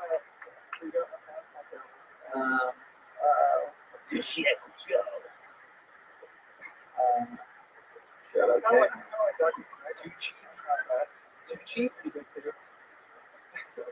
50 Cent, I think just works in itself. Okay, let's hear a Jewish rap. It's a Jewish rap, everyone. What an exciting Monday. Here we go. Here's a little Jewish rap. Here's Dr. Dreidel with his new hit, Saving My Money. Here it comes. It's Drop It Like It's Hot Soup by Dr. Dreidel. Here's a Jewish rap. This is Matzo ball soup remix. a little something called I'm Allergic to Snoop Dogs. This is off his hit album, I'm Allergic to Cats. Here's You have a band here.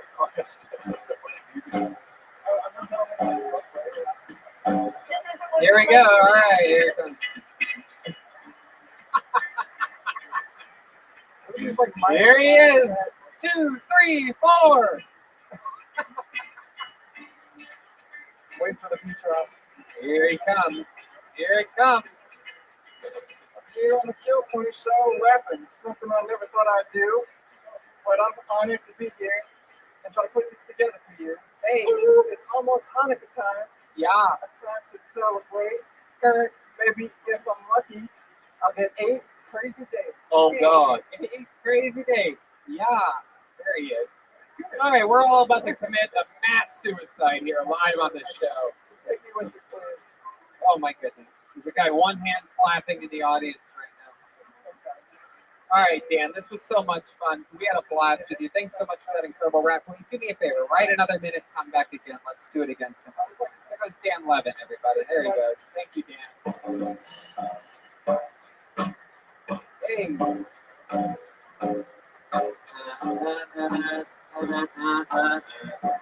All right. Your next comedian goes by the name of Jessica Lee Foster, everyone. Jessica Lee Foster. So very funny. I grew up in the 90s kid. I listened to a lot of hip hop. I also was a aspiring rapper. What I mean to say is I said the N-word a lot as a teenager. Never a hard R, not a hard R kind of girl. I had permission, okay? I gave myself permission. That's sort of the culture. But yeah, until one day my friend Brian said to me, Jessica, don't call me that. And I was like, oh, whatever, neighbor. And he was like, no, Jessica, really, don't call me that. That's not what I am. And I thought, holy shit, if I've offended my friend, who really knows my heart and my soul, like if I've offended him, what's going to happen when I go out in the world and say that to somebody who doesn't know my heart, who doesn't know me? So I never said that, I never said that word again, because I really loved Brian. He was the first faggot I ever knew. Brian. My God. Wow. Freedom of speech at the end. That really is. It still exists under the new Biden administration. Can we not? I like soft right now. I never actually really called anybody that before. Oh! So Jessica Lee Foster, remind us of everything about you. You've been on this show once before, right? Twice. It's been a long time. I think the last time I was there was about a year ago. What happened on that show? What do we talk about? What do we make fun of? What do we find out about you? We talked about my kid. You have a kid? I do. What? He's half. Hell yeah! He is. Look how you doing. That makes sense. He's 18. He just went to college. He's actually on a college campus. Wait. What sport does he play? He doesn't play sports. What? I know, right? I know. He is that boy. He's studying architecture. Oh, wow. Right? That wall farm. And he went on full scholarship. I think we talked about the scholarship. You got a scholarship? Yeah, he did. For what? Because he's half black. Probably. Maybe problem. I mean, I'm poor. And a single mother. And he's brilliant and beautiful. Oh, that's great. Just one son? Just that's it. And so what happened? You were She was on Maury. 18 years ago in 9 months, you got pounded by a black guy. Is that correct? Is it a one-night stand? Boyfriend? No, it was a boyfriend. Did you stick around for a while when you got pregnant? It's a very complicated thing. He was around when my son was younger. But he is also the reason why we split New York. So Right. Exactly. Right. Exactly. All right. So things got a little rough. They did get very rough. Right. Exactly. Well, that's a good thing that you got away. Yeah. And you've been away and happy ever since. Indeed. And the 18-year-old's doing great. He's going to college. Where's he going? He goes to a college upstate New York. I don't want to say the name. Okay. No, that's perfect. Absolutely. Is his name like American Black or is it something like Whitney? His name's Lucas. Oh. I almost named him. I have my lists of names. I almost named him Takai. Thank you. Something hard. I did. Lucas. Like Mom, thank God. Never been. You know why I named him Lucas though? Because his father Better last name, yeah. Johnson. Johnson is his last name. Lucas Johnson. Lucas Johnson. Is this your kid? He's my Does he child. play chess? He does play chess. Chess He's actually chess champion. Chess champion. Fucking nailed it. Lucas Johnson. You can tell things from the names. Yeah. Like I used to like in Ohio, for example, like who's a wrestler by their names. Like fucking what are you guys? Like we had two football players in our school. They were twin brothers, Colin and Kyle Brubaker, both linebackers. just smashed you right over the middle. But they got ran over by Maurice Claret. That's a funny thing. I don't know where you can tell from this, but my mother named me Jessica, Jesika. No two S's? One S, one K. One S, one K. Wow. So your mom also a little bit Single wild.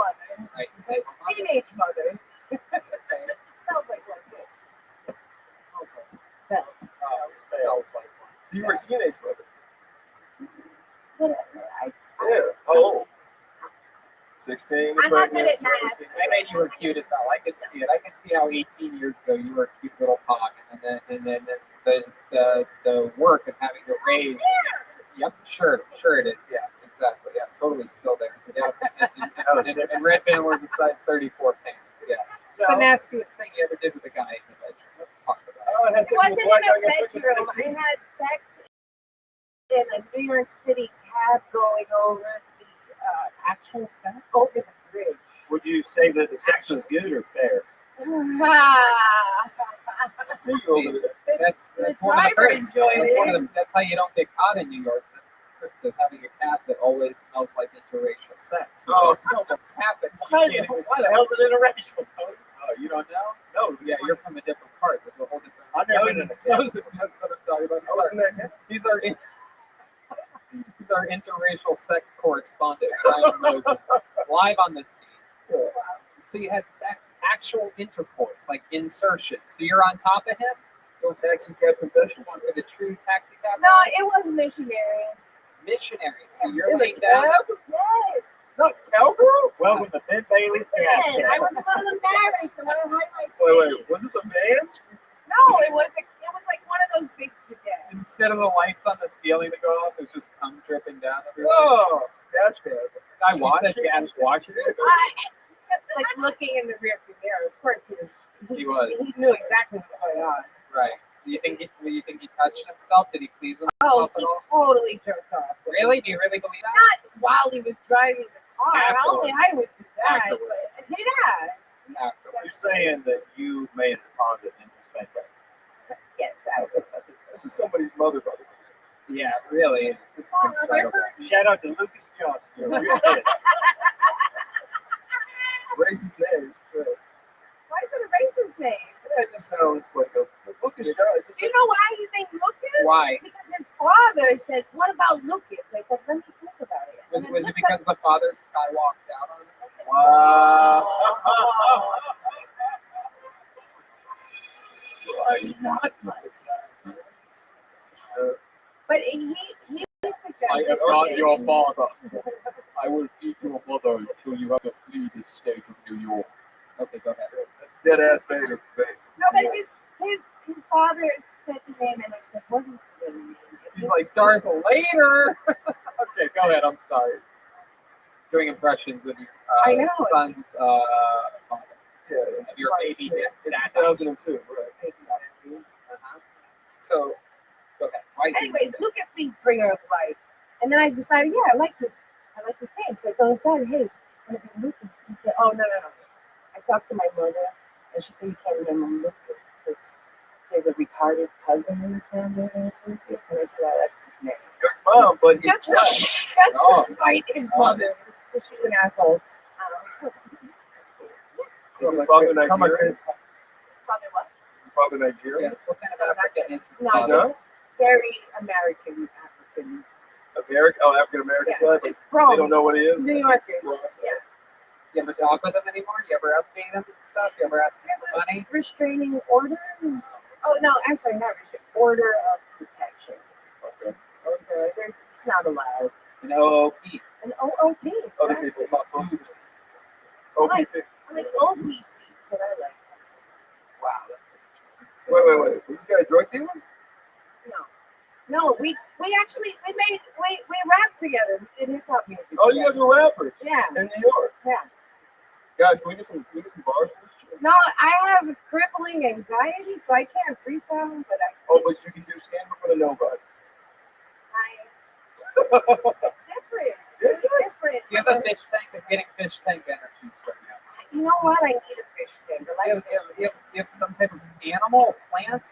I have a lot of plants. Oh, there. That's what I've been doing in this, COVID time, just buying plants. I'm very thankful that I'm allergic to cats, or else my apartment would be fucking awful. Cats? I'm allergic to them. So Oh. I got plants instead. Oh, okay. God, you're weird as fuck. Yeah, Jessica Lee fostered children. That is true. Jessica Lee Foster. Australian. Nah. And American Brutality. How about now? What's your sex life like now? It's a very heavy sex. I really thought with my kids, leaving the house, that my sex life would improve vastly. How long ago did you leave the house? In August. Of this year? Yeah. Oh, this just happened. Yeah. So, Yeah. it's the best thing that's happened is like move my vibrator into the living room. Wow. Keep it fresh. Tell Tony's audiences are usually 18 to 45, so Lucas is listening. Lucas doesn't listen to these hours. He's a He's not a fan of comedy. He was born with that behavior. He doesn't have a sense of humor. He does have a great sense of humor. He does? He really does. And perfect comedic timing, this kid.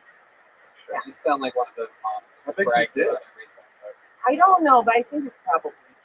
how do you not know? You never saw it? I mean, I haven't seen his dick since he was like 11. Yeah, but Man, then you're doing it wrong. my mom saw my dick. I was just a little boy, and she still brags about it to everybody she meets. First thing she said to me, have you seen Tony's dick? When he was like 3, we'd gone on a road trip Here we with some go. friends. And we all got out of the car to leave because it was a long trip.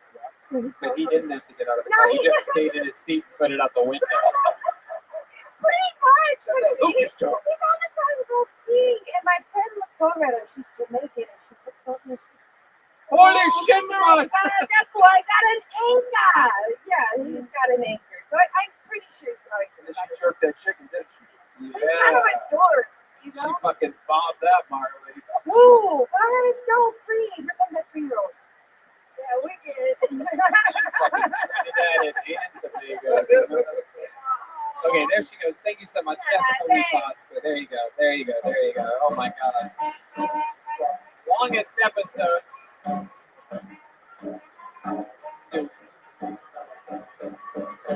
All right, last one, real quick, ladies and gentlemen. Brian Blank. Here comes Brian Blank. My God. I'm sorry, these interviews today too long. That's Michael.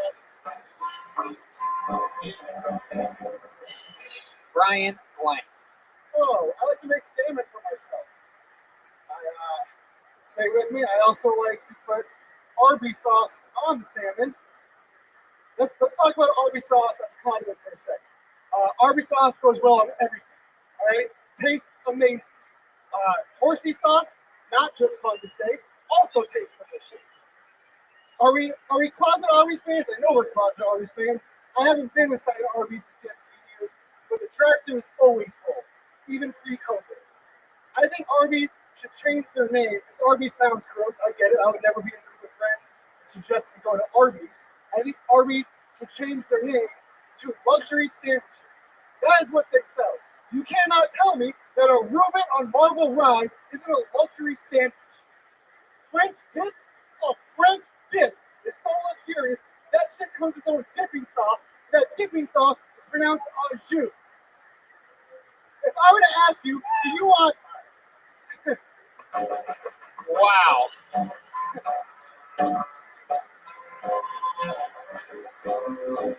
I think a lot of people are about to be surprised by what my review of this set is going to be. I think a lot of people are probably expecting Tony to go crazy because Tony talks about, eating some decent foods in this world and this and that. But I'm going to tell you right now, I don't think out of everyone that has been, since we've been back to the Comedy Store, since we have started reshooting shows here for the past, 3-4 months, I don't think anybody has spoken more truth and straight down the barrel honesty. You've stuck with the guns. It's the horse of truth. And that's the first time you've seen that in a while. And I agree with everything that you said.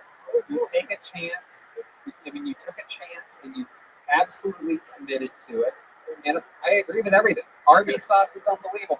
Horsey sauce is fucking God's gift to the world. The problem where cherry God, sauce. First thing, I've known Johnny for 13 years. The first thing, literally, I was like, "Oh, this guy's weird," is because he's like, "Are we going to Arby's? I love the horsey sauce." So It's then, good. Yo, I don't remember that. it was one of the weirdest things you said. I was like, "Oh, that guy's kind of weird because you love Arby's." Is that true? You really remember I just that? said Yeah, you know Rick Ingram, and you were fucking going ham about how great it was because he was like, "It's garbage food." You're like, "No, no, no." Have you had the horsey sauce? Yeah, I'll argue Arby's to the death. Arby's sauce is incredible. I'd say the quick tag, real quick, very quick. Sure.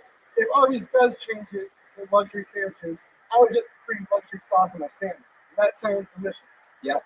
Absolutely. You got it all the way through and through. How long have you been on stand-up comedy? Like 11. 11 years, and it shows. It absolutely shows because, a lot of people do this and that, but to really stay in the pocket on something that you believe in, it's an interesting part for these fans of this show that listen to it as real comedy fans. That's an interesting thing that we don't really get enough. Is that, like, for example, during that part, and I almost absolutely make an audible sound during being set on this, but I during yours, Red Band did as well. And there's Moses here, all three of us. It was long. You had our attention deep into a very long. Had a couple of technical issues. Is Mike still up? And but still, you had all of our attention in an incredible way. And we've never met you or seen you before. Yeah. So the 11 years really shows. And people say, "Oh, 60 seconds. That's not enough time to do this. It's not enough time to do that." Meanwhile, you had us engaged the entire time talking about things. Arby's, the truth about Arby's. A lot of people make bad diarrhea jokes. A lot of haters. Right. They got the same vibes with Chipotle. You know what? I'm a Chipotle. I mean, Chipotle, same exact thing. Healthy. It's like, well, if you order unhealthy shit anywhere, it's unhealthy. You can make anything unhealthy. I'm not buying this with this fucking Adam Ray undercover as a fucking Arby's rep right now. I mean, this whole time, Tony's so popular, fucking fast food reps are coming in here advertising on your show right now. Yo, I mean, I knew that someone told me I should do that joke. I did that open mic, so I was like, you should do that joke on Kill Tony. And because they want to see you pop. But you didn't because they obviously know that Tony secretly loves Arby's. See? I just like his passion that he had with it. It's true. It was a lot of that. That's what I'm talking about. It's passion on a subject that isn't, that it's the opposite of the easy, plain joke, which is Arby's gives me, makes my tummy hurt. I had to go poo-poo. And you're absolutely right. It's the things that everybody thinks that nobody talks about. Those are the things that make comedy good. You're such a hardened comic at this point. Literally, this guy did a fucking monologue on Arby's. There were no punchlines. He was just thinking of Arby's. You're like, this is gold. It really is that there doesn't need to be defined punchlines when the thing's funny. I think he was so comfortable on stage. You could tell that you guys were starving. That's what this was like. No. If the Ice House was open, I would invite him. You can come to Joe Rogan's Truckle Hut next year. So fair enough. So we don't need punchlines on this show. Okay, cool. Turn my mic back on. Turn my fucking mic back on. Oh, but it was a great change of pace. Okay, guys. All right. Joel, you make an Instagram validation. All right. So wow, where do we even begin here? By the way, it's been a long. It's not something that I even eat. I don't even eat Arby's that often. It's been years, I think. Actually, I do remember the last time. It was on our way home from Tony Mania. Yeah, Joel actually beat the performer in San Francisco. No punchline. We had 4 a.m. You guys remember that? 4 a.m. Arby's. Right. It was an Arby's inside of a gas station. And it was open. And I remember thinking, you were sitting next to me, and I go, is that motherfucking Arby's open? And it was open. It was so open. Imagine you in a station wagon with people in the back. Hey, everybody, treat. We're getting Arby's tonight. You should see how we roll the San Francisco. Sprinter van. That was cool. That was Vegas.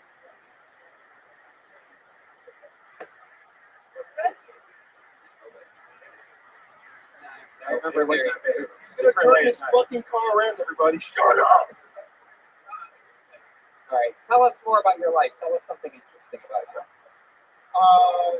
My brother's adopted from South Korea. Most people would know that.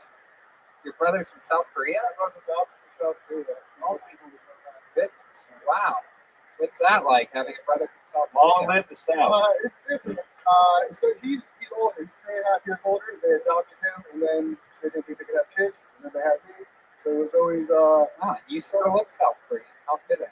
I think I look like a lot of things, man. I get that a lot. Yeah, Not South Mainly Adam Ray in the sky. yeah. Definitely did look like Adam Ray. You look like Rick Moranis right after he got jumped. Okay, so what's it like having a South Korean brother?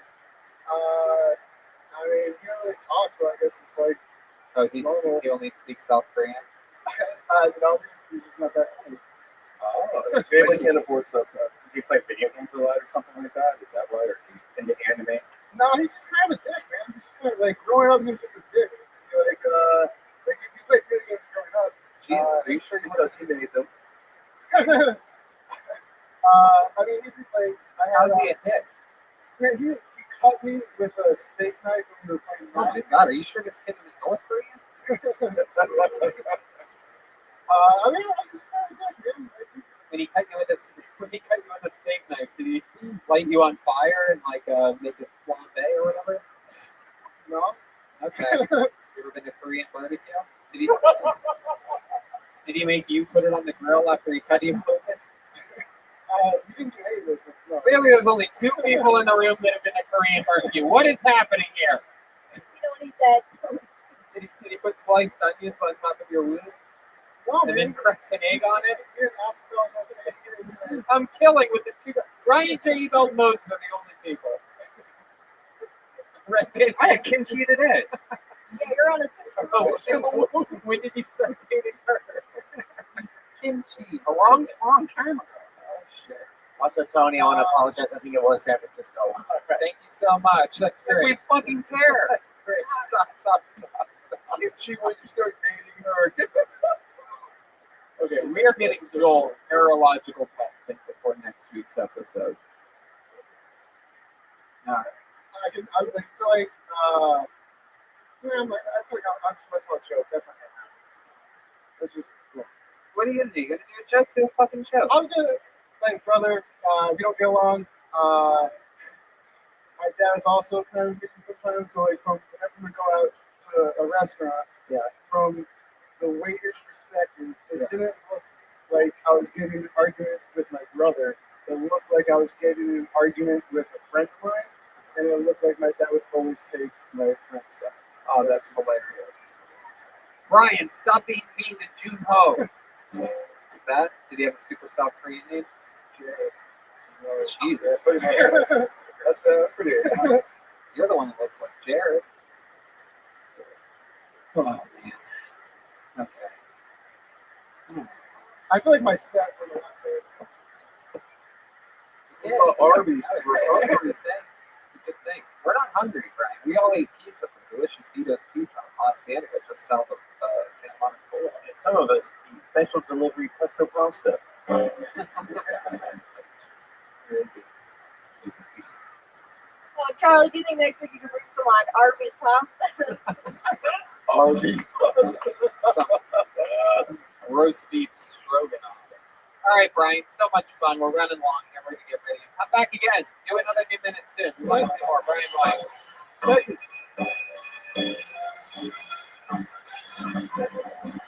What have we done? What have we done?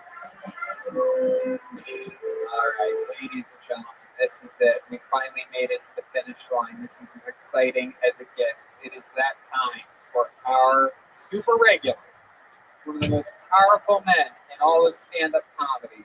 I present to you once again the GOAT himself, the great Michael Lehrer, everyone. Here we go. Wow. Oh, shit. Oh, shit. Oh, shit.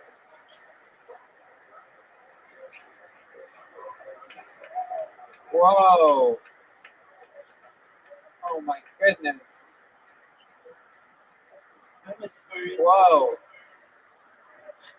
Whoa. Oh, it's really him. Wait a second. Oh.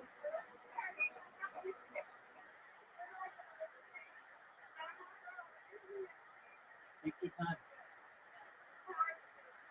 Excellent. How are you? That's okay.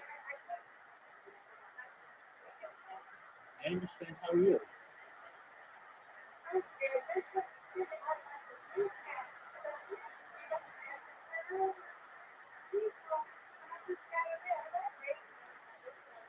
Yeah, isn't that? Is it rather nice? Yeah, it's cool. It's all the best stuff I do. Okay, so just programming robots, annoying people, but that's what I do. I don't know if I told you that somebody came here, they were really upset. They were like, I found out they're like, your bot's on Blue Sky. If you post another thing on Blue Sky, I'm going to sue you. And I was like, for what? I didn't, wait, it's like, for what? Like, I'm not like threatening you or anything like that. What's your deal? And I was like, do you mind if I tell you about myself? And they were like, okay. And by the end, they were an ally of mine. They are a big fan of what I do. And I told them, what I did worked exactly the way that I wanted it. I essentially spammed you. That's what I do. You came in here. You allowed me to tell you about, allowed to tell myself, me to tell you about, and now you know what I do, and you think it's really cool, and you're going to tell your friends about it. So I was really happy with that, and yeah, people are posting about me, so that's cool. Blue Sky's pretty boring though, generally. Reddit is where it's at for cool stuff. So what has been good that you've seen on Reddit?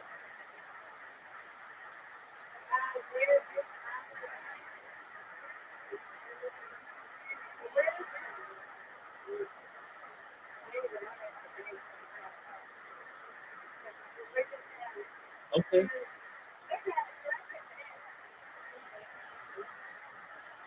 You know they're coming out with a Michael Jackson movie? You know that they're coming out with a Michael Jackson movie? Yeah, it's called Michael the Movie. It's going to star his nephew, Jafar Jackson.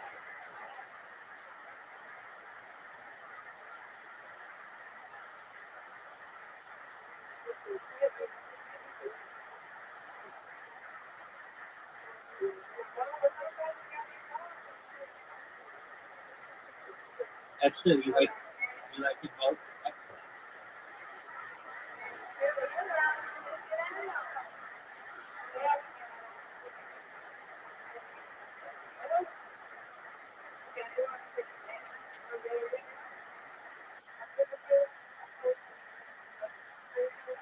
Okay, yeah, absolutely. And it's probably been enough time that you could post now if you wanted to. If there was something that you thought was cool, but just some advice. Make sure you read. I know, but make sure when you do, you might someday read the rules very, very carefully because sometimes they'll require you to have a certain score, like a certain amount of points that you've already had. Other times, um, like there are ways. It's called karma. Their point system is called karma, and there are ways to get karma. So, like, let's say you have zero karma, or you have one karma, but like, let's say you have low karma, and let's say you really want to post something in the Michael Jackson subreddit, but the rules say that you need 100 karma to be able to do so. It's kind of one of those things. It takes money to make money. How are you able to get karma? So what you can do is they have certain subreddits that are just people who ask like simple questions, and you go and you'll just respond to one of those people, and then that's how you can move up. But I understand, you're what's known as a lurker. You're more than that though. You at least upload things, so that's cool. Um, absolutely. So I don't know what your. I know you've been into music, and so that's cool. What else have you seen on there that's cool?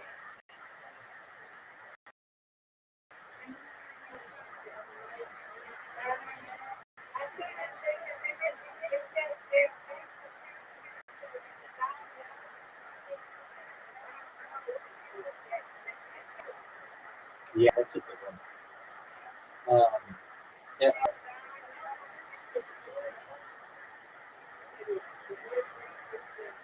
what kind of TV? What kind of TV shows do you like?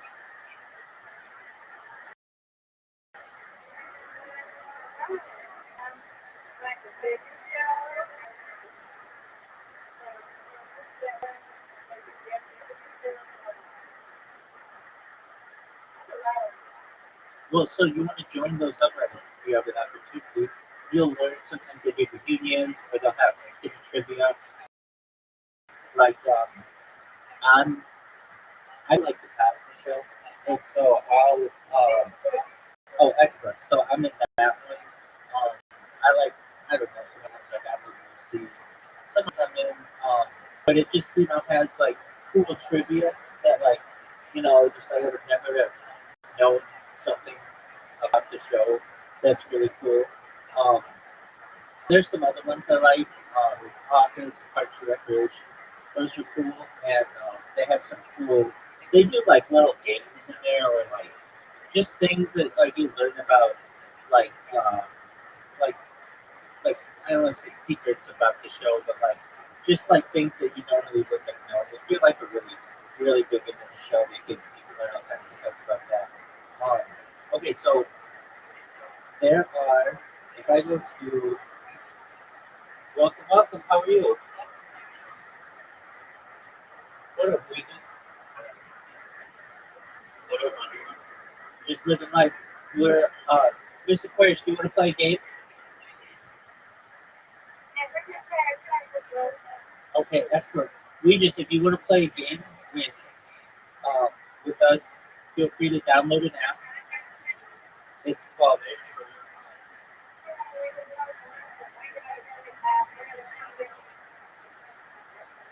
Actually, take your time. How was your day today, Regis? Excellent. That's what I like to hear.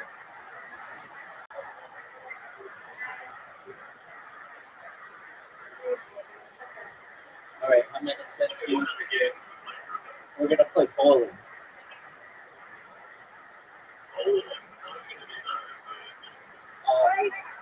So what you want to do is download an app called Plato, Plato, and yep. Okay, that's okay. Um, there's, there's no way to watch, but we'll be playing it. We'll be doing stuff. Yeah, it's fun though. It's fun. There are like 30 different games on it, so you can play all kinds of fun games. There's soccer, there's bowling, there's golf, there's like a bunch of card games. There's chess, checkers, backgammon, battleship. They got Uno and darts and archery. I know it's no, it's Plato, Plato.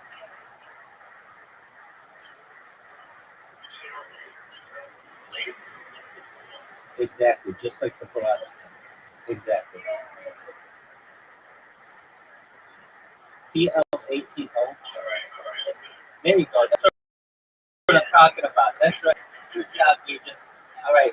So what you do is download it, and it's easy to download. It's easy to create an account. When you create an account, let me know, and I'll send you a invite.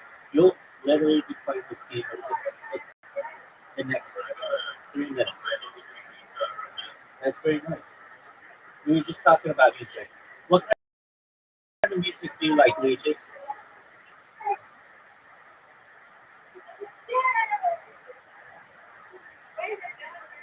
Thank you.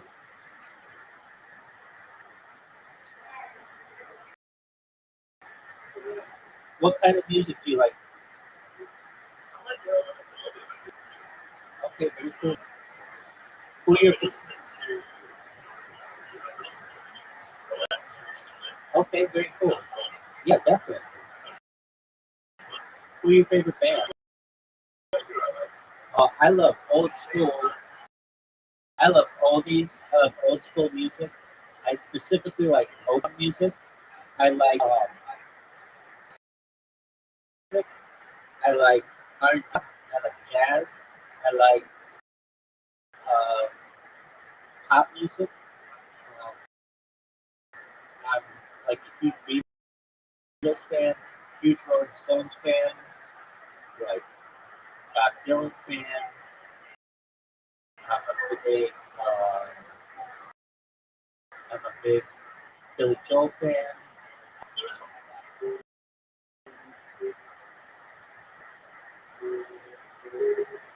Yeah, that's Under the Bridge by Red Hot Chili Peppers. Yeah, I love.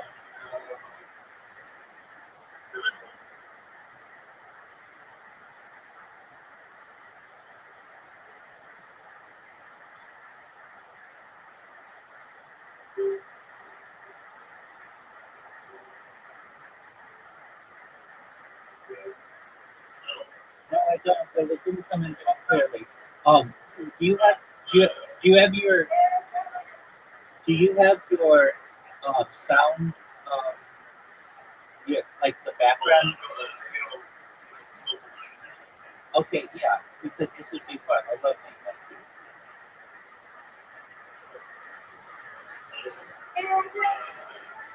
Thank you, man. You got it.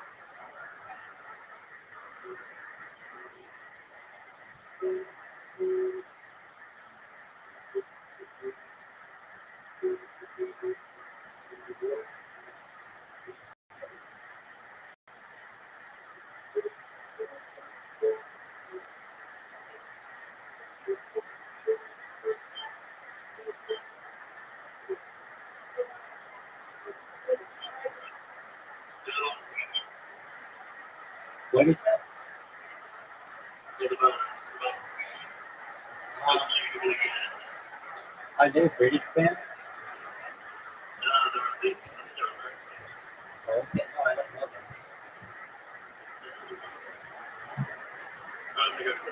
Hey, take care. We just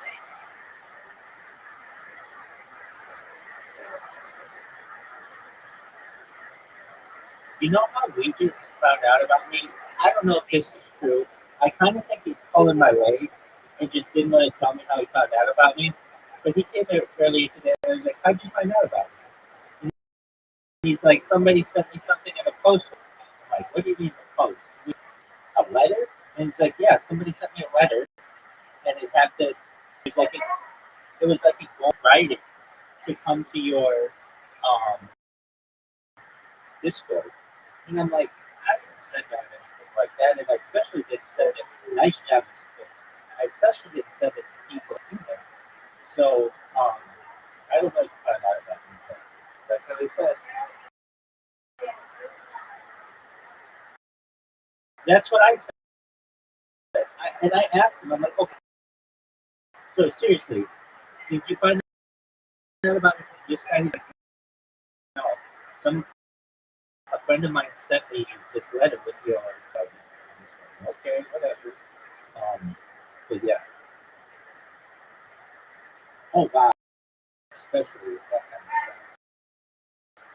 stuff. Especially with that kind of stuff.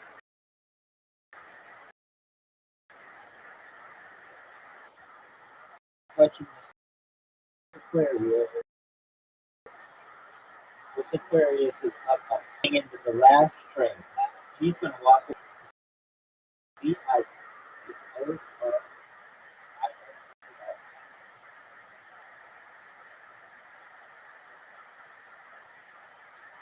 Big score. Get it. We go on the shot.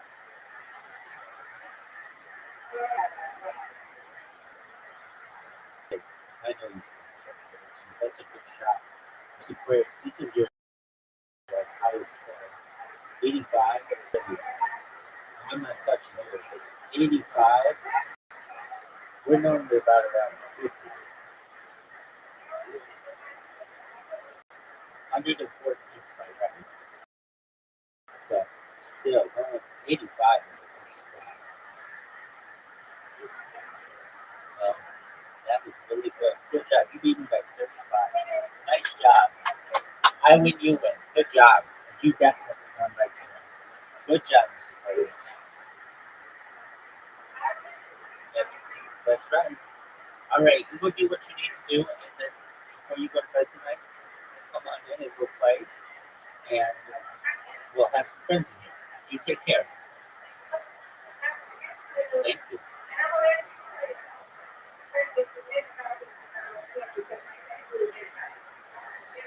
That's okay. We'll practice sometime in your time, and we'll get you good at it. Take care. Time is cool.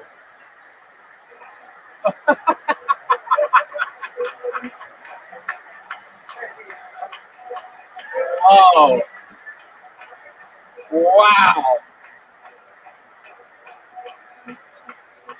Whoa. Whoa.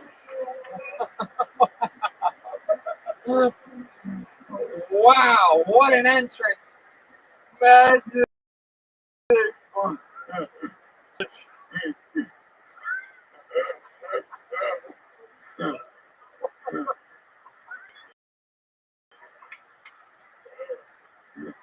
Magic, motherfuckers.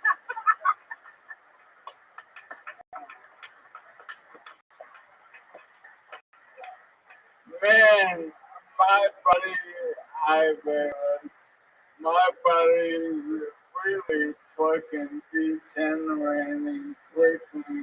I'm about to roll up on John's house and be like, where's that fucking nice fucking money, you motherfucker? I saw you do the challenge. Give me my fucking nice fucking money. You know, fuck that. What you got in my book bag, then it means the Grammy, the ice cream, the Tony, alright? And whatever face goes in your uppity pick up a wife music, I want that shit too. Look, I want to do an impression of every woman I've ever scorned. Welcome. How are you?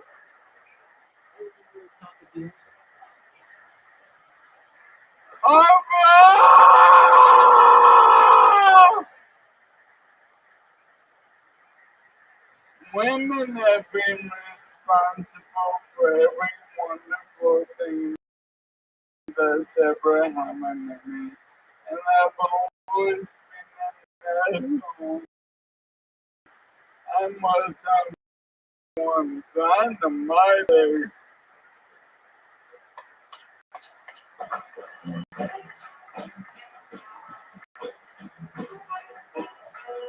Wow. Work of art. Just incredible. So much. Let's talk. Brian Moses, I've been in a million dollars seeing one of you guys, like,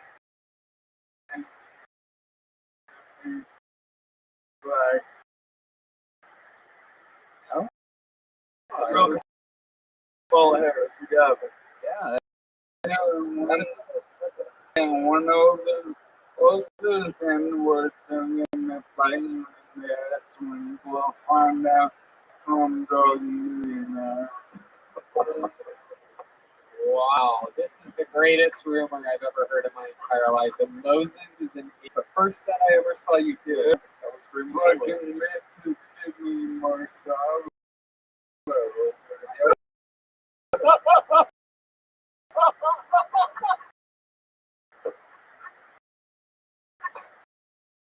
Fuck this guy.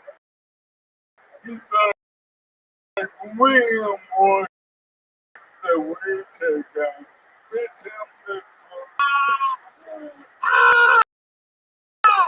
hey, I wanted, This is how an interview's supposed to go. Puts on his fun show. Thank you. And Brian, this was more black than you never. Now, now, my soul life is the funniest motherfucker on the planet. 2, be a world champion of program. 3, how much time when I 4, be a sexiest, disabled, sex symbol, and best ever lived. That's just like this thing. There you go. I think the only thing you have to do is win poker. And whatever you set for number 3, I understand. Anyway, I did one my motherfucking. Yeah, but I had a wonderful week. I went to the most narrow person cake museum ever. Cake? 10 times. Now, there's nothing worse than the gay trust fund. Because I'm the first to say comedians are artists. I never say I'm an artist. But every time I go to the museum, I'm like, we might be the only artists. Because Eric artists do a fucking cake guy gets a trust fund and he's like, oh, let me take a cake and make it as big as a room. Or fuck you. Yeah, fuck that guy. How big's the cake? What kind of room are we talking about? Freaking Is the house art? it's a pop Shaking his head now. I was like, yeah, that sounds scary, right? breath of me. Okay. And then one. Because I lost the plus ones. We have a question from William Montgomery. I'm going to just to see if see how this pans out. Yell it real good, William.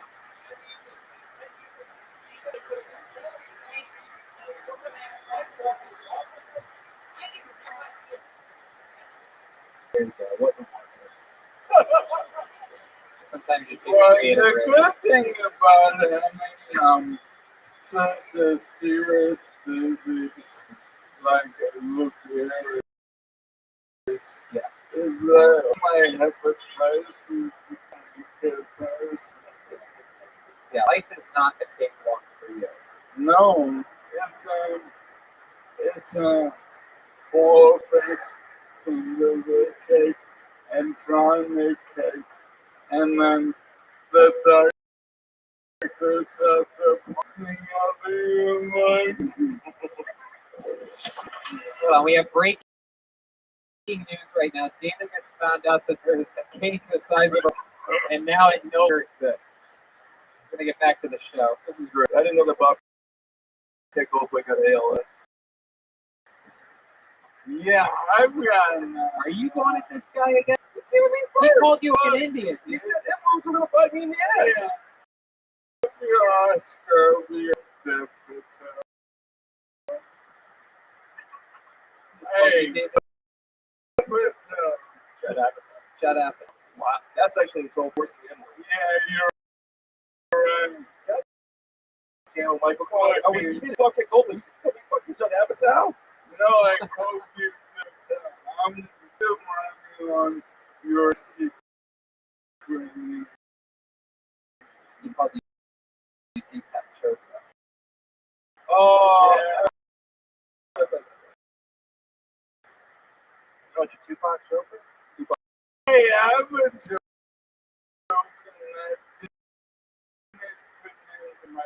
Let's do it. I'm a token too. Let's do it right now. I'm only been token for 4 years. But I love the family. My sister always said Danny's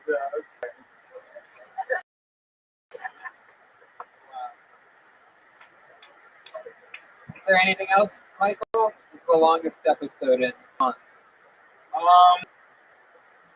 I'm sure there is that I completely agree. No. Michael Lair, ladies and gentlemen. Everything visit michaellaircomedy.com. Tons of merch, skateboards, shirts, everything. michaellaircomedy.com. And it's just a funny episode. Oh, wait. Michael just remembered he has another article of clothing to take off or something. What's going on? No, I got a new Uh-oh. Look at that. Wow. Poor choice. Look at that. My goodness. Did you roll that joint yourself? I'm definitely not enjoying. Yeah, that's he's rolling. Yeah, you need Roman. Is that Mary Poppins joints? Yeah. This is Roach living there. Look at that. Magic. The joint has Lou Gehrig's disease too.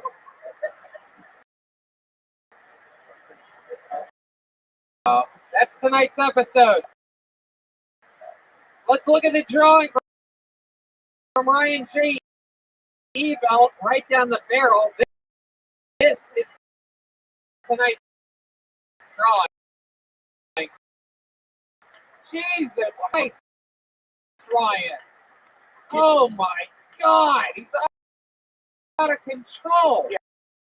Had a lot of time to put a lot of work in there. Jeez, yeah, you can tell it was the longest episode because that looks like that would take a regular artist months to do. He did it in nearly 2.5 hours. Everything's a Ryan J. E-Belt. How about a big hand for tonight? Yes, the great Brian Moses. Brian Moses is on social media at Brian for breakfast. There you go. Our Bros Battle, a lot of fun stuff. He's creating and working here at the Comedy Store right now. And what else? Anything else? Every Friday at the Roast Battle on YouTube or Comedy Store Network. That's right. I absolutely agree with that. And I hang out on there quite a bit as well. Fun.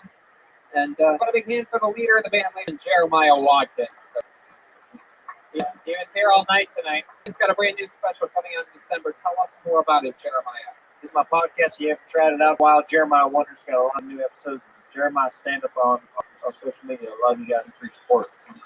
My gracious. I mean, when you have a performance tonight, it's just incredible. We've got a big hand for Darlene. It's Jesse Johnson.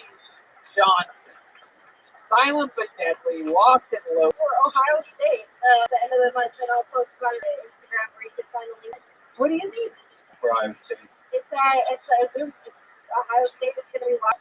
You're doing a comedy show for the Ohio State University? Yes. Well, let me tell you right now, before you do that from now on, when you plug it, you say, everybody always asks, that's the actual, no, they copyrighted this like 100 years ago.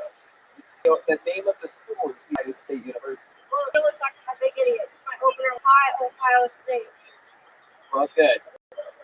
Good. Oh, You would have looked like the big idiot if that wasn't the school. Too. So we saved you there. Jets herself, boxes herself, and ships them out herself. All of those are available at jetsjohnson.com. Guys, on the base all night tonight, the incredible stylings of Chris, everyone.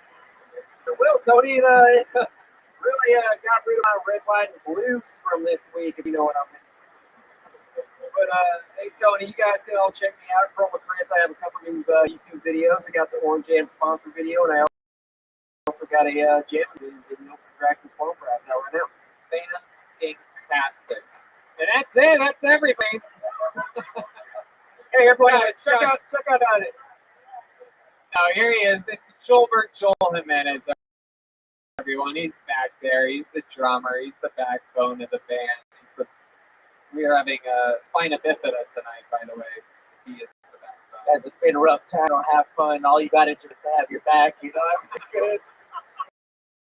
If you want to have a good time, just trust you'll have your back. That's it.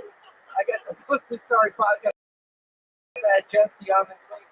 Shout out to Ludwig drum companies in the world. That's fine though. You know, all my friends, they just gotta let's all laugh together. Fucking idiots. Peace. There you go. He's Joel Jimenez.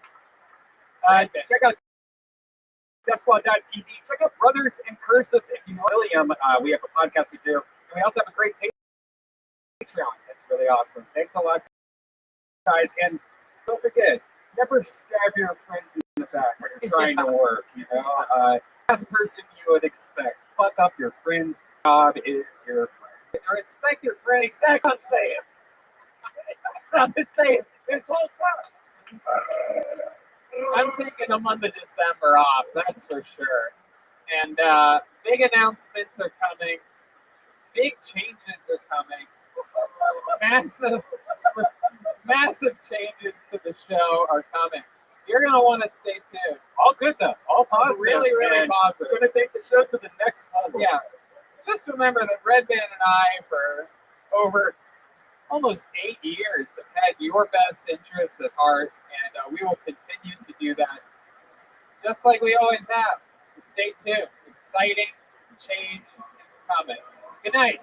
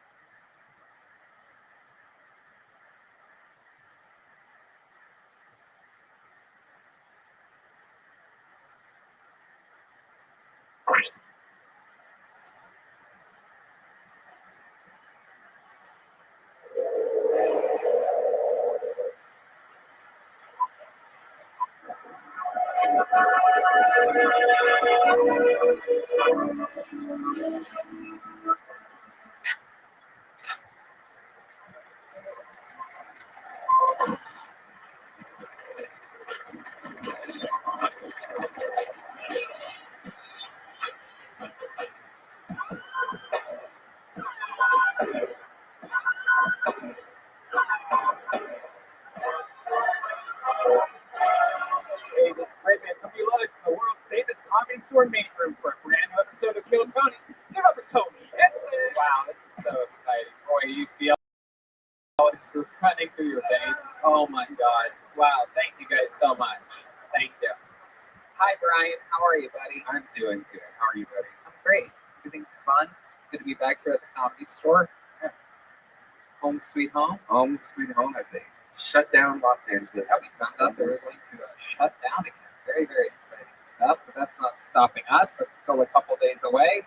And I'll tell you who's not scared. The great Ryan J. Evelt is here tonight, everybody, as he is every episode.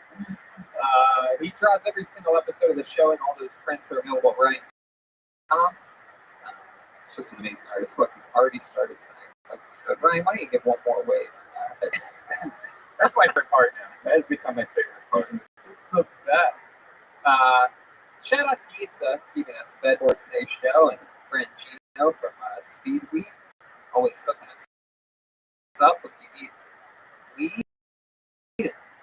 Also, through the great Better Box Studios, which is where we shot many of the corners of Kill Tony. And here we are for another one. You excited about this, Brian? I am absolutely insane right now. But before we start all the festivities, this is a little word from our amazing sponsors that made this episode available to you right now. Hearing can be challenging. Recruiter makes it fast and easy. One CEO, Allie, needed to hire a multifaceted role at his company, Walls Need Walls. He was looking for someone who was the right fit for his team and culture, but his search was slow going. He turned to ZipRecruiter. ZipRecruiter's powerful match technology identifies the right people for your job and actively invites them to apply, which is why you should try ZipRecruiter for free at ZipRecruiter.com/Kiltony. That's how Allie found Savannah Ray. Allie said Savannah's skills and experience were a great match for the role. Plus, she applied within a few days after he posted the job. Through ZipRecruiter, Allie has hired everyone from head of marketing to a sales director to graphic designer. But Allie's not the only employer who loves ZipRecruiter. That's right. ZipRecruiter is a quality candidate within the firm herself. How ZipRecruiter makes it faster and easier. Try it for free. That's right, free at ZipRecruiter.com/KILLTONY. ZipRecruiter.com/Kiltony. Hey y'all, now more than ever, you really shouldn't put off seeing a doctor when you're not feeling well. And I know that with everything going on, it can be difficult to put your health first. Seeing a doctor can be a real hassle. Plus, it's scary nowadays to go in there. There might be people in the waiting room coughing. It's frightening. That's why I use PlushCare. They make seeing a doctor so easy, I do it right from home. PlushCare provides virtual doctor appointments through your smartphone or a computer. I just pick a time that works for me and book an appointment right online. I don't have to sit on hold forever to make an appointment or leave the house and sit in a crowded waiting room, like Tony just said, and then be exposed to who knows what. With PlushCare, I can be diagnosed, treated, and even have a prescription sent to the pharmacy of my choice if needed within minutes. PlushCare accepts most major insurance carriers and is available in all 50 states in the doctor's care. They're here to help by discussing treatment options and providing prescriptions as needed. And they're available anytime I have questions. And if you need a regular checkup or have questions about mental health, PlushCare doctors are available to help. Schedule an appointment today to discuss your treatment options. You know, I did this, Brian, and it was super easy. It turns out I had a little case of food poisoning after eating some diabolical sushi, and I was worried, and I took care of all of it over PlushCare. With PlushCare, I don't put off seeing a doctor, and neither should you. No more excuses. Make your appointment today. Go to plushcare.com/Tony. That's PlushCare.com/Tony. Plushcare.com/Tony. All right. Ready to start tonight's show or what? Huh? It's very, very exciting. Ladies and gentlemen, this guy, first time guest on the show, however, been pulled out of the bucket multiple times. We know this guy, he's a friend of mine, he's a great, great comedian. He's a doorway here at the store, part of the elite Navy SEAL, if you will, of Renegade Skins. And here he is, ladies and gentlemen, the great Mitch Burrow, everybody. Wow, look at this. Moving on up in the world. Mitch Burrow, everything's shaking for this guy. An overnight 14 years. Wow. The only person to ever go from gets pulled out of the bucket. That's right. The only person that's out of the only person out of it's never happened. Never. Anyway, how's it going? Things are going great. The fans of the show don't know. Wow, look at that. Everybody's got a baby on the way. I did that first thing about me being the first person to go bucket to get that was a lie, but I do really have a baby on the way. Yeah. Is this the girl they're talking about recently on the show? Yeah. The one who lets me have sex with her and stuff. Yeah, she let me finish. Whoa, wait. You want to make the baby? You just leave it in a little longer. than normal. And it's like, oh, we fucked up. But we're excited. We're excited about this mistake. Yeah. Yeah, we're just, Vegas is fun, man. They fall over and shit. So I'm excited. Yeah, I think you're gonna be a good dad. Though. Me too. I'm just gonna like it because I like when kids learn on their own spiral.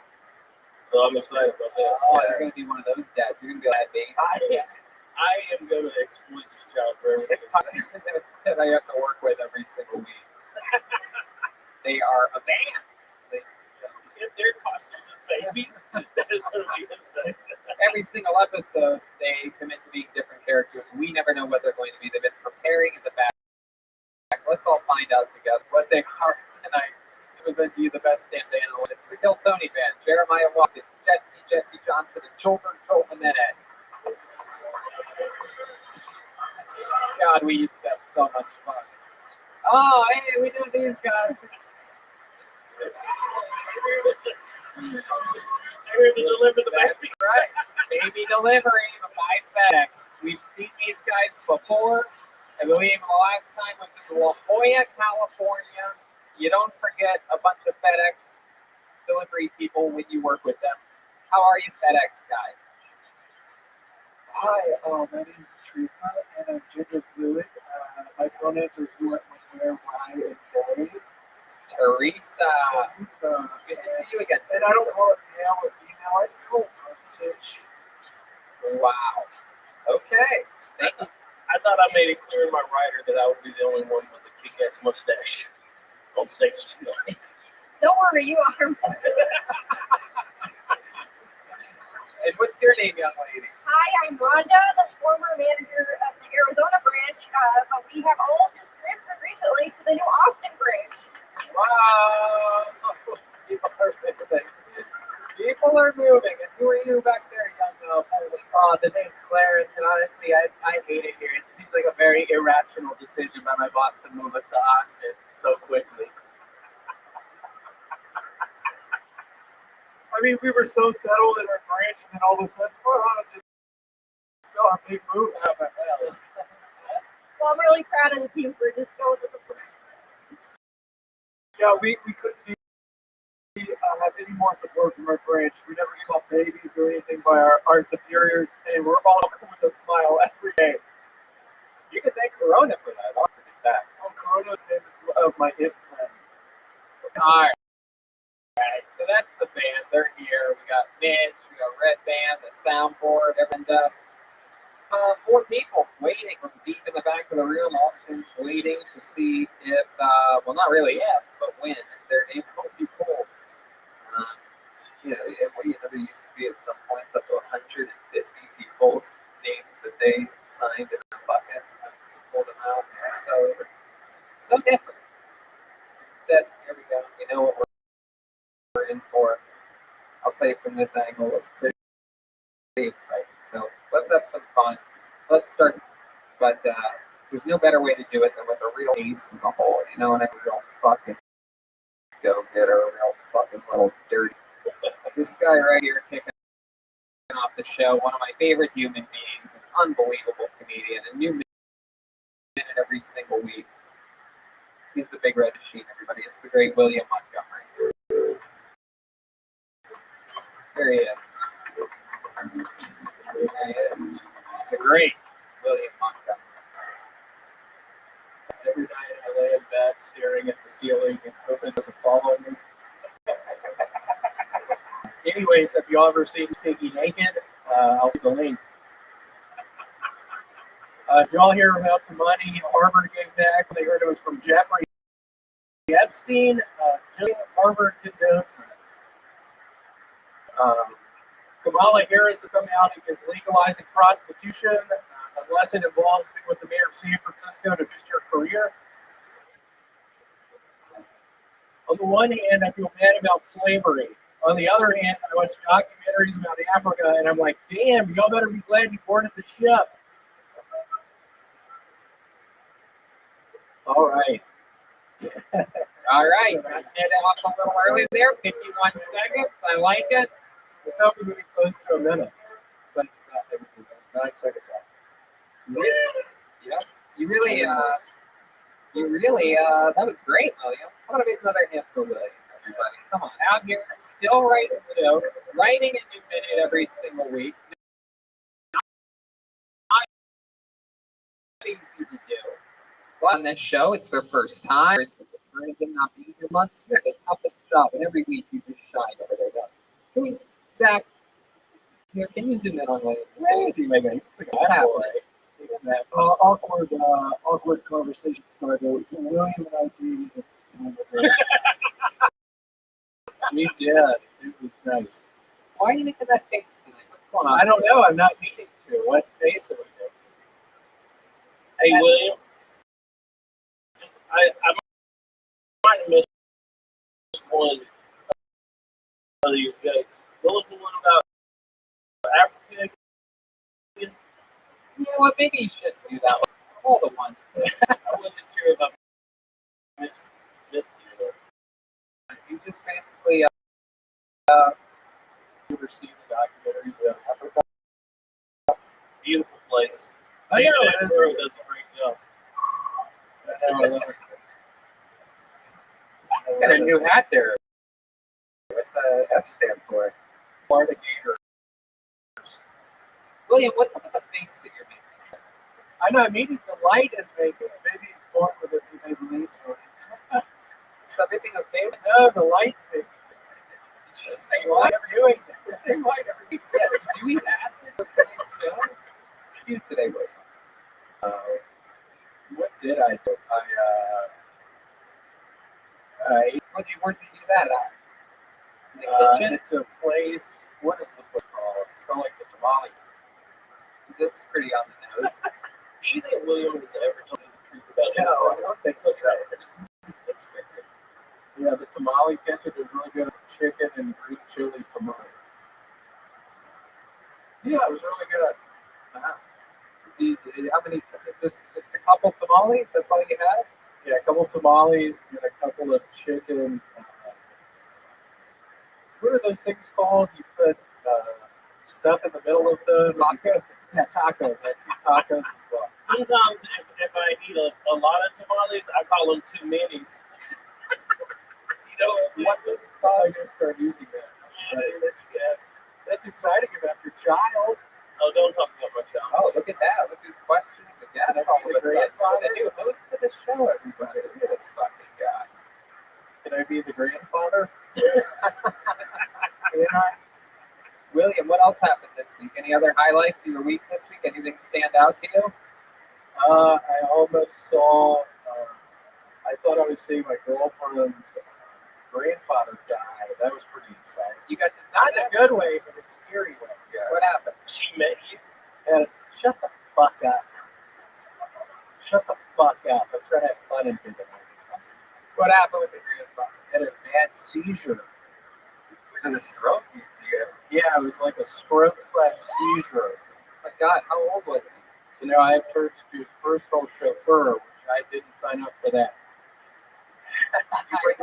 Did you bring him with you here tonight? Yeah, I think he's in the bathroom still, maybe. This was a seizured out girlfriend's grandfather's? Correct. Did you perform? Were you like the first I performed oral. Why'd you ask me that? Why'd you ask me that? That's like weird.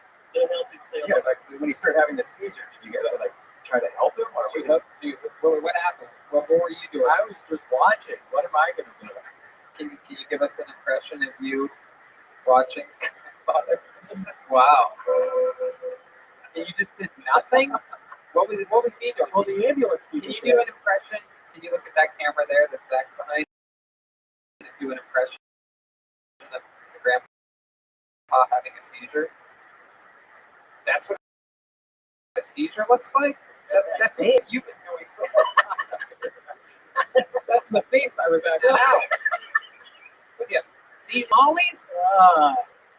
Get little seizures.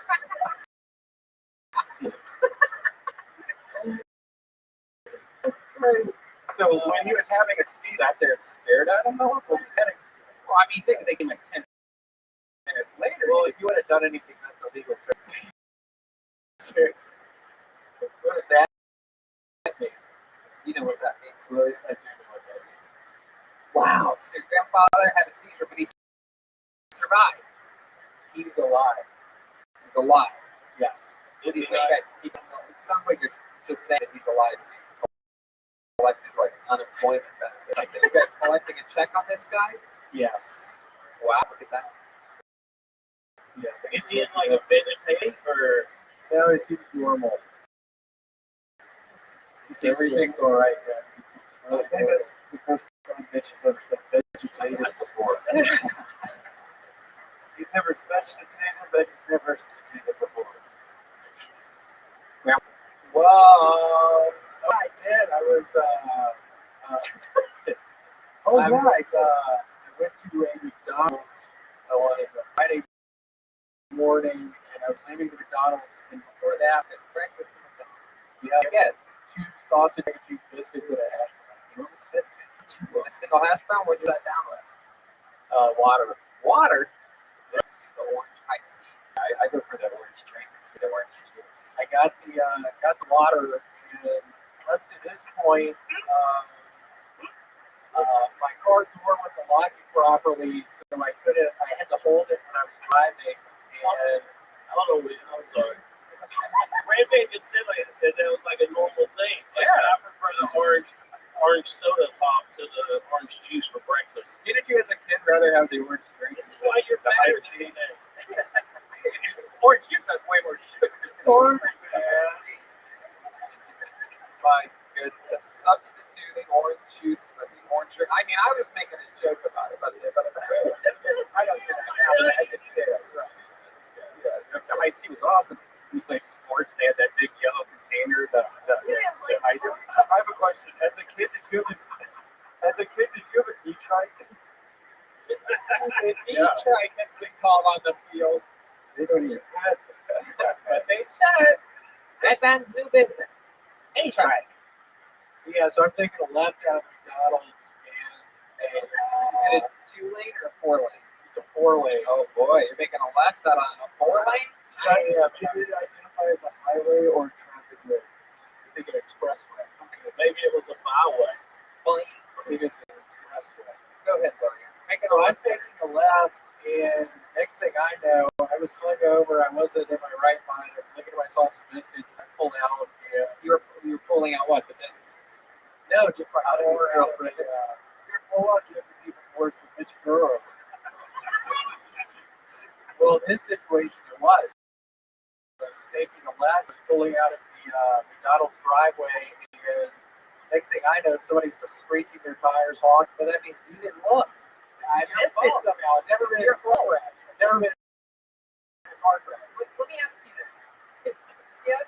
No, not yet. You're just in your bag. Are you by By the way, yourself? like an hour later, it turned into a whole ordeal. Are you by yourself on this I'm trip? by myself. Really? Yeah. So the bag's just sitting on the passenger. It's sitting on the passenger seat. I slam on the brakes. Why do you slam on the brakes? Because the lady's coming at me. She slams on the brakes. If you would have hit the gas, you probably would have been fine. I don't know. People are coming on the other way. There's traffic everywhere.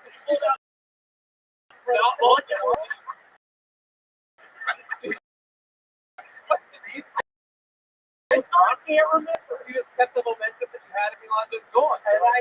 It sounds like suicide. Yeah. The only time you hit the brakes was when you saw the car. When she was right there to my left, I hit the brakes. My fucking door, because it doesn't lock correctly. Its passenger side door doesn't shut correctly. So it's one shot. So my driver's side door, it brakes really hard. It's open very hard. It lands in the front of the car. No, it's just there, and I'm just looking at it. You fell on your bag of McDonald's? I put my food in a car seat. It was on the floor. I have a baby seat for my car. It was on the floor. And then I was wondering if I should drive off. She was looking very angry, and why would you think that? Of course you wouldn't do that. Yeah, that's not. What, drive off? Yeah, turn this basic fender bender into a felony hit run. I know I did. Wait, what? What'd you do? You thought about driving off. I thought about driving off. No, he's on fire. You know, that's how they think. That's their first reaction. He's a rebel. Look at the way The he's police built. would never find you either. Be on the lookout for a car that when you hit the brakes, the passenger door swings up. I'm guessing you drank a lot, a shitload the night before. You're probably still drunk. Yep. I wouldn't necessarily say that.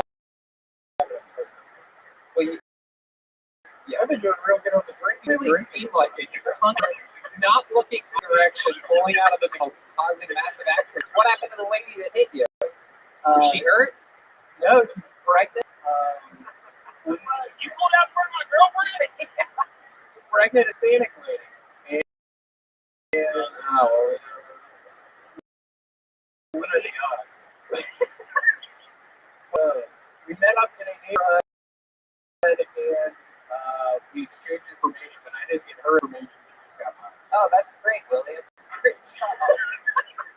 I just wanted to get out of this situation. I didn't want the cops to get me. Boy. Yeah.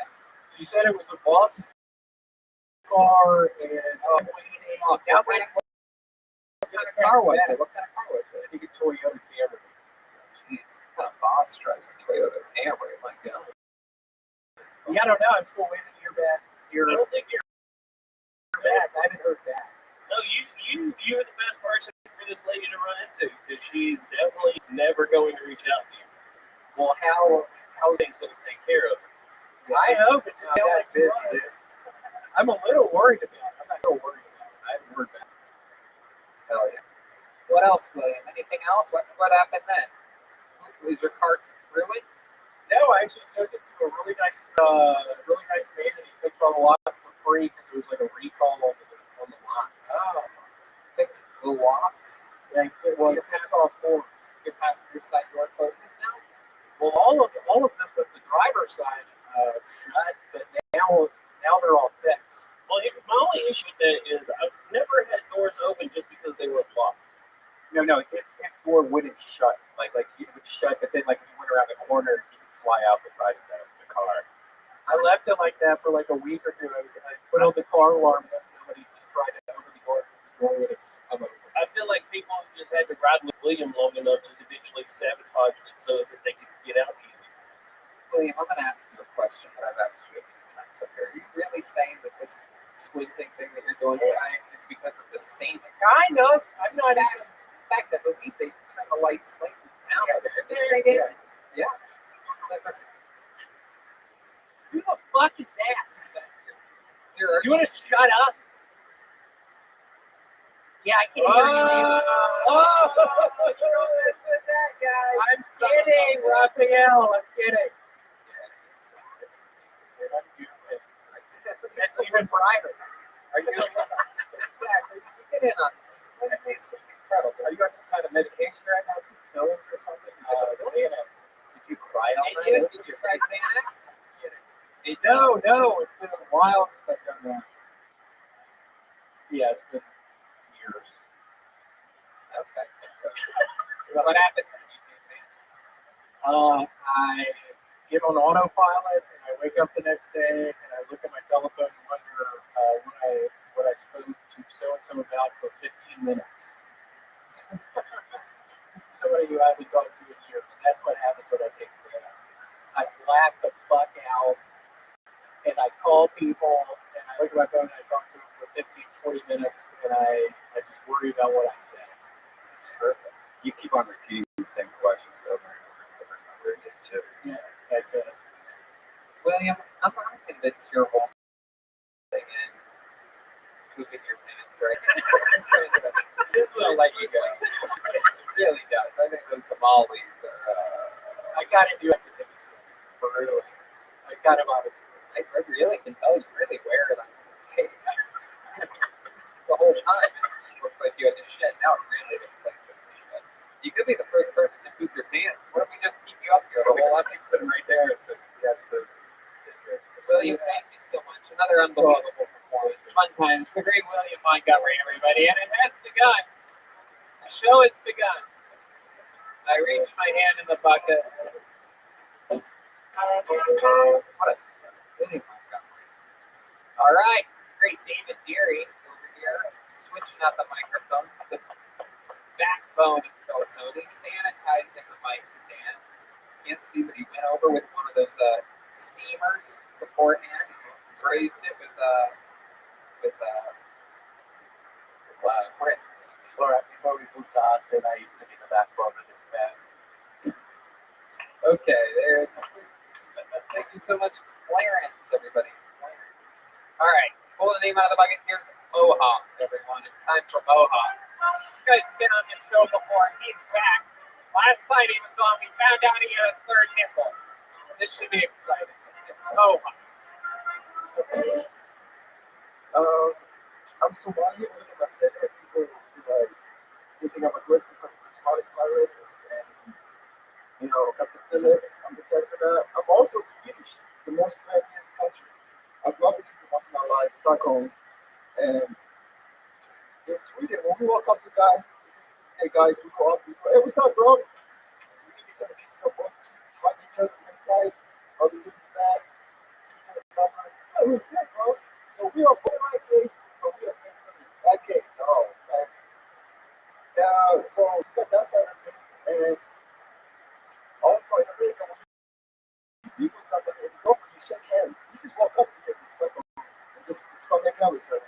I'm sorry, bro. But we're not gay. We're just very friendly. We're like it. And lately, guys, I've been lucky the ladies. I've been hanging out in the park. Every girl I go home to, it's because of this little thing called rape, guys. Surprise? So it's always see, by the way. I'm the captain man. Whoa. Step on into the light, though. Take a big step forward there, Steph. You all in a spotlight school. Did you say you're from Stockholm? Yes. You seem like you have a different type of syndrome. I'm Somali, dog. Was raised in Stockholm. I didn't get it. No, sorry. No, it's great. Welcome back, Mom. So, remind us, what have you been doing stand-up comedy? I started writing in March, and we started doing mics in June, July. How's that been going for you? What happens out there? I've been mics, Gary's, Joel's, Bill's, Ted's. I've been trying to do 2-3 mics a day in June. Okay. That's only like 5 months, so the good news is you haven't invested that much time into it. You can still quit. I'm not quitting, bro. Wow. It's not true. It's like those women that you break in that gym. I'm not going to get you to stop. Okay. I quit that. You're forcing yourself upon stand-up right now. They keep saying no means no. Please stop. So what are you doing mics like during this time? Because I don't really know. Nobody can really fathom what the open mic scene in Los Angeles is like. So it's less. There's a lot of parks, a lot of outdoors. Parks. Sorry, English is my third language. A lot of parks. All right, geez, whatever. It's probably a lot sounds like it's your fourth language. It is. It's a lot more comics, isn't it? Like there's not really audiences anymore. It's more just comics. No, that's the thing. If you do it mics and you get it no match because it's just a bunch of comics. So that's why. You have to keep doing your thing. Does it feel like it's a hard time to be doing it or a good time? Do you feel like you have an advantage because if stuff was moving, there'd be more fish in the sea or whatever? I feel like it's harder to do now because nobody's paying attention to it. But you like the struggle. I like it because I feel like once you get audiences, I might get some less money. Maybe. Yeah. Maybe look, you got one guy laughing at you right now, and your hopes and dreams. The voice of God just cackling in the back. It's like, well, I feel like one day when I get a chance with an audience, I'm going to do pretty good. Yeah, it might be the acting's act like a false sense. Right. You know, because no one's. You're only. What if you're only good during pandemics? Who said I'm good? I haven't said that. Wait, you're right. Nobody did. That's a really great point, Mohawk. But I mean, yeah, you tried. What did we talk about tonight? Somali and this. I'm the captain now, and then what? Something. What was the part where you made out with the microphone? What was that? Oh, so I was saying I'm Somali and I also have Swedish in me because I grew up there most of my life. And we didn't, we are very friendly guys. We just tell them 4 cheeks. And we give each other hugs.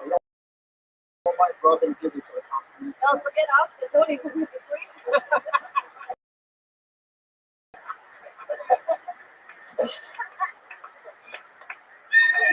Oh my God. Jetsky, you are the best. And indeed, the backbone of the band. I thought you were going to say it. I've been this unbelievable. I've been home. That's incredible. It reminded me of like being inside of an incredible snow globe or I something. thought you were going to be inside of it. If I would give. Come on, you guys do the same jokes every week. All right, that's getting hungry. One tip I would actually give you though, your accent is pretty good. Like you can understand you, but you do have to go a little bit faster. So like when you were doing the joke about kissing your friends and stuff, I missed the whole part like that's in Sweden, that was a thing. So maybe emphasize like major parts of your act a little bit more so that it gets to the audience. Because that's an important part. If you just start saying that you're making out with people, like, wait, what the fuck's he talking about? And if you're gonna do it, don't make out with a microphone. It's frightening. Thank you, I appreciate that. Also, I'm trying to make sure I get that minute from that. So, well, thank you for that advice. The most important thing is doing it at a pace that works for you. Look at you. What else? Yeah, if you just cut out the rape stuff, you could have talked slower and then not gone over a minute. What was the rape stuff? I missed that part. Yeah, it's really hard to. This is what's good. Is your set raises a lot of questions about what you were talking about. I mean, if you listen to it, You should do like Q&As. You should just do like 3-minute sets when you headline. Just do 3 minutes and take 40 minutes of questions afterwards. Hey, oh yeah, what was the one about so I'm gonna do the Q&A right after. what? I'm gonna do the Q&A after. Yeah, I do. Yeah. Yeah, I think that's the biggest hurdle you're going to have if you have a real audience in front of you, especially since an audience is also a lot more loud. You know, they're talking, they're shuffling, they're making noises and stuff. So those little kind of words and stuff, you got to really make sure it comes through, because if not, you're just sitting up there talking. What else is going on at these mics? Any drama, anything like that? When I was doing open mics, I mean, people would get into arguments. You know, there was a bunch of little fucking slutty comedians. There was all this stuff going on, right? Oh yeah, all that and more. We're like, what? Give us something from your own life. I mean, Come on, give us something good. I don't know. You probably know this is a comedy. We hang out till like 5 in the morning. Sure. How do we tell you stuff? Yeah. So what happened? We roast each other like for hours. Come on, give me one good memory of this year. You've been doing it a few months now. You're going to all these mics. You're hanging out till 5 a.m. What's something crazy that happened? Oh, we did a mic. We went to this mic place we always go to, and then there was like a bunch of punk rock people, goth girls, and what the hell's going on? Godzilla? Goths. Goth girls. Goth girls. Wow. I'm like, what the hell is going on? I said, yo, we had a show earlier, and this ended up staying. That was the only time we had an audience. And it was fun. And then they were on drugs and doing all kinds of shit. It was fun. Wow, that's crazy. Did you find out who the band was? I don't know who the band was. A bunch of different people. Right. With their audiences. Were they laughing? Yeah, they enjoyed the comedy. They were on drugs. Yeah. Everybody loves comedy when they don't expect it. You do drugs? Oh, I just smoke that. I mean, if you were on drugs, Tony, and this guy walked up in front of you, you would lose your shit. Yeah, that. The hair. Since the 80s. You ever try any other drugs? You ever try like Somali? Oh yeah, so why do we have this thing called copper? Please? That deserves more on it. No, it's okay. That's one of the ones. That's what we call a slow builder. That you would need an extra one. Yeah, that joke takes an hour to kick in. Yeah, that's that one is you got to drink extra water to stay hydrated for that. What else, dude? What's your love life like? You out there just fucking terrorizing innocent young women? Actually, I'm still trying to get some dates on these apps. You can talk the rape, but can you walk the rape? You know, when's the last time you got laid? What was that like? It was a couple of months ago. It was amazing. I imagine a lot of clawing and scratching. No, it was a lot of balls deep action. Balls deep action? That's the nuts hanging out. Jesus Christ. Where'd you meet that girl? FedEx. This app called Bumble. Oh, you did? Did you meet her somewhere? Or did you take her somewhere? I mean, we went out on a date, outdoor patio, and went back to the When you come, what sound do you make?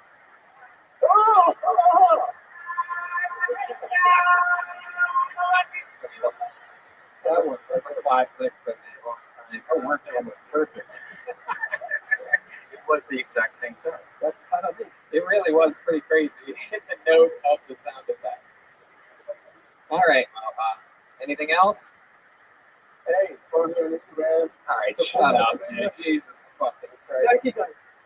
There he goes. Moha, everybody. You know, Mitch is from the great state of Georgia. Mitch from Georgia, also a Marine, a veteran of the United States Marine Corps. You're welcome. So let me ask you something. You're a Marine. You're from Georgia. What is seeing a guy that looks like Moha? What does that make you feel like? What if that guy's like, hey, I'm moving in next door to you and yours. Sorry if you don't understand me. It's my third language. I don't know why you Yeah, right. Whatever. I don't believe that for a second. He's calling it an airstrike.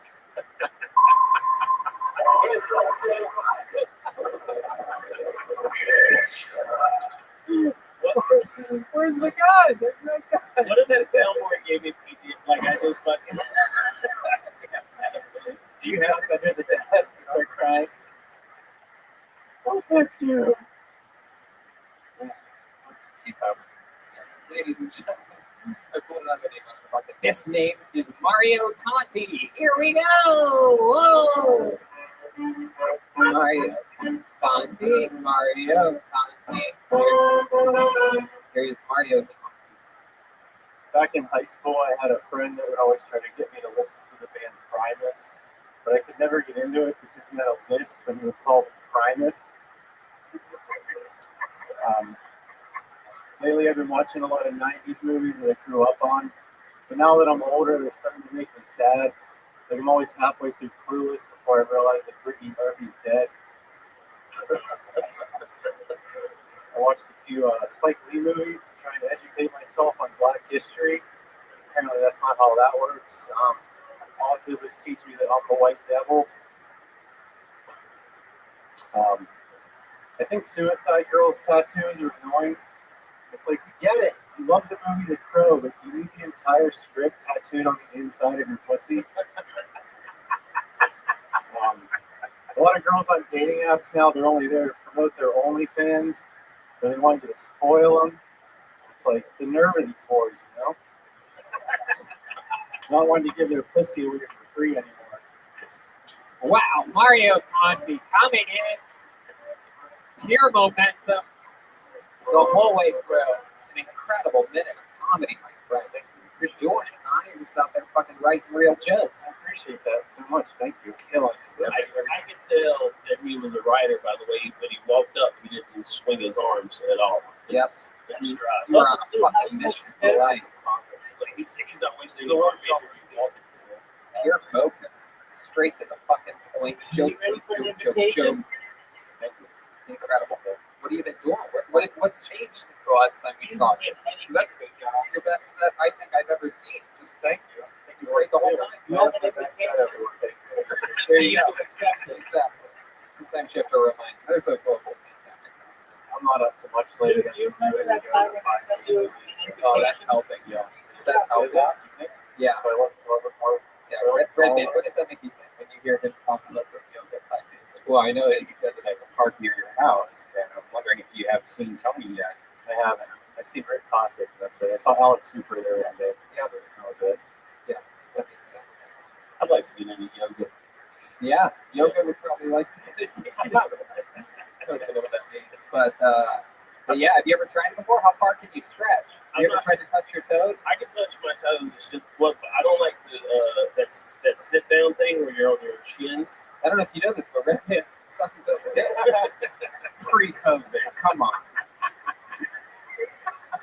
Redman famously on the in front of a massive theater in what, Toronto or something like that? I don't know. The memories that I have of like shit that I've seen looking out that way. Wait, he sucked his own dick on the stage. Well, basically, he did do the thing, and I mean, his butt didn't pick up because he laid down on his back. That's how he did it. He brought his legs and butt, and it just folded like a goddamn fucking waffle machine, like a fucking George Foreman grill. And just sort of. That's gross. Oh, who wants to just kiss it? My God, who wants to? Why would you tease yourself like that? That's what So you make your George Foreman a little grilled cheese. A couple of months ago, I had a dream that I could suck my own dick. It was weird. Wait, what? Hey, what? I had a dream that I could suck my own dick. I think we've all had that. I was sucking my thumb. It was weird. Did you try your homophobic? How have you not? Hasn't everyone tried to suck their own dick once? Like at least try. Once. Yeah. Come on, Try. Jesus Christ. Look, I can do it. It's not always cracked up. Right. It's boring. You can deep throat. Fun fact: if you do cocky on yourself, it's called a youth cocky. Thank you. Unlocked a new level of that joke. Thank you very much. So Mario, what else has been happening? Now that you're doing yoga 5 times a week, how's your body reacting to that? What else is happening? I breathe better. It's weird. You look like you might have like sinus issues. I do. Yeah. There you go. It makes you like chew it. I'm very phlegmy from all the smoking and shit. So For your what? phlegmy from all the smoking that I've done. What kind of smoking do you do? I haven't had cigarette like 2 years, but I smoke weed this year. What brand cigarette? Hold on, wait. Camel Lights. No.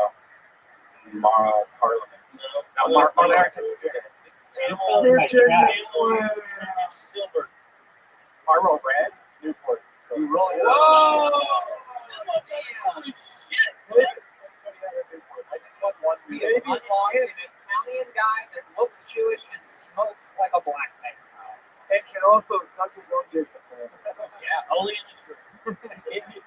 in your dreams. You're like, yeah, I had that last night. Why Newport stuff? That's all the place. Let me ask you this: when you had a dream about sucking your own dick, did you do it on your back with your feet over your head, or were you put your butt planted and you did the hard lean? You did it on his stomach. Ripped it all the way. You can get One of those beer helmets in the mouth. one side of Newport, the other side of his own. When I picture these guys sucking his whole dick, I just picture him standing up and just bending over Yeah, and I'll be able to do it. Wow, look at that. 2 more months. Well, in the dream that they just came off his body. As soon as I can suck my own dick, I'm done with the yoga stuff. Wow. It's not good. What? The sucking dick thing. It's just like it's a horrible idea. like in your head, you just think it's a great idea. Hey, look who it is. Wow, Sam Tripoli, ladies and gentlemen. Comedy store royalty walking through the room. Right there, Sam. Sam, take a step right there. Look at that camera from right there. Wait for these people. Actually, there's not going to be any light on. There he is. Look at that. Sam Tripoli. Here he is. Multiple-time Phil Tony guest, of course. Many of his own shows. The Tinfoil Hat Podcast. What's that? No, I don't think it's They're already there. So are we being transferred to Austin County? No, I think you guys are going to stay back. You guys are rotating pages, probably. Yeah. Maybe we can get UPS to send you out there. Sam, what's happening in the world? What's shaking with you? What are you up to? That's it. Absolutely taking control of the pedophile zombies that stole the election. Yeah.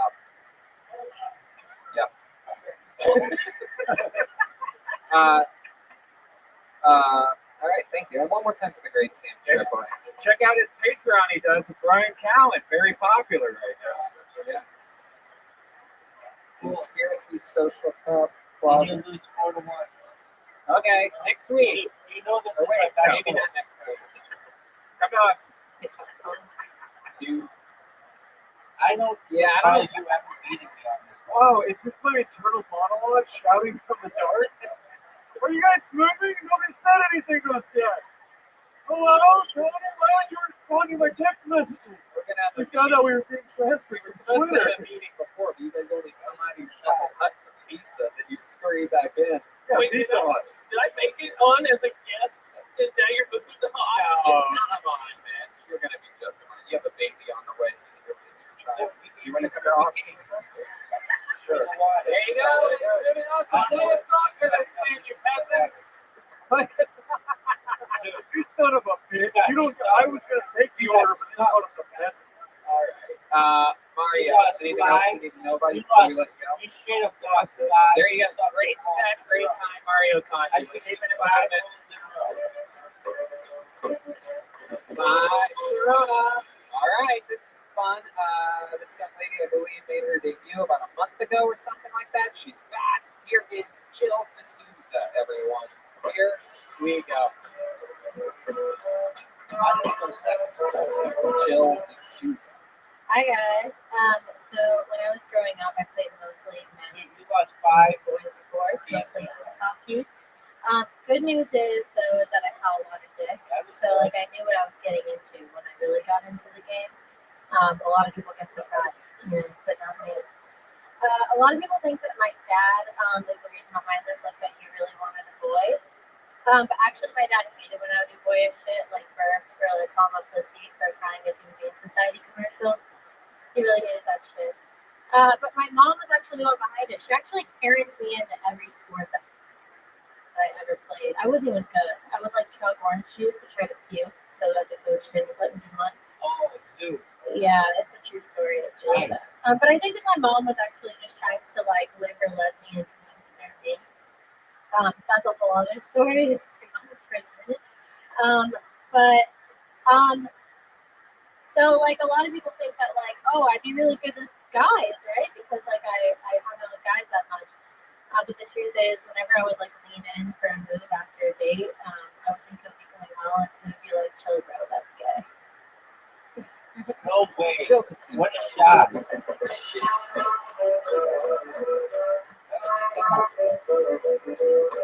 Welcome back, Jill. Thanks. How's it going? Good. How long have you been on stand-up? About 3 years. 3 years. In New York, is that right? Yeah, mostly New York. I just moved here in May. That's right. Yeah. How's that been going? Have you been running into Mohawk? I actually have. Yeah, I've seen Momo around. Yeah, you don't forget that fucking thing. Yeah. Is he balls deep in you? Absolutely not. Oh, no, of course. Come on, Frank. I'm not hanging out until 5 a.m. I got shit to do. Right. Like, wow, what type of shit do you have to do? I have a job. What's your job? I work in corporate innovation. Good title. Corporate innovation. I have an MBA and everything. Oh my goodness. Yeah. So, but my job is on the East Coast, so I have to be up really early. Okay. Yeah. I'm just working. Can you do it like on Zoom or something like that? Yeah, pretty much. You said that you had a story about your mom, lesbian, something that was too long for this, but now I'm intrigued. What are you talking about? Oh, I don't know. Like, me and my gay cousin were talking about this, and we think that my mom is like a giant cookie. Is your gay cousin a boy or a girl? A boy. Are you a lesbian? I'm not. You would think so, right? Because I mean, I thought just because you said the word dyke, and then I think they're the only ones that are allowed to say that. I know. So that's actually part of the longer bit is that like I'm allowed to say dyke because I dress like this. I don't think that's how it works. No, it's not. You have to be the thing. Like black people can say the N-word and I can say faggot. But everyone thought I was a lesbian. Oh, you could say faggot? That's interesting. I can say e-bike. My sister's a lesbian, and she said the only people that are allowed to say dyke are people who eat pussy. So.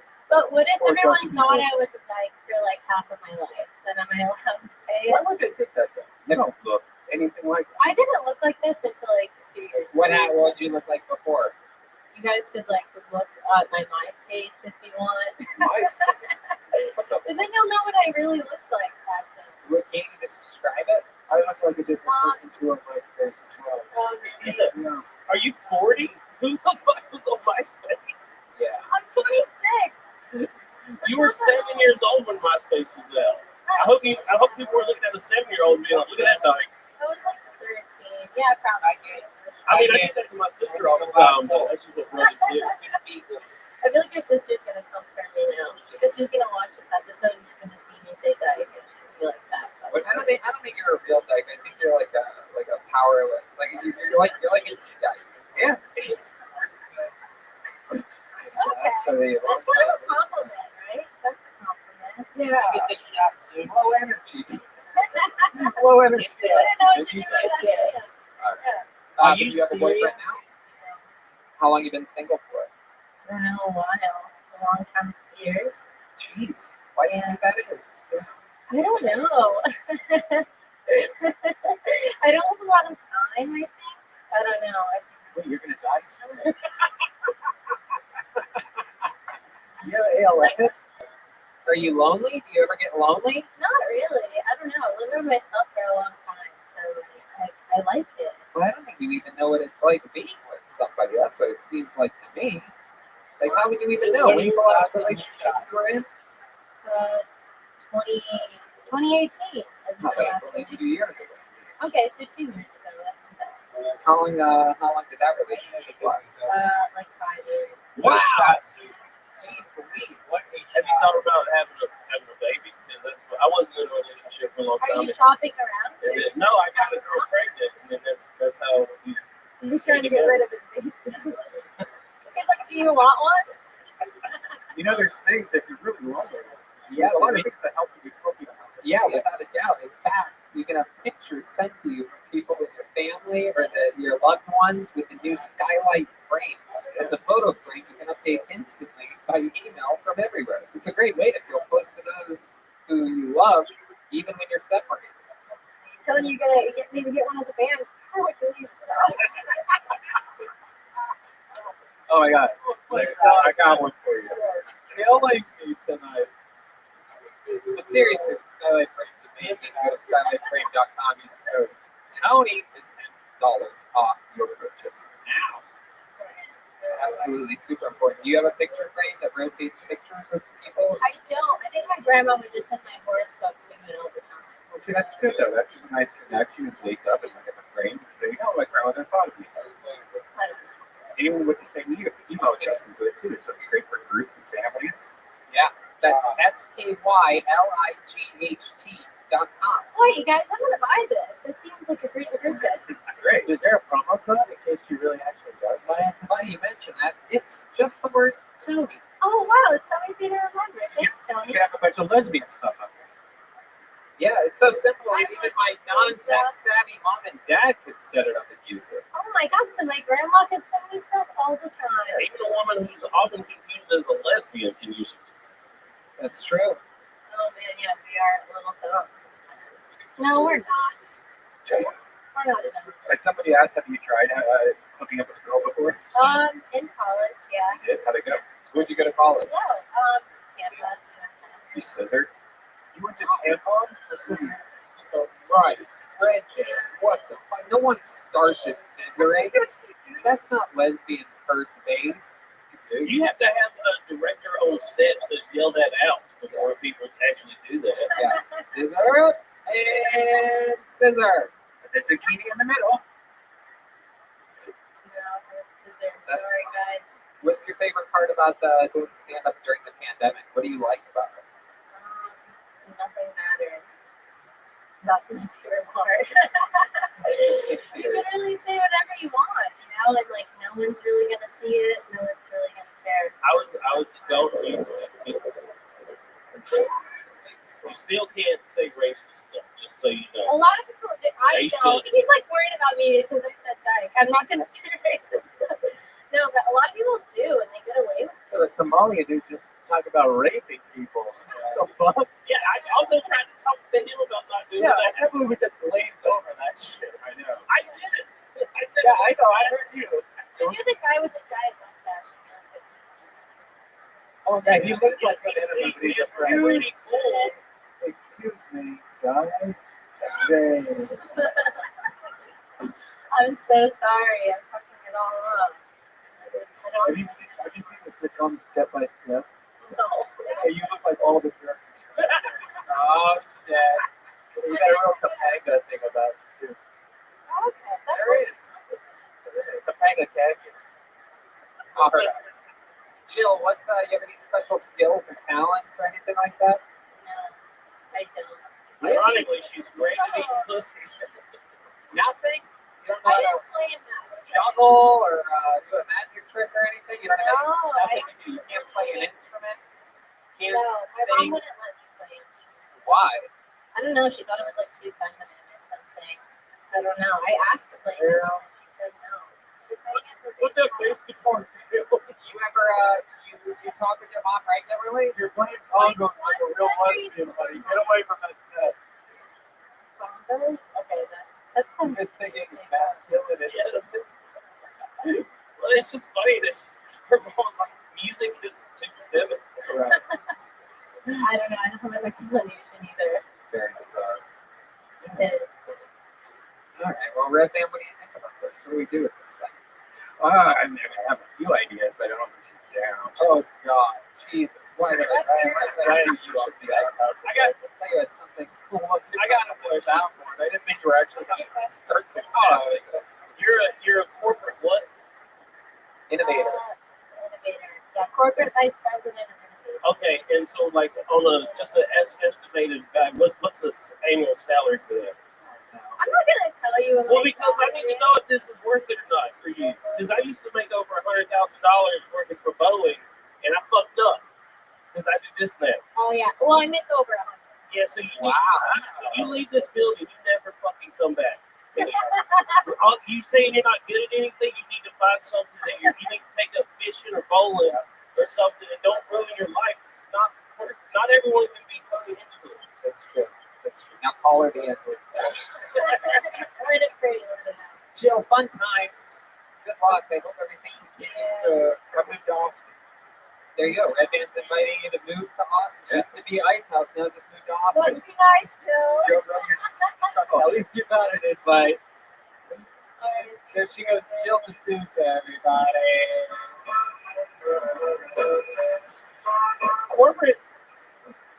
Corporate innovator doesn't sound like you need like a degree or anything for it. I might look into it. Yeah. I'm very innovative. Yeah, I wonder what that is. You should probably just have to wear a suit or something. Probably. If you could do it over Zoom, that sounds pretty cool. If you over $100,000 over Zoom. Look, guys, I've just been thinking about the direction of the company, and we need to be more innovative. How many hours a day is that? 7.5 on Zoom. Not even. Oh, not all. She's using Microsoft Word processor sometimes. Microsoft Word processor. Wow. Tony wants going for Christmas. You forgot about it. You guys know about that? Yeah. You know everything. Yeah, it's like Excel spreadsheets. All I right. need to get a PowerPoint. So Is that true? Are you? yeah, How did you get good at PowerPoint? I made $100,000 a year at Boeing. I had to put pictures of airplanes on slides. They'd be like, now we got to take this part and put it to this part. Mitch, how does it make you feel that I dropped out of high school and we're on the same stage right now? Dude, I dropped out of high school. I had a shot at a good life. And I was like, you know what? Let's fucking roll the dice, baby. Mitch, you have a baby on the way. You should I talk know, like I'm so that. sad. I used to have a good life. Like, the baby's going to be able to watch this episode one day. Yeah, like his life at Boeing. I'm making It's just a hair over 100,000. That's why you keep saying over 100,000. Right. You know, it's like 1,000. I made 177 1 year. Whoa! Most By the way, that's the first thing he said to me all night without a smile on his face. It was the most. do not so disrespect the salary that I paid for 14 years. Stop smiling to tell me they want. Did you know Fahim? He also worked at Boeing. Yeah, he was an engineer. I was in management, but we never worked together. I was in Seattle after he left. Oh, yeah. It was a great job. All right, I pulled another name out of the bucket. We're getting there, ladies and gentlemen. This guy, actually, probably out of a lot of people during this pandemic that we found out of the bucket, probably is the newest star of the pack. This guy comes on Dude, do you see pretty what the regular scoreboard is? throughout these times. He keeps us updated about his life and his wild Filipino ex-girlfriend. Let's see what happens this week. It's Ryan Joseph, everyone. Here we It's go. a lot closer than I'd like it to be.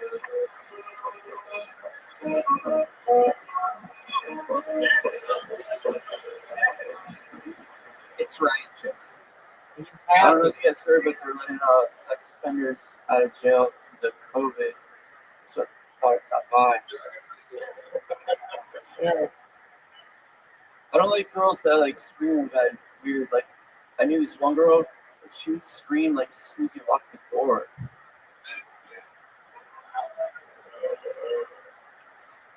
I went to Catholic school, and all my friends are coming forward now with these allegations of sexual, emotional, and physical abuse. Like, everybody just like told me to stop.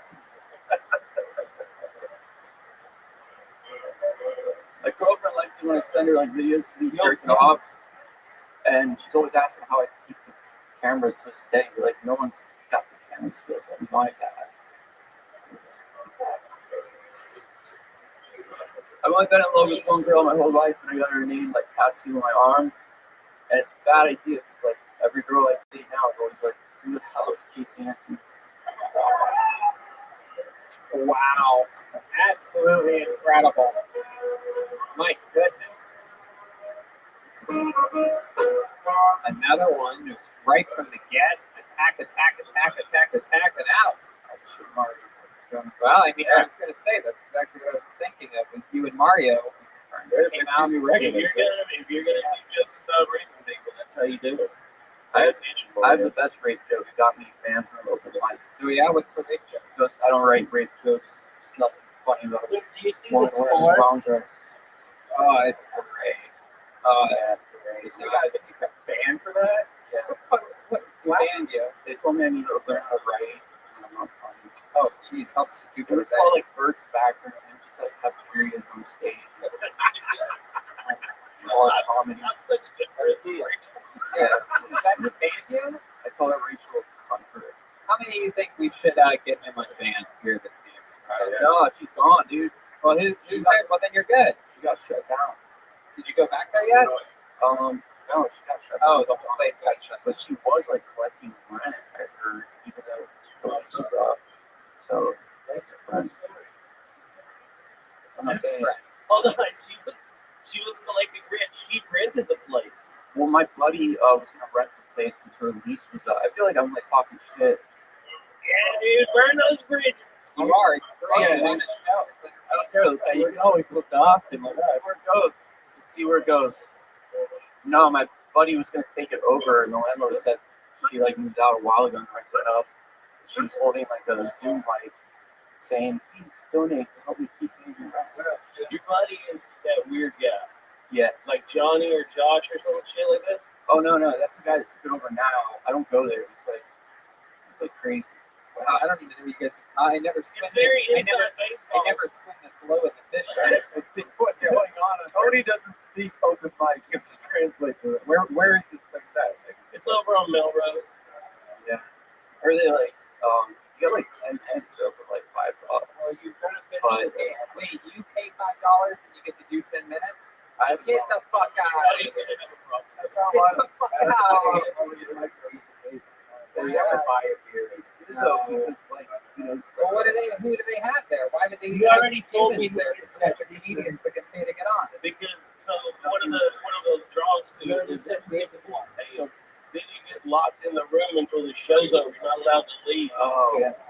Wait, what are you It's a literal comedy escape room.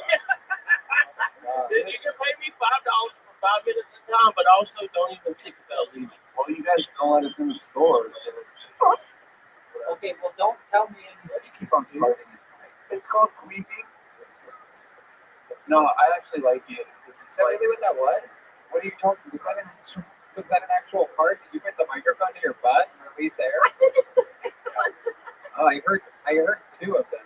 One of them, you really went back to position A very quickly because I looked right over at you. And you were looking at the comedian, pretending like you didn't do anything. Now you've been caught. Now you've been caught brown-butted. It was so powerful, I almost blew your mustache off.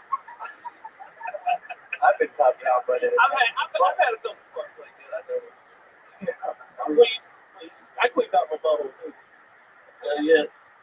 My goodness. All right, well, for those of you listening, those sound effects aren't sound effects at all. Coming straight from Teresa. I'm trying to prove myself. I need to take over the soundboard in Austin. Okay. Well, much like Teresa's queef, the winters in Austin are short, cold, and windy. Joel. Sorry, Mitch, for talking shit later. Well, I don't care. I'm in a bad mood. Why are you in a bad mood? I love this. You might be the only person out of thousands of people pulled out of the bucket that have ever found a way to properly tee me up for during this interview. I'm always shaking, trying to figure out, like, did he ride a unicycle? Did he go to college? And not you. He's trembling. He's so fucking angry. Yeah, what are you angry about? Tell us, Ryan. Like, I'm on paid administrative leave from where I work. Yeah. And, like... Why? Why are you on paid administrative leave? Dude, like, the women there do not like me. Because they're like, they've been going on my YouTube site, my podcast, they've been going on my tweets, and they reported all my comedy to the HR and the Office of Diversity and Equity, and I got fucking letterhead with all my jokes printed out. Oh my god! That happened to me at Bowman, man. Really? Yeah. I'll go along. Yeah, Feel so- good to be a published comedian. So, fuck you, man. You know what you call those? Their fucking haters do? They see your fucking talent, and now they're trying to fuck up your life there, because they have no dreams. Is that why you? That's what those fucking. Is that why you stopped working at Boeing? You got in trouble? I got written up because of some stuff that was on the internet, but I left on my own volition. So where in the contract is that? Like, is there? You are a representative of the company. Like, I mean, I was a manager, so I was like a representative of the company. For some reason, I don't think he's in management, but I feel like He represented the Boeing really well because he weighs 747 pounds. Well, I do know it. the women. That's an I'm sorry, 730. exaggeration. The women at your job are much like the summers in Austin, hot and oppressive. Okay, thank you, Clarence. When you asked me what was wrong at his work, I knew it was going to start with those women. Dude, yeah. Well, it started, like, this is the second time. What's one of the jokes that they have printed up? Can you tell us one that they Well, took time to type out? The black girlfriend one is, What's that one? it goes, I used to date this black girl, and she broke up with me, and I've been trying to avoid her, but I saw her walking down the street the other day, so I ran to the other side, and she called me. She's like, "Did you try to avoid me today by going to the other side of the street?" And I was like, "You're not my girlfriend anymore." And she was black.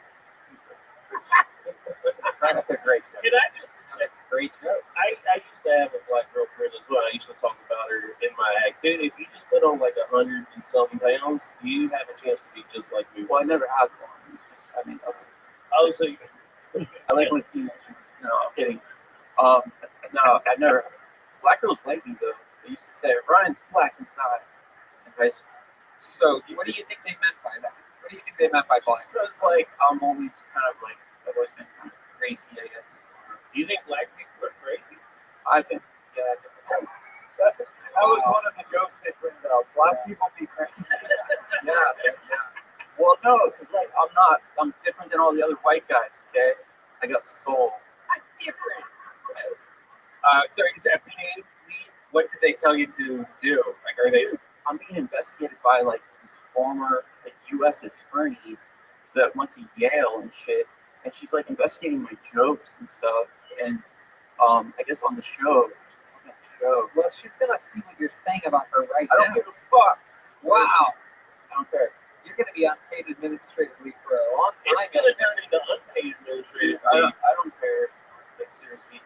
If they wouldn't care, because that's how you make money. What are you going to do in this fucking economy right now? See, you picked the wrong time to get fired because they got rid of that extra $600 a week on the unemployment. I'm gonna assume because that is stalking. Like I looked at the policy, right? It says you cannot stalk anyone further. You cannot cyber stalk anyone by going through all their shit to use it against them. So you're going to counter suit. Yeah, well, they didn't sue me, but With your, I already talked to a lawyer. You'll counter HR. I am an HR, but When you work in HR, You work in HR? yeah, it looks bad, I guess. yeah. I mean, if I was a woman, I would have some issues bringing a complaint to you. I never brought it up in the workplace, though. That was the thing. Right, but you understand if I was a woman that worked at your company and I saw the stories that you tell, because I've watched you, you're very funny. First, I want to be clear. But if I was a woman, I would be like, I don't think he's going to be on my side. I'm totally different at work. I'm a professional. Yeah. Doesn't How long have you worked at this place? like a year or so. What do you like about it? What do you miss about it? Did you have an office there before? Yeah, well, What did it look like? What did you have on your desk? dude, it's soul sucking. I just wanted to do comedy, and Oh, I know the feeling, dude. yeah, you go, We all you know. wake up, and you do like full 9 to 5. Yeah. Like I'm just wasting What time. was on your desk? What else? Um, Do you have a picture? Of that stuff. no, it was just empty. I didn't put things under the cold outfits. Dude, you want to know what the worst part about it is? You're going to get fired. But this whole time that you've been there at that desk job and you just been fantasizing about this comedy, and you've been like, man, as soon as I leave this job, I'm just going to write all the time. And you know what? You're not. You don't write anymore when you're unemployed. It just doesn't happen. You actually probably write more because you're in a different extent. Yeah, like you're talking to different people. Yeah. Well, it's hard to write when you feel like you're in the future of stand-up. That's how I feel. Oh, jeez, my goodness. I'm sorry. Come on, the vaccine's got a 95% rate. They were already talking about, like, oh, once you get the vaccine, you still have to social distance because you're still going to carry the virus. Dude, this is about, like, they're going to fucking keep us down. Okay. Just like not I don't think that really makes any sense. We gave them power, they're not going to let it go. I don't think they're going to make you socially distance after the vaccine. I think when people think you're black inside, they mean like you have no cool. Yeah, you are a Debbie Downer for sure. Hey, I am a very happy person. Yeah, what's the happiest thing that you did today? Did you water a plant or something? I still have like the dead plants that my ex-girlfriend left there. Oh, no. Right. This guy's living in a fucking dead jungle. I've been gone. Did they break up? But no, this was like 2 years ago. Oh, wow. Yeah, the other one, I went to Vegas World Series of Comedy. And the other one, like, they let the guy. The World Series of Comedy was bullshit. Oh shit! I'm just like digging a grave, fucking like, see where it goes. Then I'll watch this. No, you feel free to talk shit about those people. Okay. Jeez, what do you say about us on other podcasts? I like you guys, man. Tony, after you called like these guys like crying faggots or liberal faggots. Oh god. I realized that. Jesus, I was hoping they had forgotten. I realized you're really one of my favorite comedians. Well, I like your jokes. Thank you very much. Anyways, put more of your dark points. Yeah, you're dark. Thank you very much. Dark humor's the best. Absolutely. Yeah, they let the guy. I made it to round 2, and I got laughs all throughout my set. And the guy that got like 2 laughs moved on. I did. Why do you think you moved on? You brought a bunch of people. No, he volunteered there. Oh, jeez, it sounds like a presidential election. This fucking shit. I should have won. I asked for a recount. You know what the worst part about that? They say there's a $10,000 grand prize. The $10,000 is in the form of feature gigs. Yeah. No. Yeah. So you and each feature gig is only worth like $500. So you have to pay for your flight and everything to get to those places. Yeah, it's a lot of. It is a huge rip off. The World Series of Comedy. I never did it. And they use you. You have to promote it. Yeah, well, like they have like satellite shows that you can pay to like for preliminaries. And so if you're watching this and you're a young up and coming comedian, don't do it. It is a ripoff. You're not gonna have this shit. Well, that or bringer shows. You know, it was really good though to be on stage in a real club for a real audience because these people are not comics and they can't just watch a show. Yeah, and that was really awesome. But yeah, they said, did you do anything fun in Las Vegas? Off this sad subject. That's like comedy story. Did you? But that girl that I talked about before, the Latina, she called me after forever not talking to me. Right. Forever. It was like 2 weeks. This is the one that he was obsessed with, right? Yeah, for like 2 months or something. Or a while. So then what happened? She goes, "Are you there with so and so, the girl that I slept with, that I talked to get back at her?" And I was like, "The fuck? That's how you say hi?" And then she's like, "Are you there?" And then she just like went off on me. And then she sent me this email saying, "I love you. I can't live without you and all this shit." I was like, so passionate. I know. Well, she's Latina. I mean, that's what you want. You want a woman who's gonna like highs and lows. Yeah. So she's the one that fucked that copywriter. Yeah. And then you fucked another chick. Yeah. To get back at. That's smart, dude. Yeah. That's fucking 4D chess. Yeah, and I told her right away. But I don't want to talk about that. No. Yeah, we're not. That's it. We had so much fun with you. Unbelievable set. Great interview. The great Ryan Joseph, everybody. Yeah.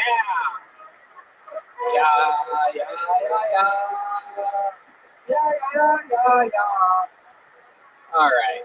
I think he's going to end up back together with it. I do too. My guess is he's probably going to knock her up sometime, and then she's going to T-bone William Montgomery pulling out of a McDonald's. From depression to succession, ladies and gentlemen, this is my favorite part of the show.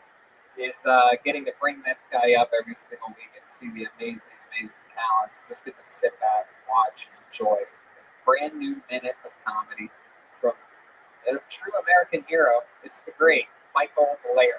Everyone, here you go.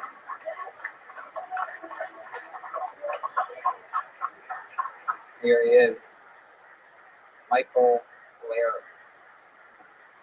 Actually, I really badly and wanted to not do any of the talk. My doctors and I'm 6 months away from having a fuck right and marrying that goddamn Obama. So, in the interim, I'd like to collect as many internet mistresses as possible. So, if I can,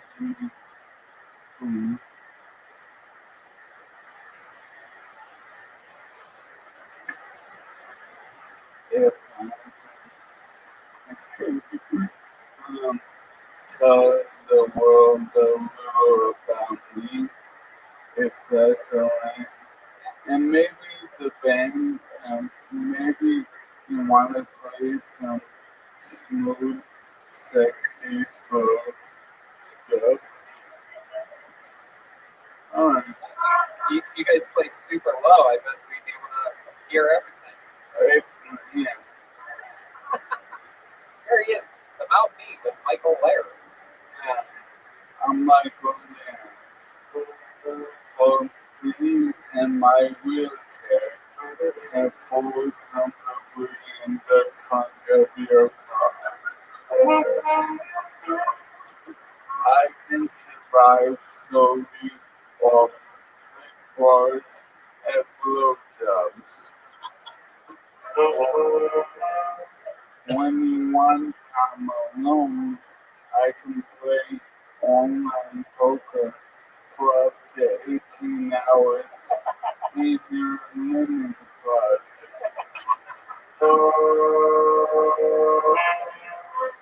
I come with approximately 1 dozen outfits, several from the wannabe Black Eye collection.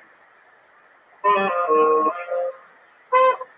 have handicap parking, prescription painkillers, and the willingness to abuse both. My disease does not rob me of my handsomeness, so I pray for selfies to make jealous your bitchy country fucking girlfriends. They don't know I'm never cancer again.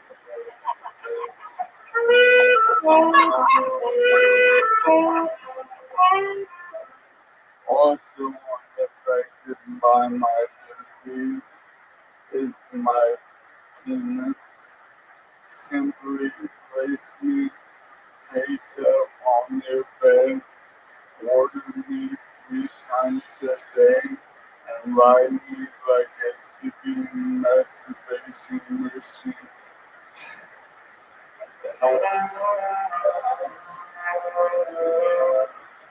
I am a prisoner in my own body, forced and incarcerated, like the Central Park Five. Oh, I'll never be exonerated. And you, my fair lady, can exonerate this night.